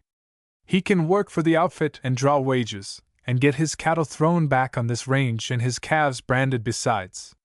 Get paid for doing what he'll have to do anyhow, you see." "I see." Val pushed back the rebellious lock of hair. "Of course you suggested the idea to the Wishbone. You're always doing something." "The outfit is short-handed," he reiterated. "They need him. They ain't straining a point to do man a favor, don't you ever think it. Well, he's coming." He broke off, and started to the gate. Manly clattered up, vociferously glad to greet him. Kent, at his urgent invitation, led his horse to the stable and turned him into the corral, unsaddled and unbridled him so that he could eat. Also, he told his errand. Manly interrupted the conversation to produce a bottle of whiskey from a cunningly concealed hole in the depleted haystack, and insisted that Kent should take a drink. Kent waved it off, and Manly drew the cork and held the bottle to his own lips. As he stood there, with his face uplifted while the yellow liquor gurgled down his throat, Kent watched him with a curiously detached interest. So that's how Manly had kept his vow, he was thinking, with an impersonal contempt. 4 good swallows, Kent counted them. "You're hitting it pretty strong, man, for a fellow that swore off last fall," he commented aloud. Manly took down the bottle, gave a sigh of pure, animal satisfaction, and pushed the cork in with an unconsciously regretful movement. "A fellow's got to get something out of life," he defended peevishly. "I've had pretty hard luck, it's enough to drive a fellow to most any kind of relief. Burn out, last fall, cattle scattered and calves running the range all winter. I haven't got stock enough to stand that sort of a deal, Kent. No telling where I stand now on the cattle question. I did have close to 100 head, and 3 of my best geldings are missing. A poor man can't stand luck like that. I'm in debt too, and when you've got an iceberg in the house, when a man's own wife don't stand by him, when he can't get any sympathy from the very one that ought to, but then, I hope I'm a gentleman. I don't make any kick against her, my domestic affairs are my own affairs." "Sure. But when your wife freezes up solid," he held the bottle up and looked at it. "Best friend I've got," he finished, with a whining note in his voice. Kent turned away disgusted. Manly had coarsened. He had slopped down, just when he should have braced up and caught the fighting spirit, the spirit that fights and overcomes obstacles. With a tightening of his chest, he thought of his pal, tied for life to this whining drunkard. No wonder she felt the need of a friend. "Well, are you going out with the Wishbone?" he asked tersely, jerking his thoughts back to his errand. "If you are, you'll need to go over there tonight. The wagons start out tomorrow. Maybe you better ride around by Polly's place and have him come over here, once in a while, to look after things. You can't leave your wife alone without somebody to kinda keep an eye out for her, you know.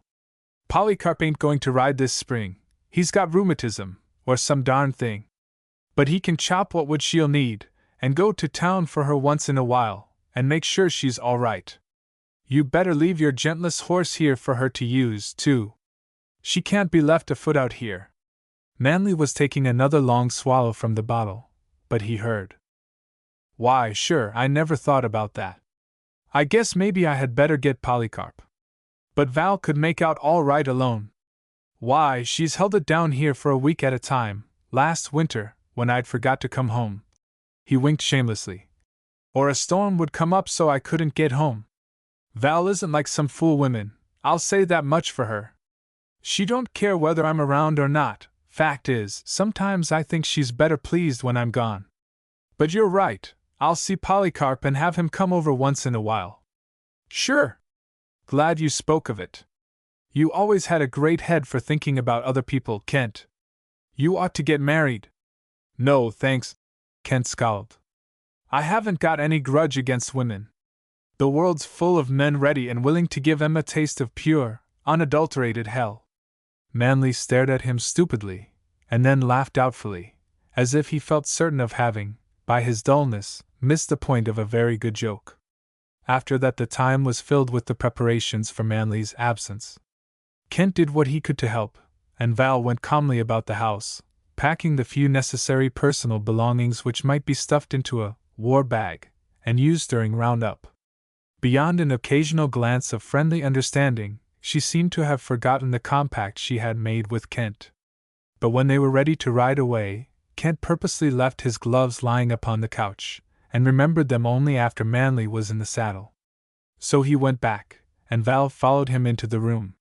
He wanted to say something, he did not quite know what, something that would bring them a little closer together, and keep them so, something that would make her think of him often and kindly. He picked up his gloves and held out his hand to her, and then a diffidence seized his tongue. There was nothing he dared say. All the eloquence, all the tenderness, was in his eyes. "Well, goodbye, pal. Be good to yourself," he said simply. Val smiled up at him tremulously. "Goodbye, my one friend. Don't get hurt." Their clasp tightened, their hands dropped apart rather limply. Kent went out and got upon his horse, and rode away beside Manly, and talked of the range and of the roundup and of cattle and a dozen other things which interest men. But all the while one exultant thought kept reiterating itself in his mind. She never said that much to him. She never said that much to him. Chapter 16. Manly's New Tactics.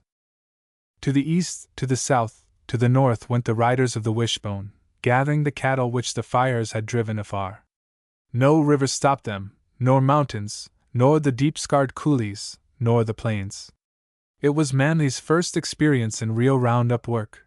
For his own little herd he had managed to keep close at home, and what few strayed afar were turned back, when opportunity afforded by his neighbors, who wished him well.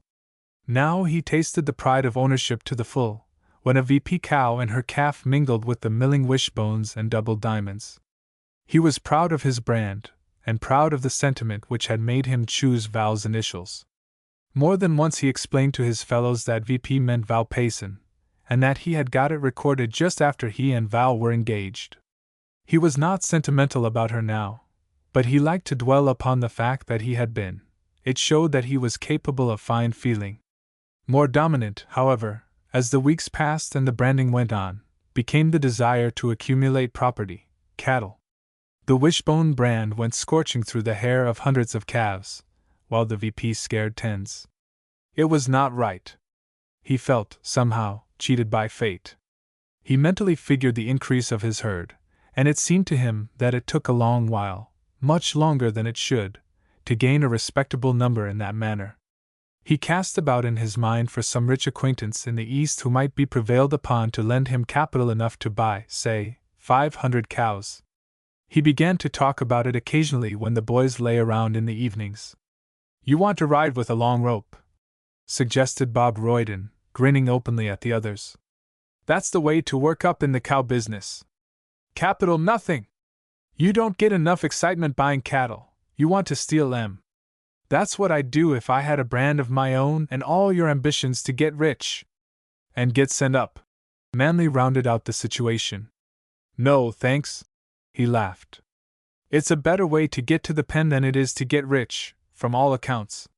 Sandy Moran remembered a fellow who worked a brand and kept it up for 7 or 8 years before they caught him, and he recounted the tale between puffs at his cigarette. "Only they didn't catch him," he finished. "A puncher put him wise to what was in the wind, and he sold out cheap to a tenderfoot and pulled his freight. They never did locate him." Then, with a pointed rock which he picked up beside him, he drew a rude diagram or two in the dirt. "That's how he done it," he explained. "Pretty smooth, too." So the talk went on, as such things will, idly, without purpose save to pass the time. Shop talk of the range it was. Tales of stealing, of working brands, and of branding unmarked yearlings at weaning time. Of this big cattleman and that, who practically stole whole herds, and thereby took long strides toward wealth. Range scandals grown old, range gossip, all of it, of men who had changed a brand or made one, using a cinch ring at a tiny fire in a secluded hollow, or a spur, or a jackknife, who were caught in the act, after the act, or merely suspected of the crime. Of sweat brands, blotched brands, brands added to and altered, of trials, of shootings, of hangings, even, and getaways, spectacular and humorous and pathetic. Manly, being in a measure a pilgrim, and having no experience to draw upon, and not much imagination, took no part in the talk, except that he listened and was intensely interested. 2 months of mingling with men who talked little else had its influence. That fall, when Manly had his hay up, and his cattle once more ranging close toward the river and in the broken country bounded upon the west by the fenced-in railroad, 3 calves bore the VP brand, 3 husky heifers that never had suckled a VP mother. So had the range gossip, sown by chance in the soil of his greed of gain and his weakening moral fiber, borne fruit. The deed scared him sober for a month. For a month his color changed and his blood quickened whenever a horseman showed upon the rim of Cold Spring Coulee. For a month he never left the ranch unless business compelled him to do so, and his return was speedy, his eyes anxious until he knew that all was well. After that his confidence returned. He grew more secretive, more self-assured, more at ease with his guilt. He looked the Wishbone men squarely in the eye, and it seldom occurred to him that he was a thief. Or if it did, the word was but a synonym for luck, with shrewdness behind. Sometimes he regretted his timidity. Why 3 calves only? In a deep little coulee next the river, a coulee which the roundup had missed, had been more than 3. He might have doubled the number, and risked no more than for the 3. The longer he dwelt upon that, the more inclined he was to feel that he had cheated himself. That fall there were no fires. It would be long before men grew careless when the grass was ripened and the winds blew hot and dry from out the west. The big prairie which lay high between the river and Hope was dotted with feeding cattle. Wishbones and double diamonds, mostly, with here and there a stray. Manly grew wily, and began to plan far in advance. He rode here and there, quietly keeping his own cattle well down toward the river. There was shelter there, and feed, and the idea was a good one. Just before the river broke up he saw to it that a few of his own cattle, and with them some wishbone cows and a steer or 2, were ranging in a deep, bushy coulee, isolated and easily passed by. He had driven them there, and he left them there. That spring he worked again with the Wishbone. When the roundup swept the home range, gathering and branding, it chanced that his part of the circle took him and Sandy Moran down that way. It was hot, and they had 30 or 40 head of cattle before them when they neared that particular place. "No need going down into the breaks here," he told Sandy easily. "I've been hazing out everything I came across lately. They were mostly my own, anyway. I believe I've got it pretty well cleaned up along here." Sandy was not the man to hunt hard riding. He went to the rim of the coulee and looked down for a minute. He saw nothing moving, and took Manly's word for it with no stirring of his easygoing conscience. He said all right, and rode on. Chapter 17. Val becomes an author. Quite as marked had been the change in Val that year. Every time Kent saw her, he recognized the fact that she was a little different, a little less superior in her attitude, a little more independent in her views of life. Her standards seemed slowly changing, and her way of thinking. He did not see her often, but when he did the mockery of their friendship struck him more keenly. His inward rebellion against circumstances grew more bitter. He wondered how she could be so blind as to think they were just pals, and no more. She did think so. All the little confidences, all the glances, all the smiles, she gave and received frankly, in the name of friendship. "You know, Kent, this is my ideal of how people should be," she told him once, with a perfectly honest enthusiasm. "I've always dreamed of such a friendship, and I've always believed that someday the right man would come along and make it possible. Not 1 in 1,000 could understand and meet one halfway. They'd be liable to go farther." Kent assented dryly. "Yes. That's just the trouble. They'd spoil an ideal friendship by falling in love." "Darn chumps," Kent classed them sweepingly. "Exactly. Pal, your vocabulary excites my envy. It's so forcible sometimes. Kent grinned reminiscently. It sure is, old girl. Oh, I don't mean necessarily profane. I wonder what your vocabulary will do to the secret I'm going to tell you. The sweet peas had reached the desired height and profusion of blossoms, thanks to the pails and pails of water Val had carried and lavished upon them, and she was gathering a handful of the prettiest blooms for him. Her cheeks turned a bit pinker as she spoke, and her hesitation raised a wild hope briefly in Kent's heart. What is it? He had to force the words out. I hate to tell, but I want you to help me. Well? To Kent, at that moment, she was not Manley's wife. She was not any man's wife. She was the girl he loved with the primitive, absorbing passion of the man who lives naturally and does not borrow his morals from his next-door neighbor. His code of ethics was his own, thought out by himself. Val hated her husband, and her husband did not seem to care much for her. They were tied together legally, and a mere legality could not hold back the emotions and the desires of Kent Burnett. With him, it was not a question of morals, it was a question of Val's feeling in the matter. Val looked up at him, found something strange in his eyes, and immediately looked away again. Your eyes are always saying things I can't hear, she observed irrelevantly. Are they? Do you want me to act as interpreter? No, I just want you to listen. Have you noticed anything different about me lately, Kent? She tilted her head, while she passed judgment upon a cluster of speckled blossoms, odd but not particularly pretty. What do you mean, anyway? I'm liable to get off wrong if I tell you. Oh, you're so horribly cautious. Have I seemed any more content, any happier lately? Kent picked a spray of flowers and peeled them ruthlessly to pieces. Maybe I've kinda hoped so, he said, almost in a whisper. Well, I've a new interest in life. I just discovered it by accident, almost. Kent lifted his head and looked keenly at her, and his face was a lighter shade of brown than it had been. It seems to change everything. Pal, I've been writing things. Kent discovered he had been holding his breath, and let it go in a long sigh. Oh! After a minute he smiled philosophically. What kind of things? He drawled. Well, verses, but mostly stories. You see, she explained impulsively, I want to earn some money, of my own. I haven't said much, because I hate whining, but really, things are growing pretty bad, between Manley and me. I hope it isn't my fault. I have tried every way I know to keep my faith in him, and to help him. But he's not the same as he was. You know that. And I have a good deal of pride. I can't, it's intolerable having to ask a man for money. Especially when he doesn't want to give you any, she added naively. At first it wasn't necessary. I had a little of my own, and all my things were new.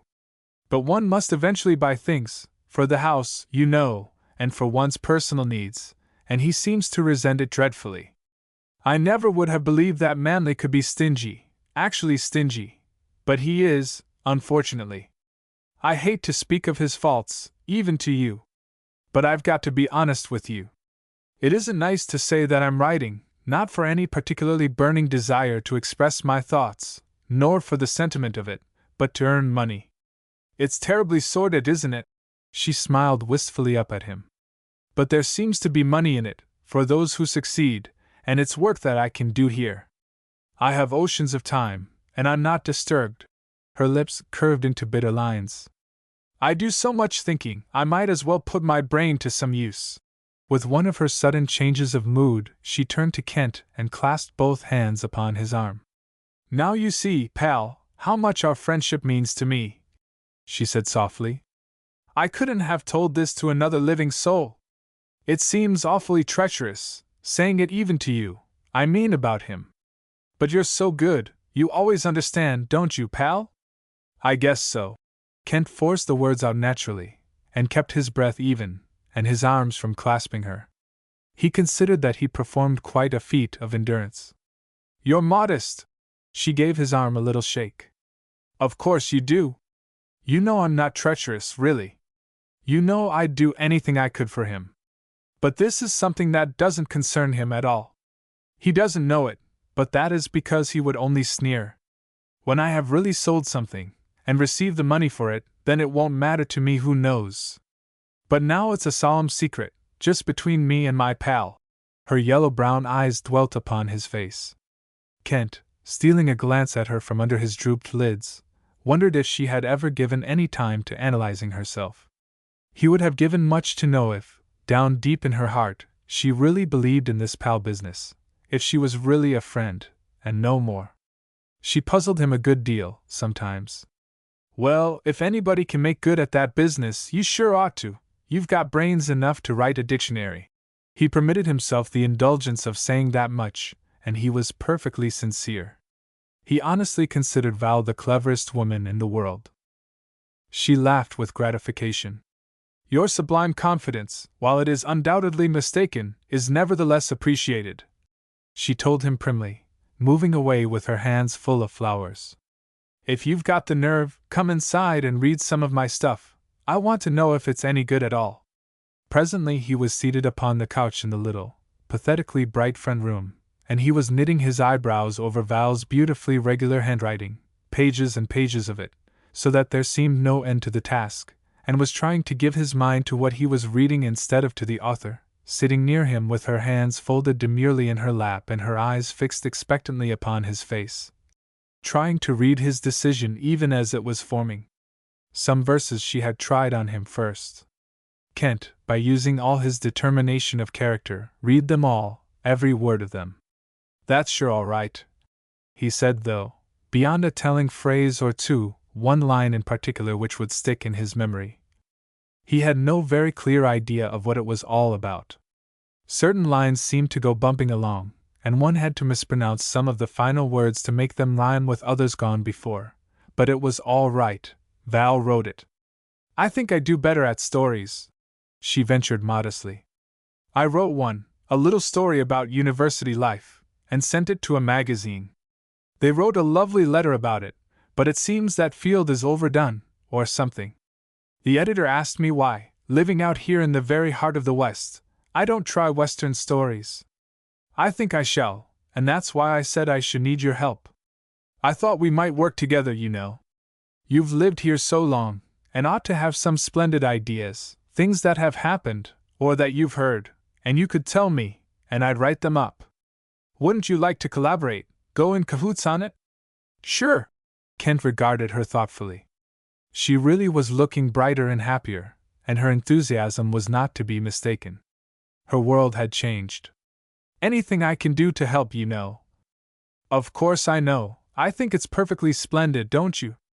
We'll divide the money, when there is any, and… Will we? His tone was noncommittal in the extreme. Of course. Now don't let's quarrel about that till we come to it. I have a good idea of my own, I think, for the first story. A man comes out here and disappears, you know, and after a while his sister comes to find him. She gets into all kinds of trouble, is kidnapped by a gang of robbers, and kept in a cave. When the leader of the gang comes back, he has been away on some depredation. You see, I have only the bare outline of the story yet, and well, it's her brother. He kills the one who kidnapped her, and she reforms him. Of course, there ought to be some love interest. I think perhaps one member of the gang ought to fall in love with her, don't you know? And after a while he wins her. She'll reform him too, I reckon. Oh, yes. She couldn't love a man she couldn't respect. No woman could. Oh. Kent took a minute to apply that personally. It was of value to him, because it was an indication of Val's own code. Maybe, he suggested tentatively, she'd get busy and reform the whole bunch. Oh, say, that would be great. She's an awfully sweet little thing, perfectly lovely, you know, and they'd all be in love with her, so it wouldn't be improbable. Don't you remember, Kent, you told me once that a man would do anything for a woman, if he cared enough for her? Sure. He would, too. Kent fought back a momentary temptation to prove the truth of it by his own acquiescence in this pal business. He was saved from disaster by a suspicion that Val would not be able to see it from his point of view, and by the fact that he would much rather be pals than nothing. She would have gone on, talking and planning and discussing, indefinitely. But the sun slid lower and lower, and Kent was not his own master. The time came when he had to go, regardless of his own wishes or hers. When he came again, the story was finished, and Val was waiting, with extreme impatience, to read it to him and hear his opinion before she sent it away. Kent was not so impatient to hear it, but he did not tell her so. He had not seen her for a month, and he wanted to talk, not about anything in particular, just talk about little things, and see her eyes light up once in a while, and her lips purse primly when he said something daring, and maybe have her play something on the violin, while he smoked and watched her slim wrist bend and rise and fall with the movement of the bow. He could imagine no single thing more fascinating than that, and the way she cuddled the violin under her chin, in the hollow of her neck. But Val would not play. She had been too busy to practice. All spring and summer, she scarcely ever touched the violin, she said. And she did not want to talk, or if she did, it was plain that she had only one theme. So Kent, perforce, listened to the story. Afterward, he assured her that it was out of sight. As a matter of fact, half the time he had not heard a word of what she was reading. He had been too busy just looking at her and being glad he was there. He had, however, a dim impression that it was a story with people in it whom one does not try to imagine as ever being alive, and with a West which, beyond its evident scarcity of inhabitants, was not the West he knew anything about. One paragraph of description had caught his attention, because it seemed a fairly accurate picture of the bench land which surrounded Cold Spring Coulee, but it had not seemed to have anything to do with the story itself. Of course, it must be good, Val wrote it. He began to admire her intensely, quite apart from his own personal subjugation. Val was pleased with his praise. For 2 solid hours she talked of nothing but that story, and she gave him some fresh chocolate cake and a pitcher of lemonade, and urged him to come again in about 3 weeks, when she expected to hear from the magazine she thought would be glad to take the story, the one whose editor had suggested that she write of the West. In the fall and in the winter their discussions were frequently hampered by Manley's presence. But Val's enthusiasm, though nipped here and there by unappreciative editors, managed, somehow, to live, or perhaps it had developed into a dogged determination to succeed in spite of everything. She still wrote things, and she still read them to Kent when there was time and opportunity. Sometimes he was bold enough to criticize the worst places, and to tell her how she might, in his opinion, remedy them. Occasionally Val would take his advice. So the months passed. The winds blew and brought storm and heat and sunshine and cloud. Nothing, in that big land, appreciably changed except the people, and they so imperceptibly that they failed to realize it until afterward. Chapter 18. Val's Discovery. With a blood-red sun at his back and a rosy tinge upon all the hills before him, Manley rode slowly down the western rim of Cold Spring Coulee, driving 5 rebellious calves that had escaped the branding iron in the spring. Though they were not easily driven in any given direction, he was singularly patient with them, and refrained from bellowing epithets and admonitions, as might have been expected. When he was almost down the hill, he saw Val standing in the kitchen door, shading her eyes with her hands that she might watch his approach. "Open the corral gate!" he shouted to her, in the tone of command. "And stand back where you can head 'em off if they start up the coulee." Val replied by doing as she was told. She was not in the habit of wasting words upon Manley. They seemed always to precipitate an unpleasant discussion of some sort, as if he took it for granted she disapproved of all he did or said, and was always upon the defensive. The calves came on, lumbering awkwardly in a half-hearted gallop, as if they had very little energy left. Their tongues protruded, their mouths dribbled a lathery foam, and their rough, sweaty hides told Val of the long chase, for she was wiser in the ways of the range land than she had been. She stood back, gently waving her ruffled white apron at them, and when they dodged into the corral, rolling eyes at her, she ran up and slammed the gate shut upon them, looped the chain around the post, and dropped the iron hook into a link to fasten it. Manley galloped up, threw himself off his panting horse, and began to unsaddle. "Get some wood and start a fire, and put the iron in, Val," he told her brusquely. Val looked at him quickly. "Now? Supper's all ready, Manley.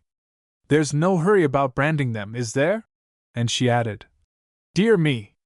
The Roundup must have just skimmed the top off this range last spring. You've had to brand a lot of calves that were missed." "What the devil is it to you?" he demanded roughly. "I want that fire, madam, and I want it now. I rather think I knew when I want to brand without asking your advice." Val curved her lips scornfully, shrugged and obeyed. She was used to that sort of thing, and she did not mind very much. He had brutalized by degrees, and by degrees she had hardened. He could rouse no feeling now but contempt. "If you'll kindly wait until I put back the supper," she said coldly. "I suppose in your zeal one need not sacrifice your food. You're still rather particular about that, I observe." Manley was leading his horse to the stable, and though he answered something, the words were no more than a surly mumble. "He's been drinking again," Val decided dispassionately, on the way to the house. "I suppose he carried a bottle in his pocket, and emptied it." She was not long. There was a penalty of profane reproach attached to delay, however slight, when Manley was in that mood. She had the fire going and the VP iron heating by the time he had stabled and fed his horse, and had driven the calves into the smaller pen. He drove a big, line-backed heifer into a corner, roped and tied her down with surprising dexterity, and turned impatiently. "Come! Isn't that iron ready yet?" Val, on the other side of the fence, drew it out and inspected it indifferently. "It is not, Mr. Fleetwood. If you are in a very great hurry, why not apply your temper to it, and a few choice remarks? Oh, don't try to be sarcastic, it's too pathetic. Kick a little life into that fire." "Yes, sir, thank you, sir." Val could be rather exasperating when she chose.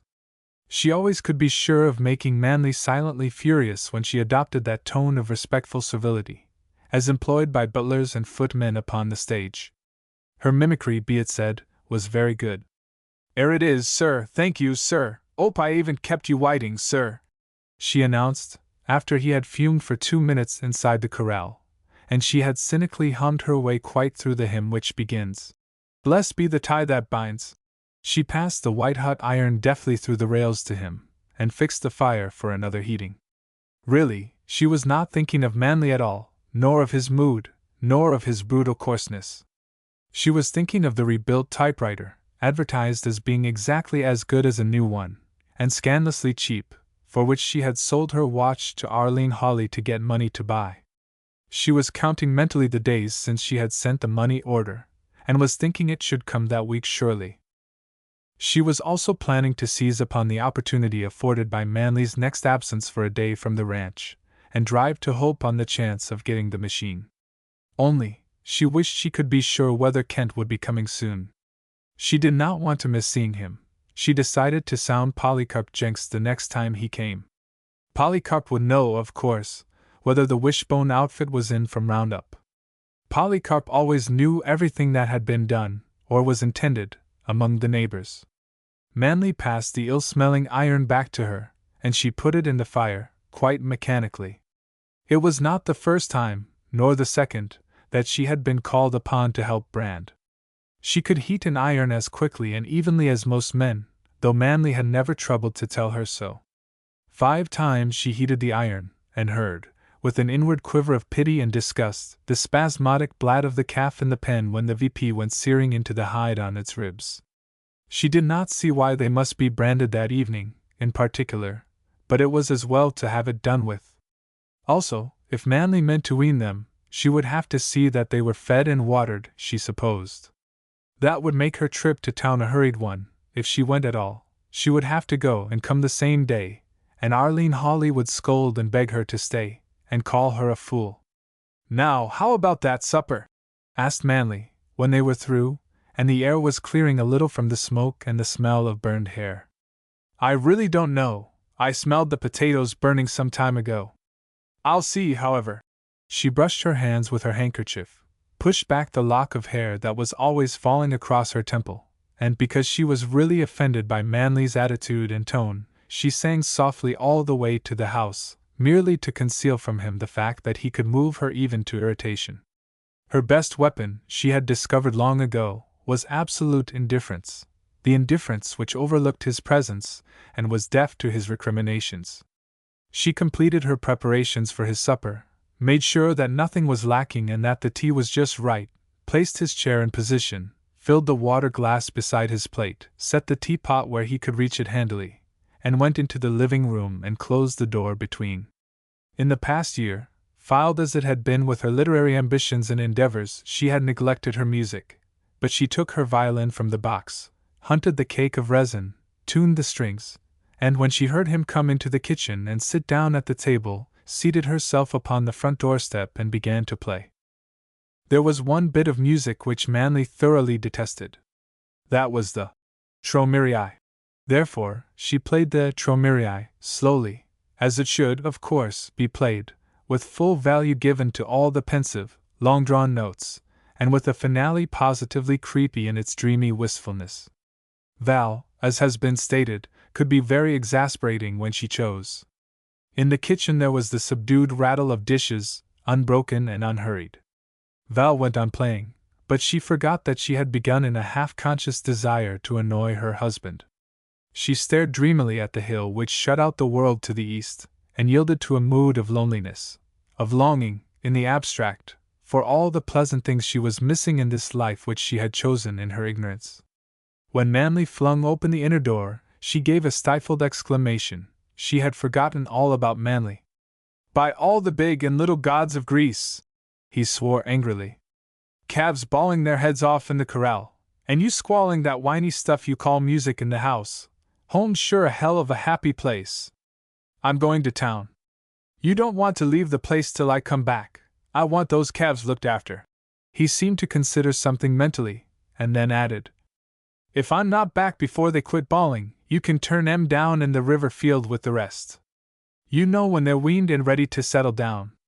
Don't feed 'em too much hay, like you did that other bunch. Just give 'em what they need. You don't have to pile the corral full.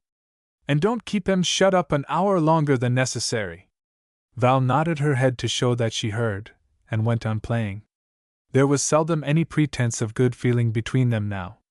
She tuned the violin to minor, and poised the bow over the strings, in some doubt as to her memory of a serenade she wanted to try next.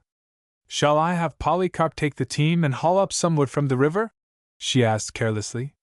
"We're nearly out again." "Oh, I don't care, if he happens along." He turned and went out, his mind turning eagerly to the town, and what it could give him in the way of pleasure.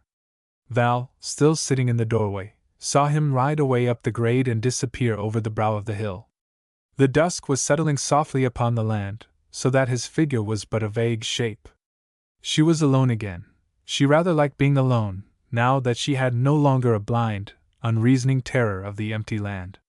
She had her thoughts and her work. The presence of Manly was merely an unpleasant interruption to both. Some time in the night she heard the lowing of a cow somewhere near. She wondered dreamily what it could be doing in the coulee, and went to sleep again. The 5 calves were all bawling in a chorus of complaint against their forced separation from their mothers, and the deeper, throaty tones of the cow mingled not inharmoniously with the sound.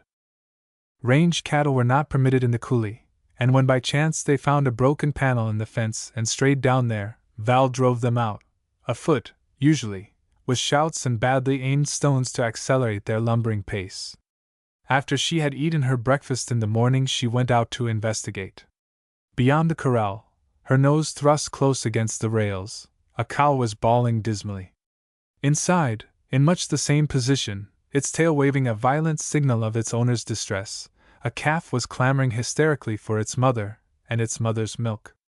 Val sympathized with them both. But the cow did not belong in the coulee, and she gathered 2 or 3 small stones and went around where she could frighten her away from the fence without, however, exposing herself too recklessly to her uncertain temper. Cows at weaning time did sometimes object to being driven from their calves. "Shoo! Go on away from there!" Val raised a stone and poised it threateningly. The cow turned and regarded her, wild-eyed. It backed a step or 2, evidently uncertain of its next move. "Go on away!" Val was just on the point of throwing the rock, when she dropped it unheeded to the ground and stared. "Why, why, the idea!" She turned slowly white. Certain things must filter to the understanding through amazement and disbelief, It took Val a minute or two to grasp the significance of what she saw. By the time she did grasp it, her knees were beating weakly beneath the weight of her body.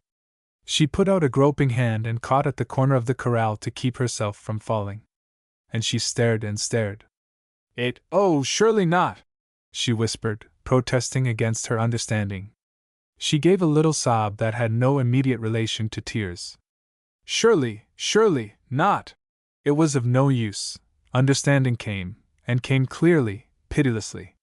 Many things, trifles, all of them, to which she had given no thought at the time, or which she had forgotten immediately, came back to her of their own accord, things she tried not to remember. The cow stared at her for a minute, and when she made no hostile move, turned its attention back to its bereavement. Once again it thrust its moist muzzle between two rails, gave a preliminary, vibrant and then, with a spasmodic heaving of ribs and of flank, burst into a long-drawn baa, which rose rapidly in a tremulous crescendo and died to a throaty rumbling. Val started nervously, though her eyes were fixed upon the cow and she knew the sound was coming. It served, however, to release her from the spell of horror which had gripped her. She was still white, and when she moved she felt intolerably heavy, so that her feet dragged, but she was no longer dazed. She went slowly around to the gate, reached up wearily and undid the chain fastening, opened the gate slightly, and went in. 4 of the calves were huddled together for mutual comfort in a corner. They were blatting indefatigably. Val went over to where the 5th one still stood beside the fence, as near the cow as it could get, and threw a small stone that bounced off the calf's rump. The calf jumped and ran aimlessly before her until it reached the half-open gate, when it dodged out, as if it could scarcely believe its own good fortune. Before Val could follow it outside, it was nuzzling rapturously its mother, and the cow was contorting her body so that she could caress her offspring with her tongue, while she rumbled her satisfaction. Val closed and fastened the gate carefully, and went back to where the cow still lingered. With her lips drawn to a thin, colorless line, she drove her across the coulee and up the hill, the calf gamboling close alongside. When they had gone out of sight, up on the level, Val turned back and went slowly to the house. She stood for a minute staring stupidly at it and at the coulee, went in and gazed around her with that blankness which follows a great mental shock. After a minute she shivered, threw up her hands before her face, and dropped, a pitiful, sorrowing heap of quivering rebellion, upon the couch. Chapter 19. Kent's Confession. Polycarp Jenks came ambling into the coulee, rapped perfunctorily upon the door casing, and entered the kitchen as one who feels perfectly at home, and sure of his welcome, as was not unfitting, considering the fact that he had chored around for Val during the last year, and longer. "Anybody to home?" he called, seeing the front door shut tight. There was a stir within, and Val, still pale, and with an almost furtive expression in her eyes, opened the door and looked out. "Oh, it's you, Polycarp," she said lifelessly. "Is there anything? What's the matter? Sick? You look kinda peaked and frazzled out. I met man last night, and he told me you needed wood. I thought I'd ride over and see. By granny, you do look bad." "Just a headache," Val evaded, shrinking back guiltily. "Just do whatever there is to do, Polycarp. I don't believe the chickens have had anything to eat today. Them headaches are sure a fright. They're might nigh as bad as rheumatiz when they hit you hard. You jest go back and lay down, and I'll look around and see what they is to do. Any day when man's comin' back?" "No." Val brought the word out with an involuntary sharpness. "No, I reckon not. I hear him and Fred DeGarmo come might near havin' a fight last night. Blumenthal was tellin' me this mornin'. Fred's quit the Double Diamond, I hear. He's got himself appointed deputy stock inspector, and how he managed to get the job is more'n I can figure out.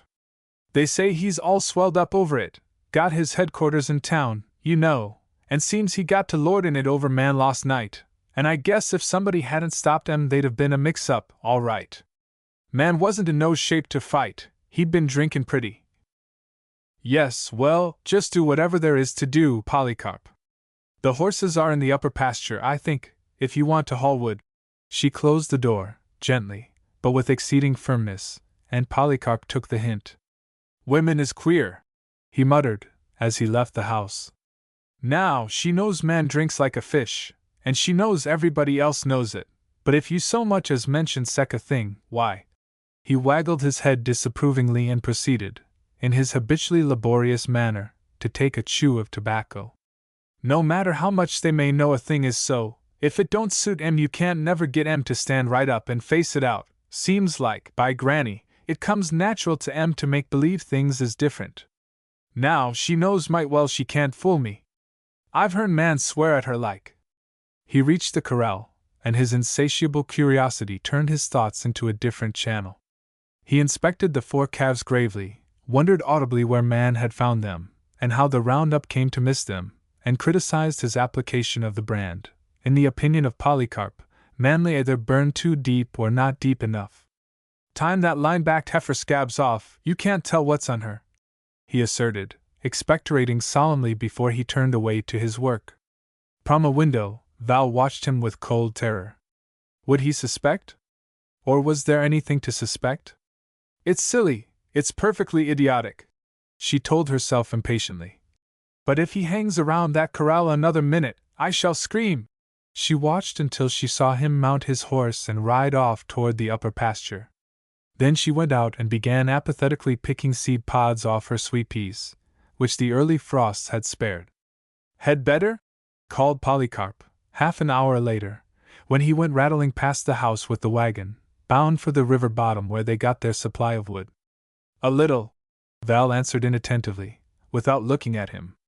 It was while Polycarp was after the wood, and while she was sitting upon the edge of the porch, listlessly arranging and rearranging a handful of long-stemmed blossoms, that Kent galloped down the hill and up to the gate. She saw him coming and set her teeth hard together. She did not want to see Kent just then, she did not want to see anybody. Kent, however, wanted to see her. It seemed to him at least a month since he had had a glimpse of her, though it was no more than half that time. He watched her covertly while he came up the path. His mind, all the way over from the wishbone, had been very clear and very decided. He had a certain thing to tell her, and a certain thing to do. He had thought it all out during the nights when he could not sleep and the days when men called him surly, and there was no going back, no reconsideration of the matter. He had been telling himself that, over and over, ever since the house came into view and he saw her sitting there on the porch. She would probably want to argue, and perhaps she would try to persuade him, but it would be absolutely useless. Absolutely. Well, hello? He cried, with more than his usual buoyancy of manner, because he knew he must hurt her later on. Hello, Madam Authoress. Why this haughty air? This stuckupiness? Shall I get a ladder and climb up where you can hear me say howdy? He took off his hat and slapped her gently upon the top of her head with it. Come out of the fog. Oh, I wish you wouldn't. She glanced up at him so briefly that he caught only a flicker of her yellow-brown eyes, and went on fumbling her flowers. Kent stood and looked down at her for a moment. Mad? He inquired cheerfully. Say, you look awfully savage. On the dead you do. What do you care if they send it back? You had all the fun of writing it, and you know it's a dandy. Please smile. Pretty please, he wheedled. It was not the first time he had discovered her in a despondent mood, nor the first time he had bantered and badgered her out of her gloom. Presently it dawned upon him that this was more serious. He had never seen her quite so colorless or so completely without spirit. Sick, pal? He asked gently, sitting down beside her. No, I suppose not. Val bit her lips, as soon as she had spoken, to check their quivering. Well, what is it? I wish you'd tell me. I came over here full of something I had to tell you, but I can't, now, not while you're like this. He watched her yearningly. Oh, I can't tell you. It's nothing. Val jerked a sweet pea viciously from its stem, pressed her hand against her mouth, and turned reluctantly toward him. What was it you came to tell me? He watched her narrowly. I'll gamble you're down in the mouth about something hubby has said or done. You needn't tell me, but I just want to ask you if you think it's worthwhile? You needn't tell me that either. You know blamed well it ain't. He can't deal you any more misery than you let him hand out. You want to keep that in mind. Another blossom was demolished. What was it you came to tell me? She repeated steadily, though she did not look at him. Oh, nothing much. I'm going to leave the country is all. Kent! After a minute she forced another word out. Why? Kent regarded her somberly. You better think twice before you asked me that, he warned. Because I ain't much good at beating all around the bush. If you asked me again, I'll tell you, and I'm liable to tell you without any frills. He drew a hard breath. So I'd advise you not to ask, he finished, half challengingly.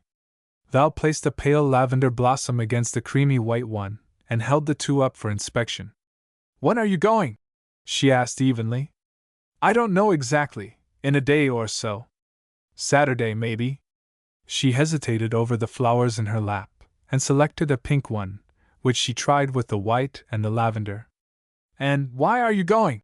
She asked him deliberately. Kent stared at her fixedly. A faint, pink flush was creeping into her cheeks. He watched it deepen, and knew that his silence was filling her with uneasiness. He wondered how much she guessed of what he was going to say, and how much it would mean to her. All right, I'll tell you why fast enough. His tone was grim. I'm going to leave the country because I can't stay any longer, not while you're in it. Why, Kent? She seemed inexpressibly shocked. I don't know, he went on relentlessly. What you think a man's made of, anyhow. And I don't know what you think of this pal business. I know what I think. It's a mighty good way to drive a man crazy. I've had about all of it I can stand, if you want to know. I'm sorry if you don't, if you can't be friends any longer, she said, and he winced to see how her eyes filled with tears. But, of course, if you can't, if it bores you. Kent seized her arm, a bit roughly. Have I got to come right out and tell you, in plain English, that it's because I'm so deep in love with you I can't? If you only knew what it's cost me this last year, to play the game and not play it too hard. What do you think a man's made of? Do you think a man can care for a woman, like I care for you, and do you think he wants to be just pals? And stand back and watch some drunken brute abuse her, and never, here. His voice grew testier. Don't do that, don't. I didn't want to hurt you. God knows I didn't want to hurt you. He threw his seam around her shoulders and pulled her toward him. Don't, pal, I'm a brute, I guess, like all the rest of the male humans. I don't mean to be, it's the way I'm made. When a woman means so much to me that I can't think of anything else, day or night, and get to counting days and scheming to see her, why, being friends, like we've been, is like giving a man a teaspoon of milk and water when he's starving to death, and thinking that ought to do. But I shouldn't have let it hurt you. I tried to stand for it, little woman. These were times when I just had to fight myself not to take you up in my arms and carry you of and keep you. You must admit, he argued, smiling rather wanly, that, considering how I've felt about it, I've done pretty tolerable well up till now. You never will know how much it's cost. Why, my nerves are getting so raw I can't stand anything anymore. That's why I'm going. I don't want to hang around till I do something foolish. He took his arm away from her shoulders and moved farther off. He was not sure how far he might trust himself. If I thought you cared, or if there was anything I could do for you, he ventured after a moment. Why, it would be different. But Val lifted her head and turned to him. There is something, or there was, or oh, I can't think any more. I suppose, doubtfully. If you feel as you say you do, why, it would be wicked to stay. But you don't, you must just imagine it. Oh, all right, Kent interpolated ironically. But if you go away. She got up and stood before him, breathing unevenly, in little gasps. Oh, you mustn't go away. Please don't go. There's something terrible happened. Oh, Kent, I need you. I can't tell you what it is, it's the most horrible thing I ever heard of. You can't imagine anything more horrible, Kent. She twisted her fingers together nervously, and the blossoms dropped, one by one, on the ground. If you go, she pleaded, I won't have a friend in the country, not a real friend.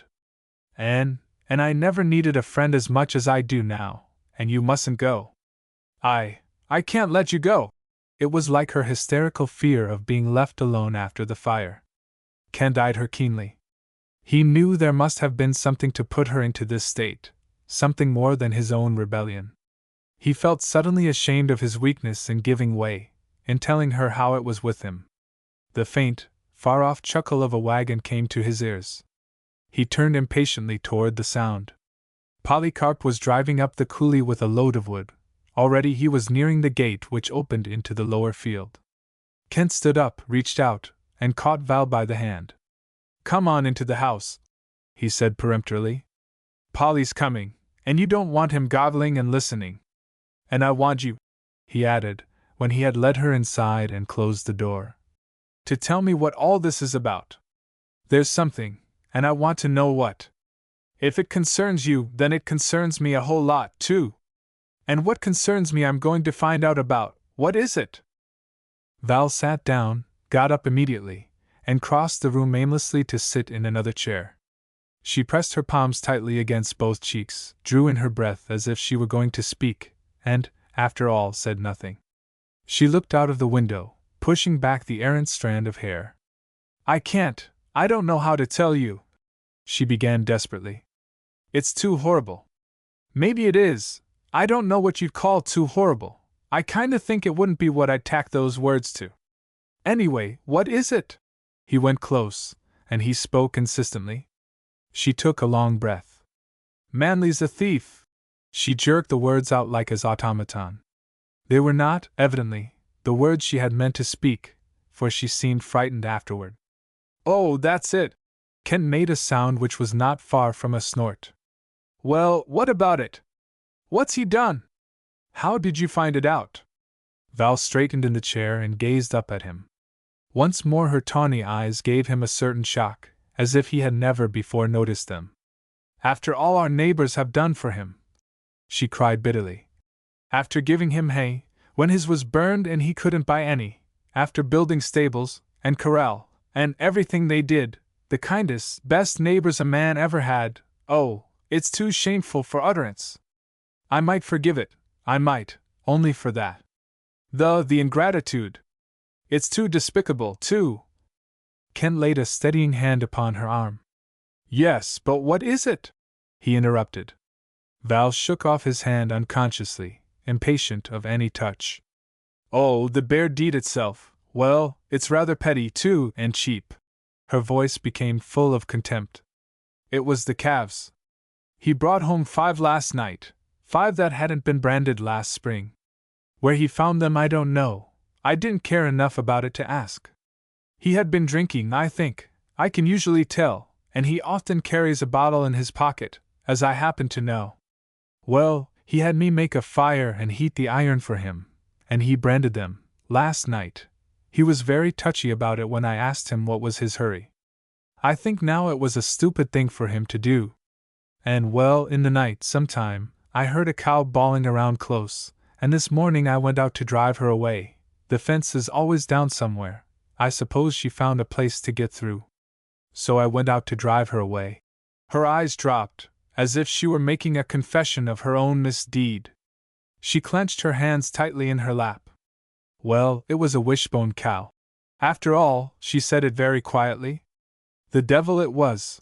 Kent had been prepared for something of the sort, but nevertheless he started when he heard his own outfit mentioned. "Yes. It was a wishbone cow." Her voice was flat and monotonous. "He had stolen her calf. He had it in the corral, and he had branded it with his own brand, with a VP. With my initials!" She wailed suddenly, as if the thought had just struck her, and was intolerably bitter. She had followed, had been hunting her calf. It was rather a little calf, smaller than the others. And it was crowded up against the fence, trying to get to her. There was no mistaking their relationship. I tried to think he had made a mistake, but it's of no use. I know he didn't. I know he stole that calf. And for all I know, the others too. Oh, it's perfectly horrible to think of." Kent could easily guess her horror of it, and he was sorry for her. But his mind turned instantly to the practical side of it. Well, maybe it can be fixed up, if you feel so bad about it. Does Polycarp, did he see the cow hanging around? Val shook her head apathetically. No, he didn't come till just a little while ago. That was this morning. And I drove her out of the coulee, her and her calf. They went off up over the hill. Kent stood looking down at her rather stupidly. You what? What was it you did? It seemed to him that something, some vital point of the story, had eluded him. I drove them away. I didn't think they ought to be permitted to hang around here. Her lips quivered again. I didn't want to see him get into any trouble. You drove them away? Both of them? Kent was frowning at her now. Val sprang up and faced him, all a-tremble with indignation. Certainly both. I'm not a thief, Kent Burnett. When I knew, when there was no possible doubt, why, what, in heaven's name, could I do? It wasn't Manley's calf. I turned it loose to go back where it belonged. With a VP on its ribs. Kent was staring at her curiously. Well, I don't care. 50 VPs couldn't make the calf Manley's. If anybody came and saw that cow, why? Val looked at him rather pityingly, as if she could not quite understand how he could even question her upon that point. And after all, she added forlornly, he's my husband. I had to do what I could to shield him, just for sake of the past, I suppose. Much as I despise him, I can't forget that I cared once. It's because I wanted your advice that I. It's a pity you didn't get it sooner then. Can't you see what you've done? Why, think a minute. A VP calf running with a wishbone cow, why, you couldn't advertise man as a rustler any better if you tried. The first fellow that runs onto that cow and calf, well, he won't need to do any guessing, he'll know. It's a ticket to Deer Lodge, that VP calf. Now do you see? He turned away to the window and stood looking absently at the brown hillside, his hands thrust deep into his pockets. And there's Fred DeGarmo, with his new job, ranging around the country just aching to cinch somebody and show his authority. It's a matter of days almost. He'd like nothing better than to get a whack at man, even if the wishbone. Outside, they could hear Polycarp throwing the wood off the wagon. Knowing him as they did, they knew it would not be long before he found an excuse for coming into the house. He had more than once evinced a good deal of interest in Kent's visits there, and shown an unmistakable desire to know what they were talking about. They had never paid much attention to him, but now even Val felt a vague uneasiness lest he overhear. She had been sitting, her face buried in her arms, crushed beneath the knowledge of what she had done. Don't worry, little woman. Kent went over and passed his hand lightly over her hair. You did what looked to you to be the right thing, the honest thing. And the chances are he'd get caught before long anyhow. I don't reckon this is the first time he's done it. But to think that I should do it, when I wanted to save him. Kent, I despise him, he has killed all the love I ever felt for him, killed it over and over. But if anybody finds that calf, and if they, Kent, I shall go crazy if I have to feel that I sent him to prison. To think of him, shut up there, and to know that I did it, I can't bear it. She caught his arm. She pressed her forehead against it. Kent, isn't there some way to get it back?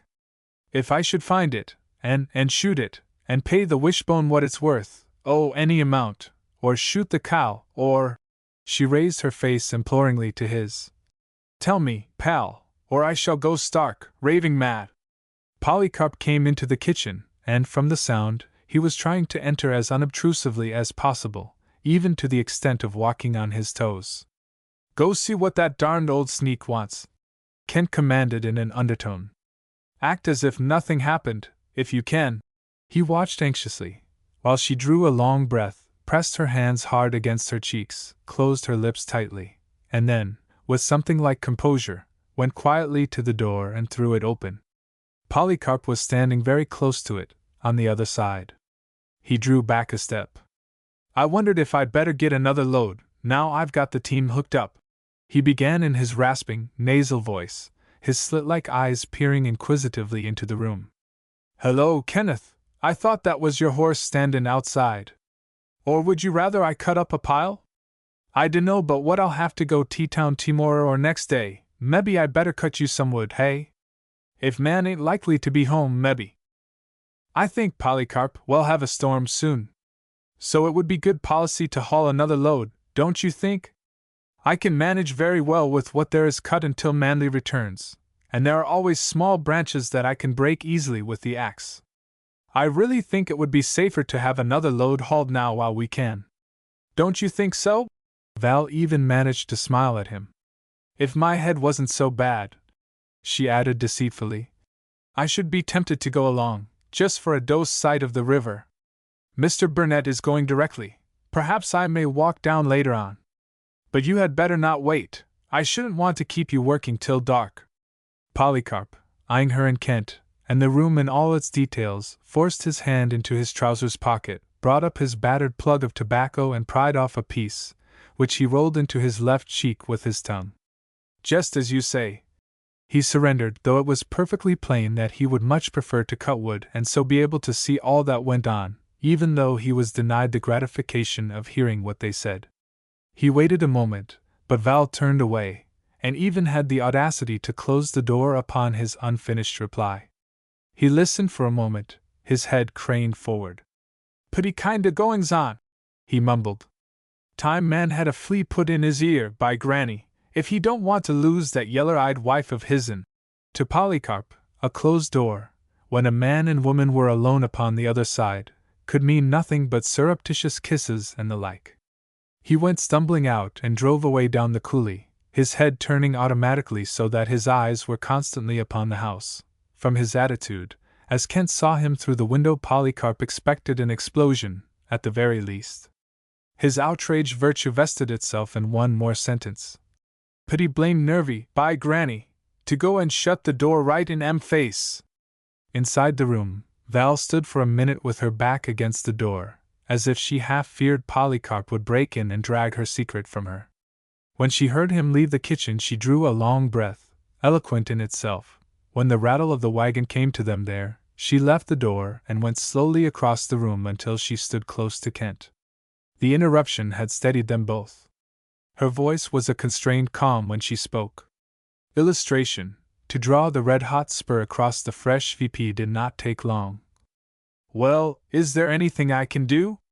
Because I suppose every minute is dangerous. Kent kept his eyes upon the departing Polycarp.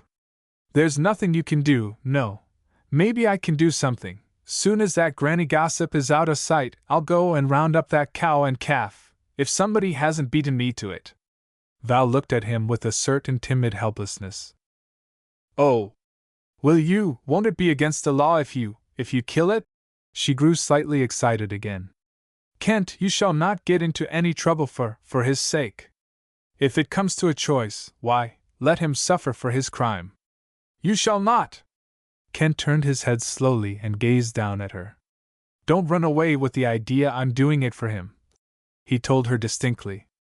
I love man Fleetwood like I love a wolf. But if that VP calf catches him up, you'd fight your head over it, God only knows how long. I know you. You'd think so much about the part you played that you'd wind up by forgetting everything else. You'd get to thinking of him as a martyr, maybe. No, it's for you. I kinda got you into this, you recollect? If I'd let you see man drank that day, you'd never have married him, I know that now. So I'm going to get you out of it. My side of the question can wait. She stared up at him with a grave understanding. But you know what I said, you won't do anything that can make you trouble. Won't you tell me, Kent, what you're going to do? He had already started to the door, but he stopped and smiled reassuringly. Nothing so fierce. If I can find I aim to bar out that VP. Sabe? Chapter 20. A blotched brand. At the brow of the hill, which was the western rim of the coulee, Kent turned and waved a farewell to Val, watching him wistfully from the kitchen door. She had wanted to go along, she had almost cried to go and help, but Kent would not permit her, and beneath the unpleasantness of denying her anything, there had been a certain primitive joy in feeling himself master of the situation and of her actions, for that one time it was as if she belonged to him. At the last he had accepted the field glasses, which she insisted upon lending him, and now he was tempted to take them from their worn, leathern case and focus them upon her face, just for the meager satisfaction of one more look at her. But he rode on, out of sight, for the necessity which drove him forth did not permit much loitering if he would succeed in what he had set out to do. Personally, he would have felt no compunctions whatever about letting the calf go, a walking advertisement of Manly's guilt. It seemed to him a sort of grim retribution, and no more than he deserved. He had not exaggerated his sentiments when he intimated plainly to her his hatred of Manly, and he agreed with her that the fellow was making a despicable return for the kindness his neighbors had always shown him. No doubt he had stolen from the double diamond as well as the wishbone. Once Kent pulled up, half-minded to go back and let events shape themselves without any interference from him. But there was Val. Women were so queer about such things. It seemed to Kent that, if any man had caused him as much misery as Manly had caused Val, he would not waste much time worrying over him, if he tangled himself up with his own misdeeds. However, Val wanted that bit of evidence covered up, so, while Kent did not approve, he went at the business with his customary thoroughness. The field glasses were a great convenience. More than once they saved him the trouble of riding a mile or so to inspect a small bunch of stock. Nevertheless, he rode for several hours before, just at sundown, he discovered the cow feeding alone with her calf in a shallow depression near the rough country next the river. They were wild, and he ran them out of the hollow and up on high ground before he managed to drop his loop over the calf's head. "You sure are a dandy fine signpost, all right," he observed, and grinned down at the staring VP Brand. "It's a pity you can't be left that way." He glanced cautiously around him at the great, empty prairie. A mile or two away, a lone horseman was loping leisurely along, evidently bound for the Double Diamond. "Say, this is kinda public," Kent complained to the calf. "Let's you and me go down out of sight for a minute." He started off toward the hollow, dragging the calf, a protesting bundle of stiffened muscles pulling against the rope. The cow, shaking her head in a half-hearted defiance, followed. Kent kept an uneasy eye upon the horseman, and hoped fervently the fellow was absorbed in meditation and would not glance in his direction. Once he was almost at the point of turning the calf loose, for barring out brands, even illegal brands, is justly looked upon with disfavor, to say the least. Down in the hollow, which Kent reached with a sigh of relief, he dismounted and hastily started a little fire on a barren patch of ground beneath a jutting sandstone ledge. The calf, tied helpless, lay nearby, and the cow hovered close, uneasy, but lacking courage for a rush. Kent laid hand upon his saddle, hesitated, and shook his head. He might need it in a hurry, and cinching takes time both in the removal and the replacement, and is vitally important withal. His knife he had lost on the last round-up. He scowled at the necessity, lifted his heel, and took off a spur. "And if that darn Ginny don't get too blamed curious and fogging over this way." He spoke the phrase aloud, out of the middle of a mental arrangement of the chance he was taking. To heat the spur red-hot, draw it across the fresh VP again and again, and finally drag it crisscross once or twice to make assurance and absolute certainty, did not take long. Kent was particular about not wasting any seconds. The calf stopped its dismal blatting, and when Kent released it, and coiled his rope, it jumped up and ran for its life, the cows ambling solicitously at its heels. Kent kicked the dirt over the fire, eyed it sharply a moment to make sure it was perfectly harmless, mounted in haste, and rode up the sloping side down, which he had come. Just under the top of the slope, he peeked anxiously out over the prairie, ducked precipitately, and went clattering away down the hollow to the farther side, dodged around a spur of rocks, forced his horse down over a wicked jumble of boulders to level land below, and rode as if a hangman's noose were the penalty for delay. When he reached the river, which he did after many windings and turnings, he got off and washed his spur, scrubbing it diligently with sand in an effort to remove the traces of fire. When the evidence was at least less conspicuous, he put it on his heel and jogged down the river bank quite innocently, inwardly thankful over his escape. He had certainly done nothing wrong, but one sometimes finds it rather awkward to be forced into an explanation of a perfectly righteous deed. "If I'd been stealing that calf, I'd never have been crazy enough to take such a long chance," he mused, and laughed a little. I'll bet Fred thought he was due to grab a rustler right in the act. Only he was a little bit slow about making up his mind. Deputy stock inspectors had ought to think quicker than that. He was just about 5 minutes too deliberate. I'll gamble he's scratching his head, right now, over that blotched brand, trying to sabe the play, which he won't, not in 1,000 years. He gave the reins a twitch and began to climb through the dust to the lighter hilltop, at a point just east of Cold Spring Coulee. At the top he put the spurs to his horse and headed straight as might be for the Wishbone Ranch. He would like to have told Val of his success, but he was afraid Manly might be there, or Polycarp. It was wise always to avoid Polycarp Jenks, if one had anything to conceal from his fellows. Chapter 21. Val Decides.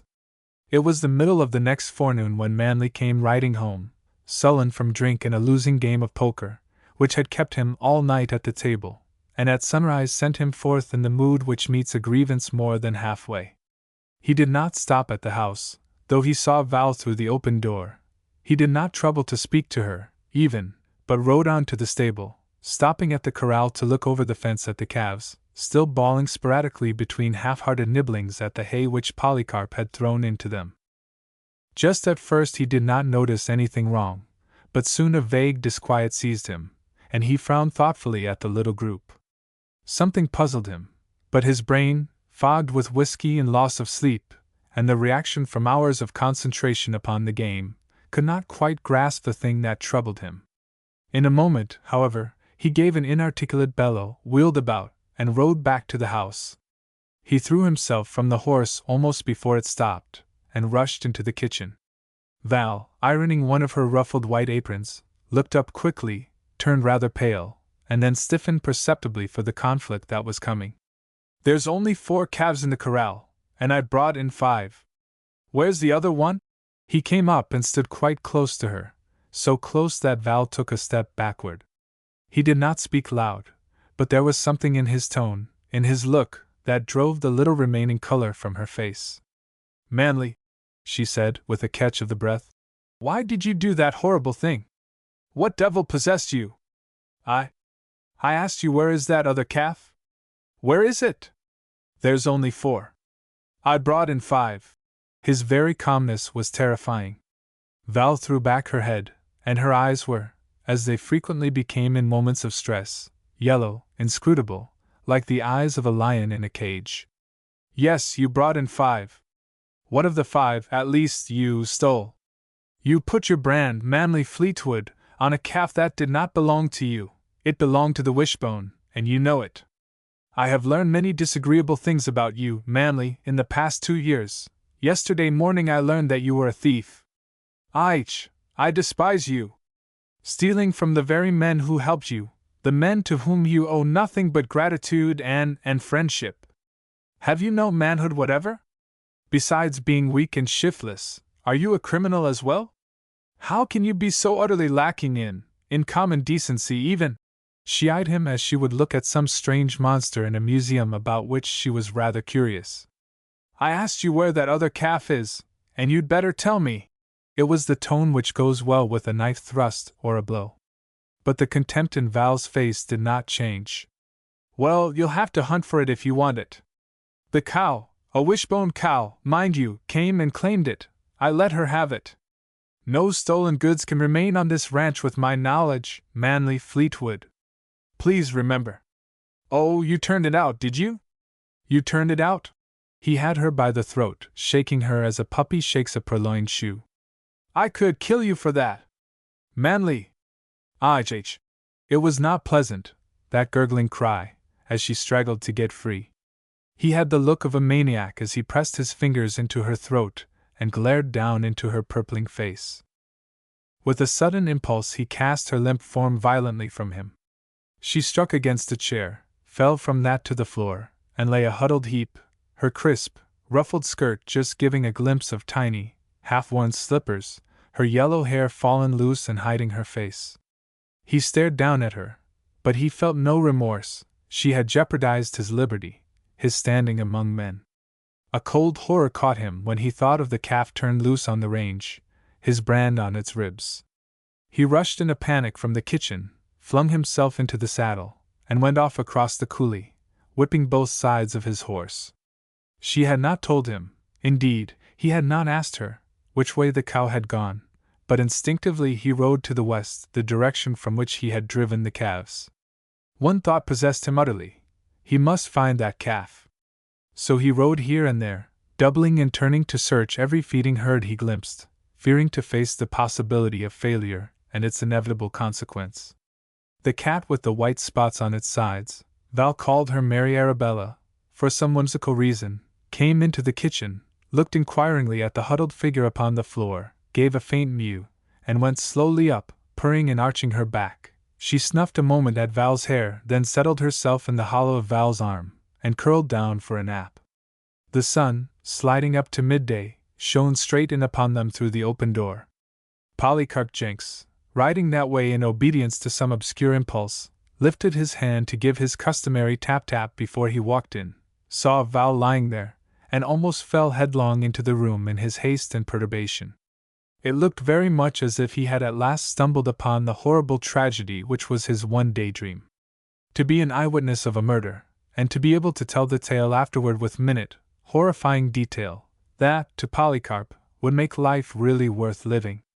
He shuffled over to Val, pushed aside the mass of yellow hair, turned her head so that he could look into her face, saw at once the bruised marks upon her throat, and stood up very straight. "Foul play has been done here!" he exclaimed melodramatically, eyeing the cat sternly. "Murder, that's what it is, by granny, a foul murder!" The victim of the foul murder stirred slightly. Polycarp started and bent over her again, somewhat disconcerted, perhaps, but more humanly anxious. "Miss Fleetwood, Miss Fleetwood! You hurt? It's Polycarp Jenks talking to you." He hesitated, pushed the cat away, lifted Val with some difficulty, and carried her into the front room and deposited her on the couch. Then he hurried after some water. "Come might nigh been a murder, by granny, from the marks on her neck, come might nigh, all right." He sprinkled water lavishly upon her face, bethought him of a possible whiskey flask in the haystack, and ran every step of the way there and back. He found a discarded bottle with a very little left in it, and forced the liquor down her throat.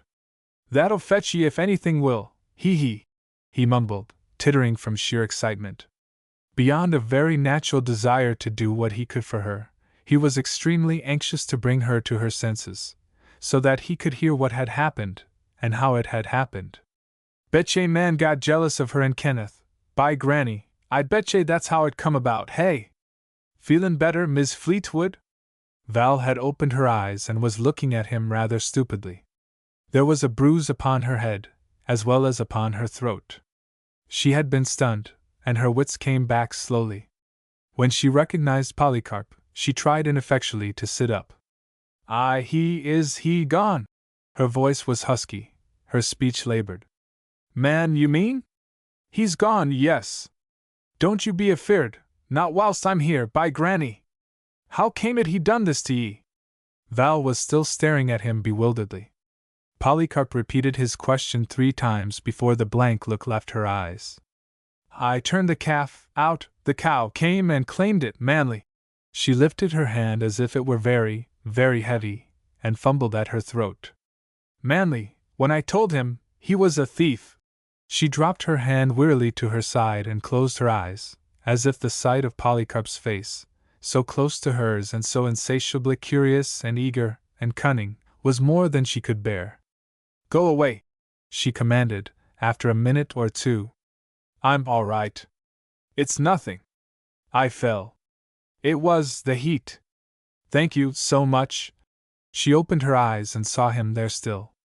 She looked at him gravely, speculatively. She waved her hand toward the bedroom. "Get me my hand glass, in there on the dresser," she said.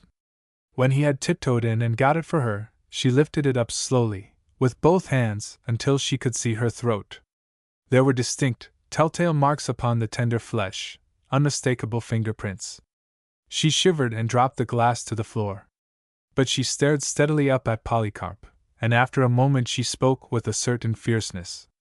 "Polycarp Jenks don't ever tell about those marks. I don't want anyone to know. When, after a while, I want to think first, perhaps you can help me." Go away now, not away from the ranch, but let me think. I'm all right, or I will be. Please go. Polycarp recognized that tone, however it might be hoarsened by bruised muscles and the shock of what she had suffered. He recognized also that look in her eyes. He had always obeyed that look and that tone. He obeyed them now, though with visible reluctance. He sat down in the kitchen to wait, and while he waited he chewed tobacco incessantly, and ruminated upon the mystery which lay behind the few words Val had first spoken, before she realized just what it was she was saying. After a long, long while, so long that even Polycarp's patience was feeling the strain, Val opened the door and stood leaning weakly against the casing. Her throat was swathed in a piece of white silk. I wish, Polycarp, you'd get the team and hitch it to the light rig, she said. I want to go to town, and I don't feel able to drive. Can you take me in? Can you spare the time? Why, certainly, I see and take you in, Miss Fleetwood. I was just thinking it wa'n't safe for you out here. It is perfectly safe, Val interrupted chillingly. I am going because I want to see Arline Hawley. She raised her hand to the bandage. I have a sore throat, she stated, staring hard at him. Then, with one of her impulsive changes, she smiled wistfully. You'll be my friend, Polycarp, won't you? She pleaded. I can trust you, I know, with my secret. It is a secret, it must be a secret. I'll tell you the truth, Polycarp. It was Manly. He had been drinking again. We had a quarrel, about something. He didn't know what he was doing, he didn't mean to hurt me. But I fell, I struck my head, see, there is a great lump there. She pushed back her hair to show him the place. So it's a secret, just between you and me, Polycarp Jenks. Why, certainly, Miss Fleetwood, don't you be the least mite uneasy, I'm your friend, I always have been. A feller ain't to be held responsible when he's drinkin', by granny, that's a fact, he ain't. No, Val agreed laconically. I suppose not. Let us go, then, as soon as we can, please. I'll stay overnight with Mrs. Hawley, and you can bring me back tomorrow, can't you? And you'll remember not to mention anything, won't you, Polycarp? Polycarp stood very straight and dignified. I hope, Miss Fleetwood, you can always depend on Polycarp Jenks, he replied virtuously. Your secret is safe with me. Val smiled, somewhat doubtfully it is true, and let him go. Maybe it is, I hope so, she sighed, as she turned away to dress for the trip. All through that long ride to town, Polycarp talked and talked and talked. He made surmises and waited openly to hear them confirmed or denied. He gave her advice. He told her everything he had ever heard about Manly, or had seen or knew from some other source. Everything, that is, save what was good.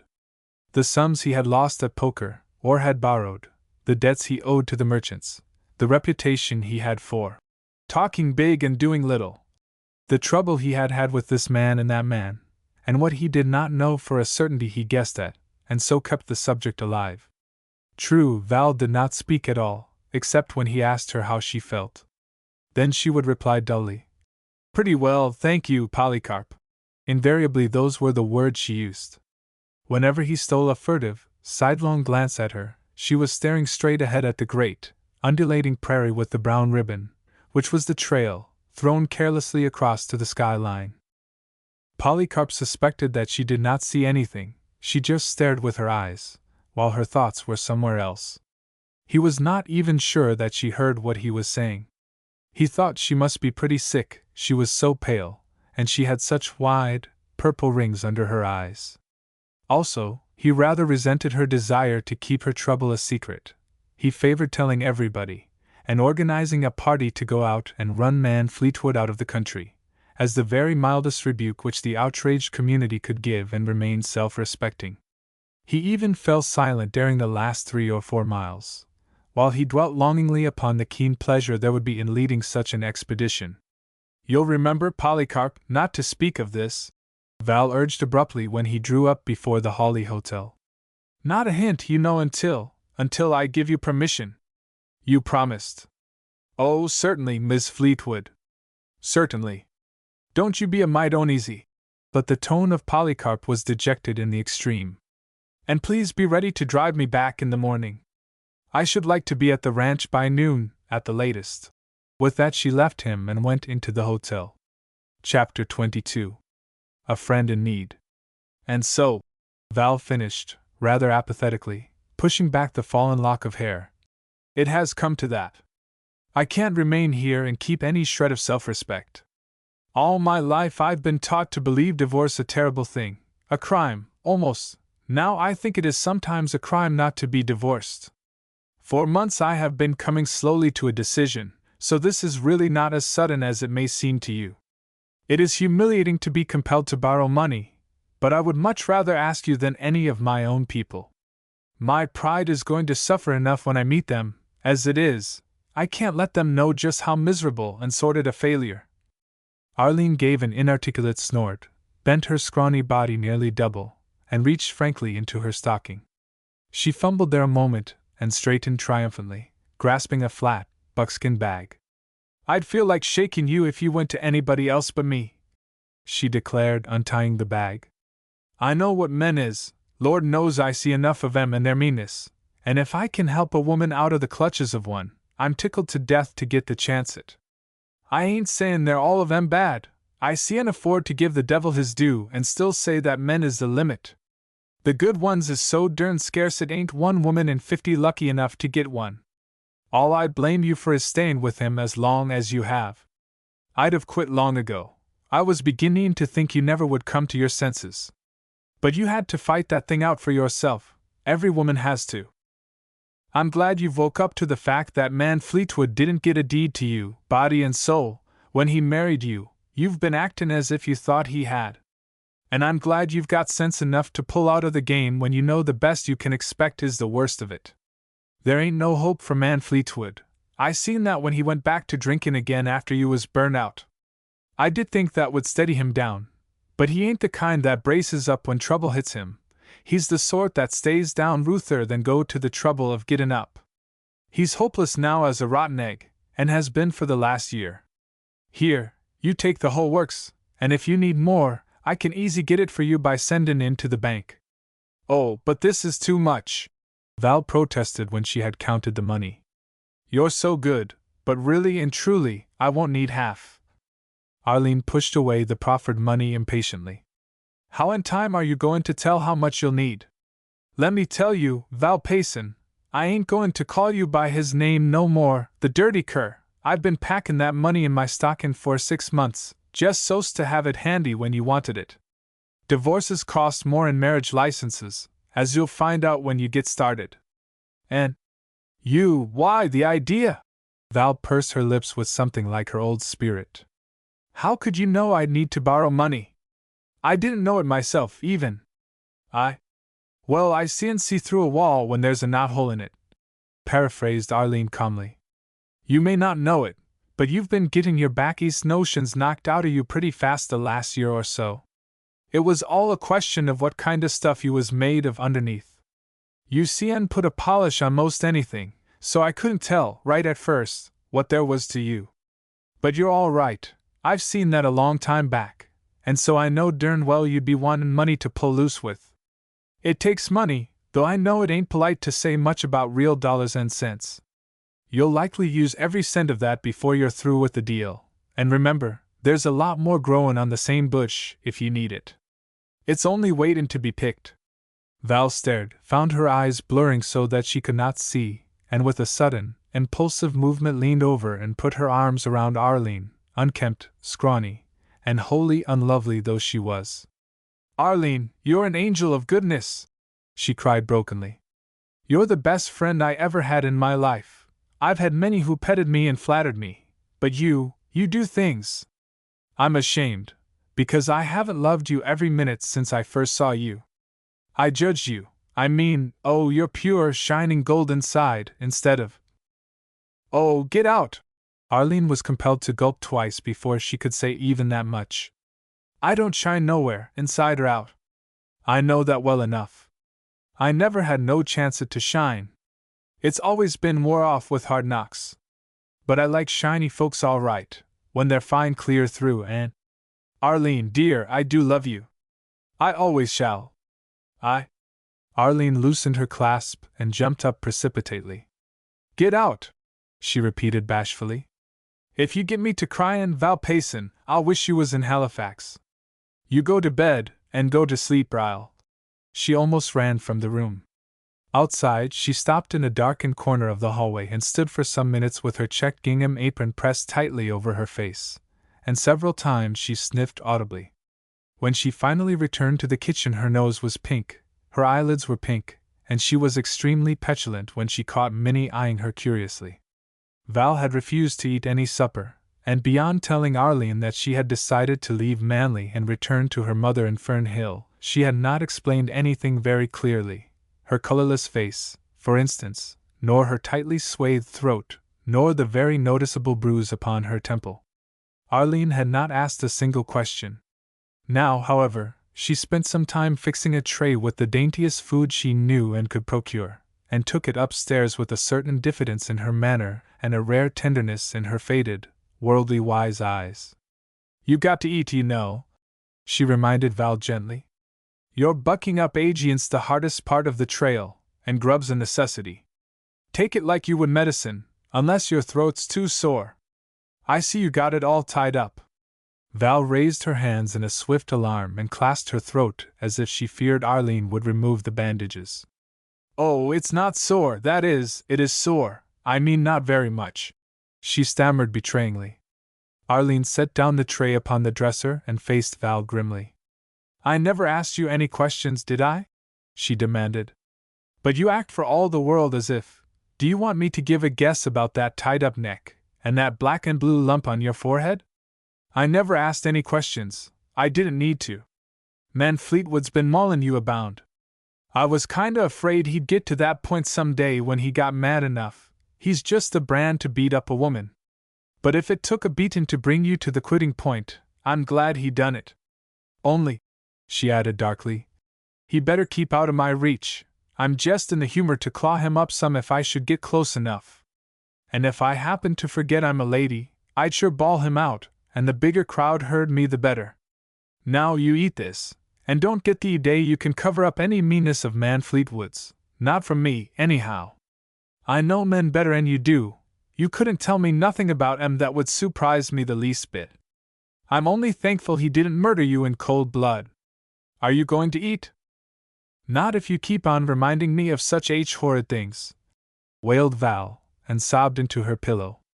"It's bad enough to have him choke me without having you talk about it all the time. Now, honey, don't you waste no tears on a brute like him. He ain't worth it." Arlene was on her bony knees beside the bed, crying with sympathy and self-reproach. So, in truly feminine fashion, the two wept their way back to the solid ground of everyday living. Before they reached that desirable state of composure, however, Val told her everything, within certain limits set not by caution, but rather by her woman's instinct. She did not, for instance, say much about Kent, though she regretted openly that Polycarp knew so much about it. "Hope never needed no newspaper so long as Polycarp lives here," Arlene grumbled when Val was sitting up again and trying to eat Arlene's toast, and jelly made of buffalo berries, and sipping the tea which had gone cold. "But if I can round him up in time, I'll try and get him to keep his mouth shut. I'll scare the liver out of him some way. But if he caught on to that calf deal—" She shook her head doubtfully. "The worst of it is, Fred's in town, and he's always pumping Polycarp dry, just to find out all that's going on. You go to bed, and I'll see if I can find out whether they're together. If they are, but you needn't to worry none.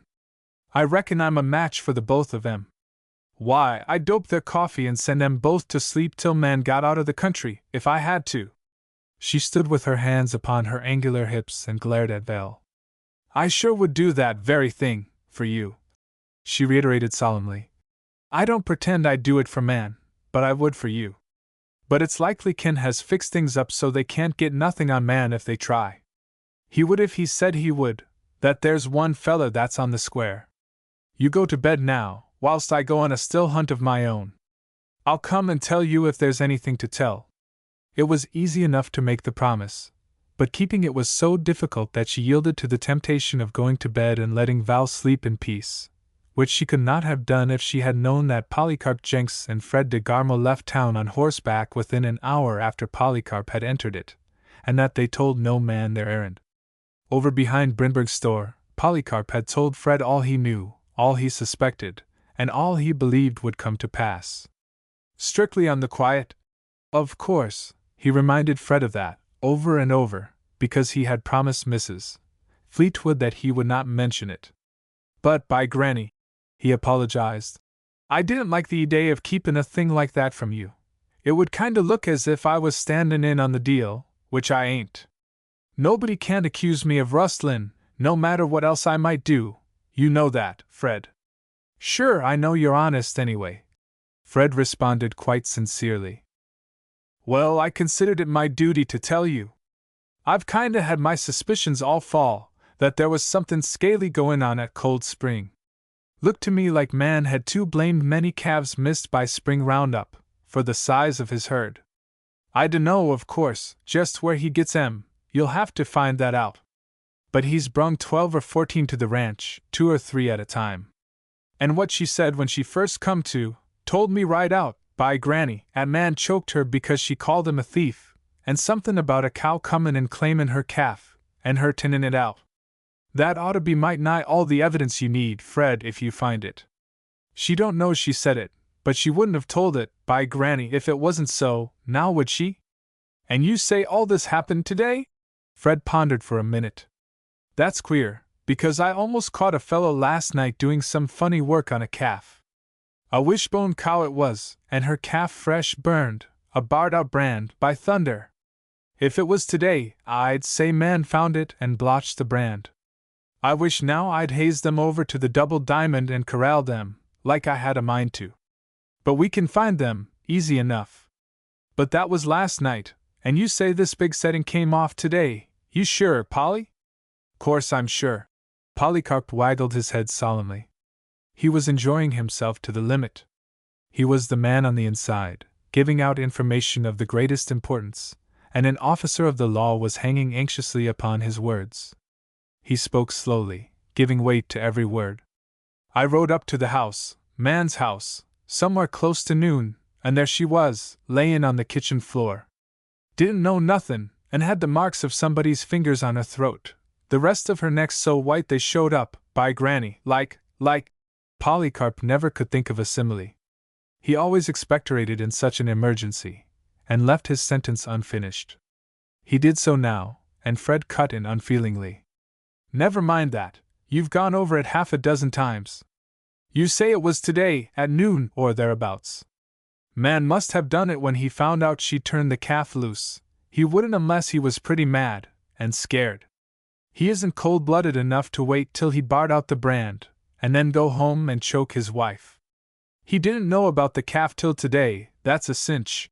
He studied the matter with an air of grave importance. Polycarp, he said abruptly, I'm going to need you. We've got to find that bunch of cattle, it ought to be easy enough, and haze 'em down into man's field where his bunch of calves are, see? Any calf that's been weaned in the last 3 weeks will be pretty likely to claim its mother, and if he's got any calves branded that claim cows with some other brand, well, he threw out his hands in a comprehensive gesture. That's the quickest way I know to get him, he said. I want a witness along, and some help. And you, he eyed Polycarp keenly, ain't safe running around town loose. All your brains seem to leak out your mouth. So you come along with me. Well, any time after tomorrow, hedged Polycarp, offended by the implication that he talked too much. I've got to drive the team home from Miss Fleetwood tomorrow. I told her I would. Well, you won't. You're going to hit the trail with me just as soon as I can find a horse for you to ride. We'll sleep at the Double Diamond, and start from there in the morning. And if I catch you letting a word out of you about this deal, I'll just about have to arrest you for. He did not quite know what, but the very vagueness of the threat had its effect upon Polycarp. He went without further argument, though first he went to the Hawley Hotel, with Fred close beside him as a precaution against imprudent gossip, and left word in the office that he would not be able to drive Mrs. Fleetwood home the next morning, but would be back to take her out the day after that, if she did not mind staying in town. It was that message which Arlene deliberately held back from Val until morning. "You better stay here," she advised then. "Polycarp and Fred's up to some devilment, that's a cinch, but whatever it is, you're better off right here with me. Supposing you should drive out there and run into Man, what then?" Val shivered.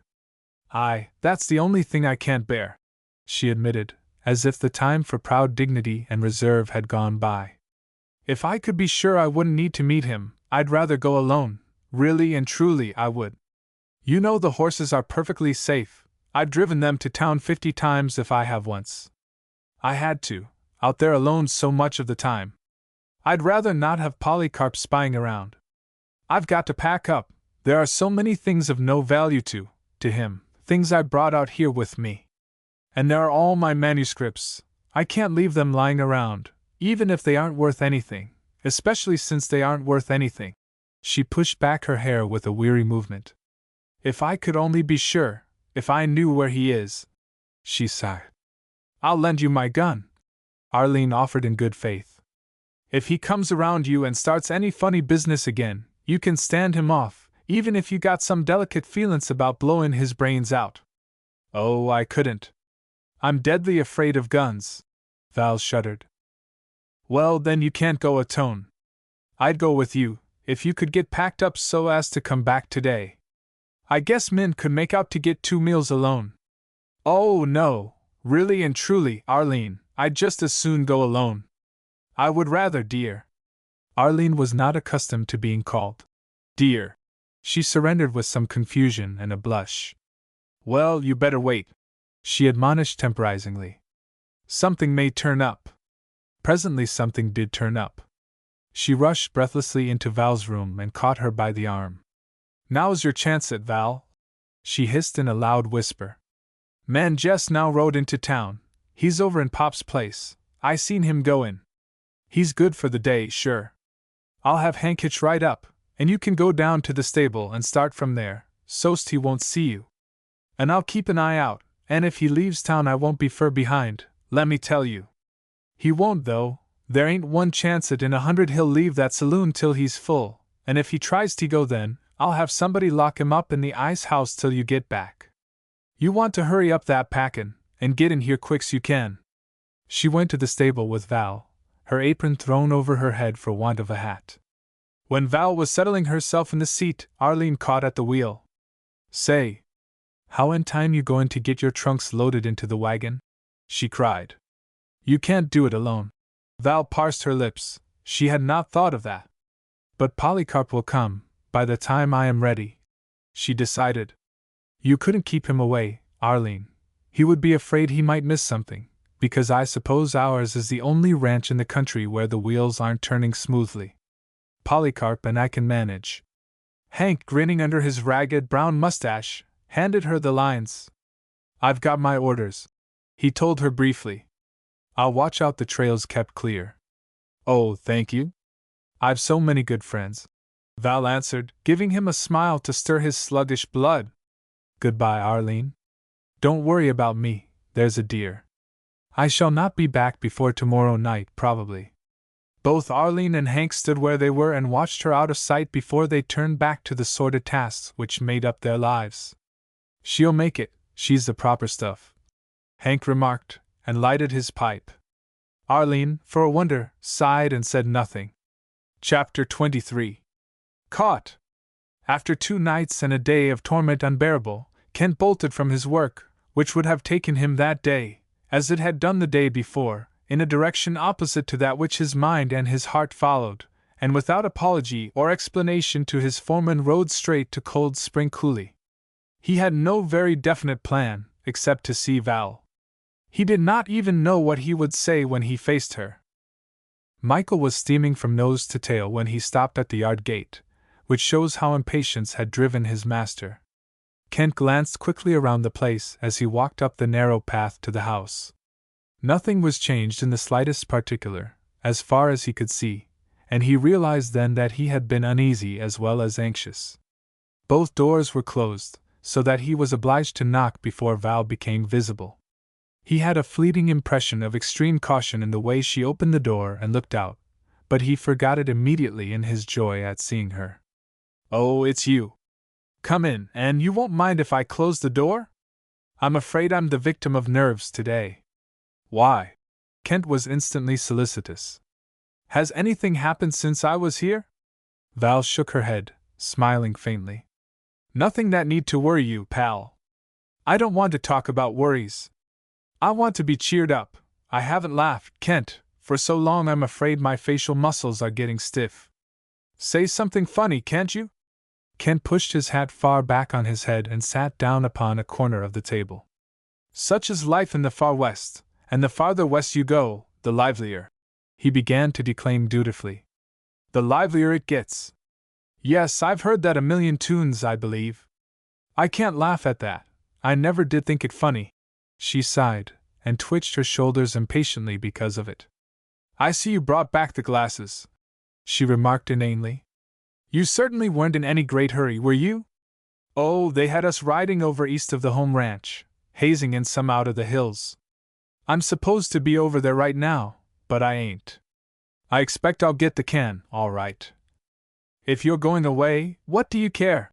she taunted. Sure, what do I care?" He eyed her from under his brows while he bent to light a match upon the sole of his boot. Val had long ago settled his compunctions about smoking in her presence. "You seem to be all tore up here," he observed irrelevantly. "Cleaning house?" "Yes, cleaning house." Val smiled ambiguously. "Hubby in town?" "Yes, he went in yesterday, and hasn't come back yet." Kent smoked for a moment meditatively. "I found that calf, all right," he informed her at last. "It was too late to ride around this way and tell you that night. So you needn't worry any more about that." "I'm not worrying about that." Val stooped and picked up a hairpin from the floor, and twirled it absently in her fingers. "I don't think it matters any more. Yesterday afternoon Fred DeGarmo and Polycarp Jenks came into the coulee with a bunch of cattle, and turned all the calves out of the river field with them, and after a little, they drove the whole lot of them away somewhere, over that way." She waved a slim hand to the west. "They let out the calves in the corral, too. I saw them from the window, but I didn't ask them any questions. I really didn't need to, did I?" She grazed him with a glance.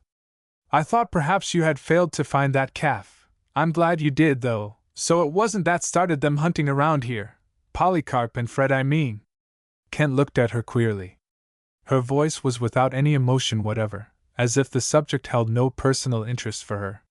He finished his cigarette, and threw the stub out into the yard before either of them spoke another word. He closed the door again, stood there for a minute making up his mind, and went slowly over to where she was sitting listlessly in a chair, her hands folded loosely in her lap. He gripped with one hand the chair back and stared down at her high-piled yellow hair. "How long do you think I'm going to stand around and let you be dragged into trouble like this?" he began abruptly. "You know what I told you the other day. I could say the same thing over again, and a lot more, and I'd mean more than I could find words for. Maybe you can stand this sort of thing. I can't. I'm not going to try. If you're bound to stick to that gentleman, I'm going to get out of the country where I can't see you killed by inches. Every time I come, you're a little bit whiter and a little bigger-eyed. I can't stand it, I tell you.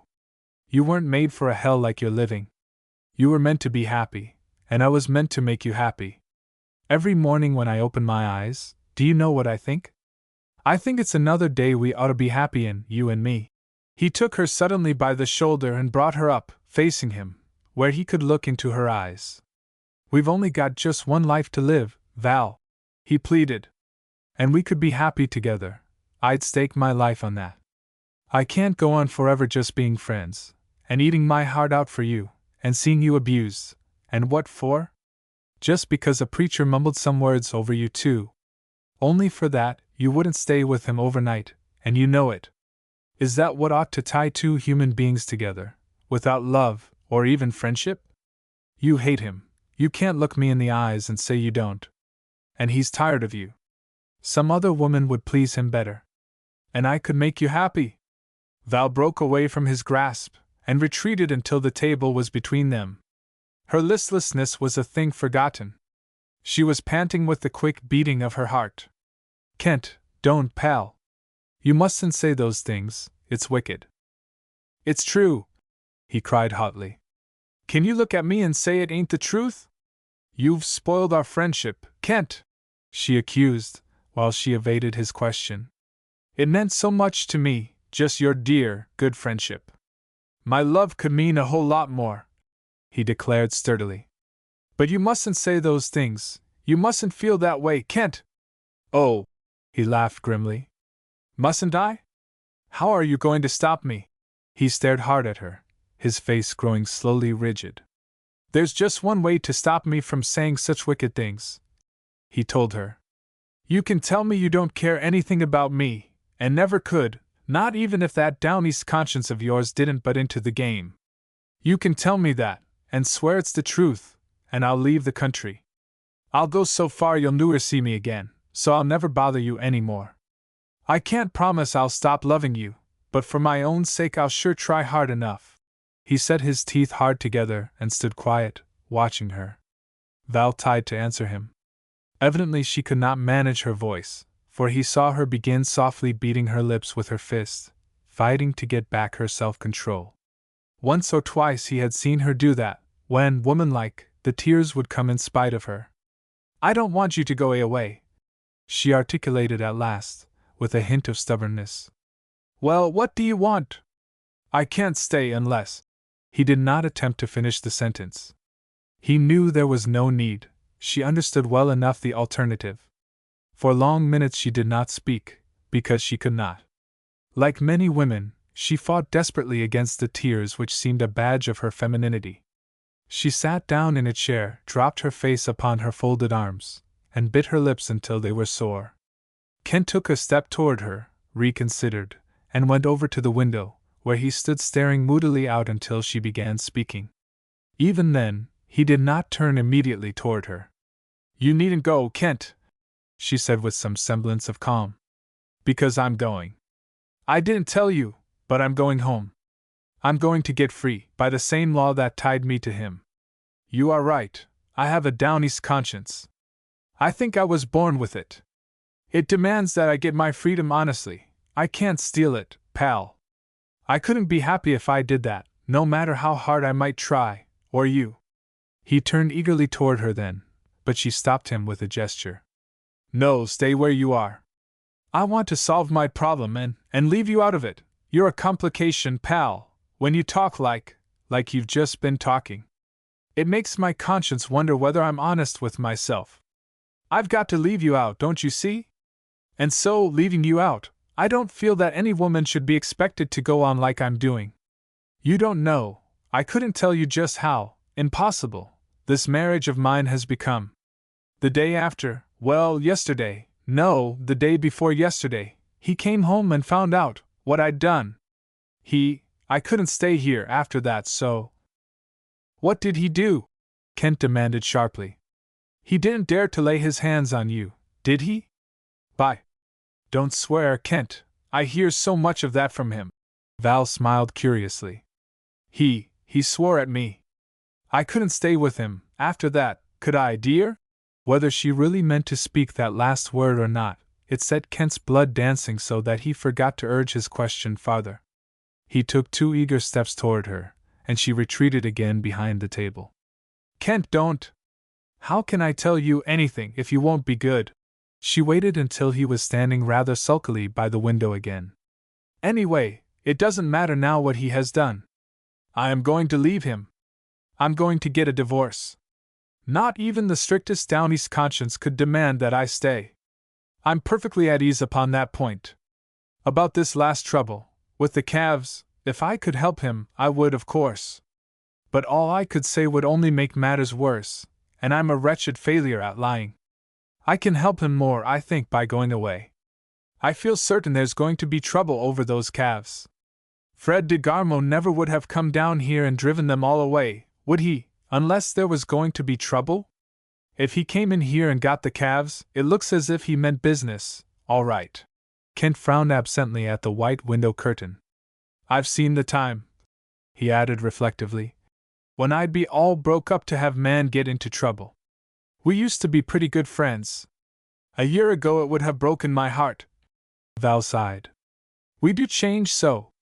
I can't quite understand why I should feel so indifferent about it now. Even the other day it was terrible. But when I felt his fingers. She stopped guiltily. He seems a stranger to me now. I don't even hate him so very much. I don't want to meet him, though. Neither do I. But there was a different meaning in Kent's tone. So you're going to quit? He looked at her thoughtfully. You'll leave your address, I hope. Oh, yes. Val's voice betrayed some inward trepidation. I'm not running away, I'm just going. I see. He sighed, impatient at the restraint she had put upon him. That don't mean you won't ever come back, does it? Or that the trains are going to quit carrying passengers to your town? Because you can't always keep me out of your problem, let me tell you. Is it against the rules to ask when you're going, and how? Just as soon as I can get my trunks packed, and Polycarp, or somebody, comes to help me load them into the spring wagon. I promised Arlene Hawley I would be in town tonight. I don't know, though. I don't seem to be making much progress with my packing. She smiled at him more brightly. Let's wait ashore, pal, and get to work instead of talking about things better left alone. I know just exactly what you're thinking, and I'm going to let you help me instead of Polycarp. I'm frightfully angry with him anyway. He promised me, on his word of honor, that he wouldn't mention a thing, and he must have actually hunted for a chance to tell. He didn't have the nerve to come to the house yesterday, when he was here with Fred. Perhaps he won't come today, after all. So you'll have to help me make my getaway, pal. Kent wavered. You're the limit, all right, he told her after a period of hesitation. You just wait, old girl, till you get that conscience of yours squared. What shall I do? I can pack a war bag in 1 minute and 3/4, and a horse in 5 minutes, provided he don't get gay and pitch the pack off a time or two, and somebody's around to help throw the hitch. Just tell me where to start in, and you won't be able to see me for dust. You seem in a frightful hurry to have me go, Val complained, laughing nevertheless with the nervous reaction. Packing a trunk takes time, and care, and intelligence. Now isn't that awful? Kent's eyes flared with mirth, all the more pronounced because it was entirely superficial. Well, you take the time and care, Mrs. Good Packer, and I'll cheerfully furnish the intelligence. This goes, I reckon? He squeezed a pink cushion into as small a space as possible, and held it out at arm's length. That goes, to Arlene. Don't put it in there. Val's laughter was not far from hysteria. Kent was pretending to stuff the pink cushion into her handbag. Better take it, Yule. The front door was pushed violently open and Manley almost fell into the room. Val gave a little, inarticulate cry and shrank back against the wall before she could recover herself. They had for the moment forgotten Manley, and all he stood for in the way of heartbreak. A strange-looking Manley he was, with his white face and staring, bloodshot eyes, and the cruel, animal lines around his mouth. Hardly recognizable to one who had not seen him since 3 or 4 years before, he would have been. He stopped short just over the threshold, and glanced suspiciously from one to the other before he came farther into the room. Dig up some grub, Val, in a bag, so I can carry it on horseback, he commanded. And a blanket. Where did you put those rifle cartridges? He hurried across the room to where his rifle and belt hung upon the wall, just over the little, homemade bookcase. I had a couple of boxes. Where are they? He snatched down the rifle, took the belt, and began buckling it around him with fumbling fingers. Mechanically Val reached upon a higher shelf and got him the 2 boxes of shells. Her eyes were fixed curiously upon his face. What has happened? She asked him as he tore open a box and began pushing the shells, one by one, into his belt. Fred DeGarmo, he tried to arrest me, in town. I shot him dead. He glanced furtively at Kent. Can I take your horse, Kent? I want to get across the river before. You shot Fred. Val was staring at him stupidly. He whirled savagely toward her. Yes, and I'd shoot any man that walked up and tried to take me. He was a fool if he thought all he had to do was crook his finger and say come along. It was over those calves, and I'd say you had a hand in it, if I hadn't found that calf, and saw how you burned out the brand before you turned it loose. You might have told me, I wouldn't have. He shifted his gaze toward Kent. The hell of it is, the sheriff happened to be in town for something. He's back a couple of miles. For God's sake, move! And get that flour and bacon, and some matches. I've got to get across the river. I can shake him off on the other side. Hurry, Val! She went out into the kitchen, and they heard her moving about, collecting the things he needed. I'll have to take your horse, Kent. Manley turned to him with a certain wheedling tone, infinitely disgusting to the other. Mine's all in. I rode him down, getting this far. I've got to get across the river, and into the hills the other side. I can dodge him over there. You can have my horse. He's good as yours anyway. He seemed to feel a slight discomfort at Kent's silence. You've always stood by me. Anyway, it wasn't so much my fault. He came at me unawares, and says, Man Fleetwood, you're my prisoner. Why, the very tone of him was an insult, and I won't stand for being arrested. I pulled my gun and got him through the lungs. Heard him yelling he was dead. Hurry up with that grub.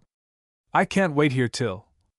I ought to tell you Michael's no good for water, Kent forced himself to say. He's liable to turn back on you. He's scared of it. He won't turn back with me, not with old Jake Bondy at my heels. Manley snatched the bag of provisions from Val when she appeared, and started for the door. You better leave off some of that hardware then, Kent advised perfunctorily. You're liable to have to swim. I don't care how I get across, just so. A panic seemed to seize him then. Without a word of thanks or farewell he rushed out, threw himself into Kent's saddle without taking time to tie on his bundle of bacon and flour, or remembering the blanket he had asked for. Holding his provisions under his arm, his rifle in one hand, and his reins clutched in the other, he struck the spurs home and raced down the coulee toward the river. Fred and Polycarp had not troubled to put up the wire gate after emptying the river field, so he had a straight run of it to the very river bank. The two stood together at the window and watched him go. Chapter 24. Retribution. He thought it was I burned out that brand. Did you notice what he said? Val, as frequently happens in times of stress, spoke first of a trivial matter, before her mind would grasp the greater issues. He'll never make it, said Kent, speaking involuntarily his thought. There comes old Jake Bondy, now, down the hill. Still, I dunno, if Michael takes to the water all right. If the sheriff comes here, what shall we tell him? Shall we? He won't. He's turning off, don't you see? He must have got a sight of man from the top of the hill. Michael's tolerably fresh, and Jake's horse isn't. That makes a big difference. Val weakened unexpectedly, as the full meaning of it all swept through her mind. Oh, it's horrible, she whispered. Kent, what can we do? Not a thing, only keep our heads, and don't give way to nerves, he hinted. It's something out of our reach. Let's not go all to pieces over it, pal. She steadied under his calm voice. I'm always acting foolish just at the wrong time, but to think he could. Don't think. You'll have enough of that to do, managing your own affairs. All this doesn't change a thing for you. It makes you feel bad, and for that I could kill him, almost. So much flashed out, and then he brought himself in hand again. You've still got to pack your trunks, and take the train home, just the same as if this hadn't happened. I didn't like the idea at first, but now I see it's the best thing you can do for the present. After a while, we'll see about it. Don't look out if it upsets you, Val. You can't do any good, and you've got to save your nerves. Let pull down the shade. Oh, I've got to see. Perversely, she caught up the field glasses from the table, drew them from their case, and letting down the upper window sash with a slam, focused the glasses upon the river. He usually crosses right at the mouth of the coulee. She swung the glasses slowly about. Oh, there he is, just on the bank. The river looks rather high. Oh, your horse doesn't want to go in, Kent. He whirls on his hind feet, and tried to bolt when Manley started in. Kent had been watching her face jealously. Here, let me take a look, will you? I can tell. She yielded reluctantly, and in a moment he had caught the focus. Tell me what you see, Kent, everything, she begged, looking anxiously from his face to the river. Well, old Jake is fogging along down the coulee, But he ain't to the river yet, not by a long shot. Aich! Man's riding back to take a run in. That's the stuff. Got Michael's feet wet that time, the old freak. They came near going clean out of sight. The sheriff, is he close enough? Val began fearfully. Oh, we're too far away to do a thing. Kent kept his eyes to the glasses. We couldn't do a thing if we were right there. Man's in swimming water already. Jake ain't riding in, from the motions he's ordering Man back. Oh, please let me look a minute. I won't get excited, Kent, and I'll tell you everything I see, please. Val's teeth were fairly chattering with excitement, so that Kent hesitated before he gave up the glasses. But it seemed boorish to refuse. She snatched at them as he took them from his eyes, and placed them nervously to her own. Oh, I see them both, she cried, after a second or two. The sheriff's got his rifle in his hands, Kent. Do you suppose he'd? Just a bluff, pal. They all do it. What? Val gave a start. Oh, he shot, Kent. I saw him take aim. It looked as if he pointed it straight at Manly and the smoke. She moved the glasses slowly, searching the river. Well, he'd have to be a dandy to hit anything on the water, and with the sun in his eyes, too, Kent assured her, hardly taking his eyes from her face with its varying expression. Almost he could see what was taking place at the river, just by watching her. Oh, there's Manly, away out! Why, your Michael is swimming beautifully, Kent! His head is high out of the water, and the water is churning like. Oh, Manly's holding his rifle up over his head, he's looking back toward shore. I wonder, she added softly, what he's thinking about. Manly! You're my husband, and once I draw a bead on that gazebo on shore. Kent interrupted her faint fairing up of sentiment toward the man she had once loved and loved no more. Val drew a long breath and turned the glasses reluctantly from the fugitive. I don't see him. Oh, yes. He's down beside a rock, on one knee, and he's taking a rest across the rock, and is squinting along. Oh, he can't hit him at that distance, can he, Kent? Would he dare? Why, it would be murder, wouldn't it? Oh, he shot again. Kent reached up a hand and took the glasses from her eyes with a masterful gesture. You let me look, he said laconically. I'm steadier than you. Val crept closer to him, and looked up into his face. She could read nothing there. His mouth was shut tight so that it was a stern, straight line, but that told her nothing.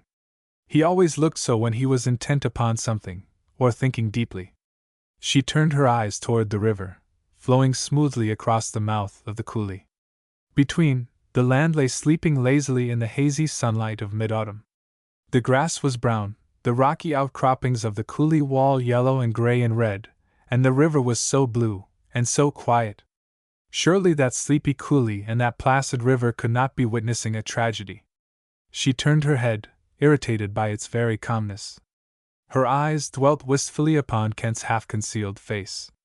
What are they doing now, Kent? Her tone was hushed. I can't, exactly. He mumbled absently, his mind a mile away. She waited a moment. Can you see Manly? This time he did not answer at all. He seemed terribly far off, as if only his shell of a body remained with her in the room. Why don't you talk? She wailed. She waited until she could endure no more, then reached up and snatched the glasses from his eyes. I can't help it. I shall go crazy standing here. I've just got to see, she panted. For a moment he clung to the glasses and stared down at her. You better not, sweetheart, he urged gently, but when she still held fast he let them go. She raised them hurriedly to her eyes, and turned to the river with a shrinking impatience to know the worst and have it over with. Everything joggles so, she whimpered complainingly, trying vainly to steady the glasses. He slipped his arms around her, and let her lean against him. She did not even seem to realize it. Just then she had caught sight of something, and her intense interest steadied her so that she stood perfectly still. Why, your horse! She gasped. Michael, he's got his feet straight up in the air. Oh, Kent, he's rolling over sad over. I can't see. She held her breath. The glasses sagged as if they had grown all at once too heavy to hold. I thought I saw. She shivered and hid her face upon one upflung arm. Kent caught up the glasses and looked long at the river, unmindful of the girl sobbing wildly beside him. Finally he turned to her, hesitated, and then gathered her close in his arms. The glasses slid unheeded to the floor. "Don't cry, it's better this way, though it's hard enough, God knows." His voice was very gentle. "Think how awful it would have been, Val, if the law had got him. Don't cry like that. Such things are happening every day somewhere." He realized suddenly that this was no way to comfort her, and stopped. He patted her shoulder with a sense of blank helplessness. He could make love, but this was not the time for love-making, and since he was denied that outlet for his feelings, he did not know what to do, except that he led her to the couch, and settled her among the cushions so that she would be physically comfortable, at least. He turned restlessly to the window, looked out, and then went to the couch and bent over her. "I'm going out to the gate. I want to see Jake Bondi. He's coming up the coulee," he said. "I won't be far. Poor little girl, poor little pal, I wish I could help you."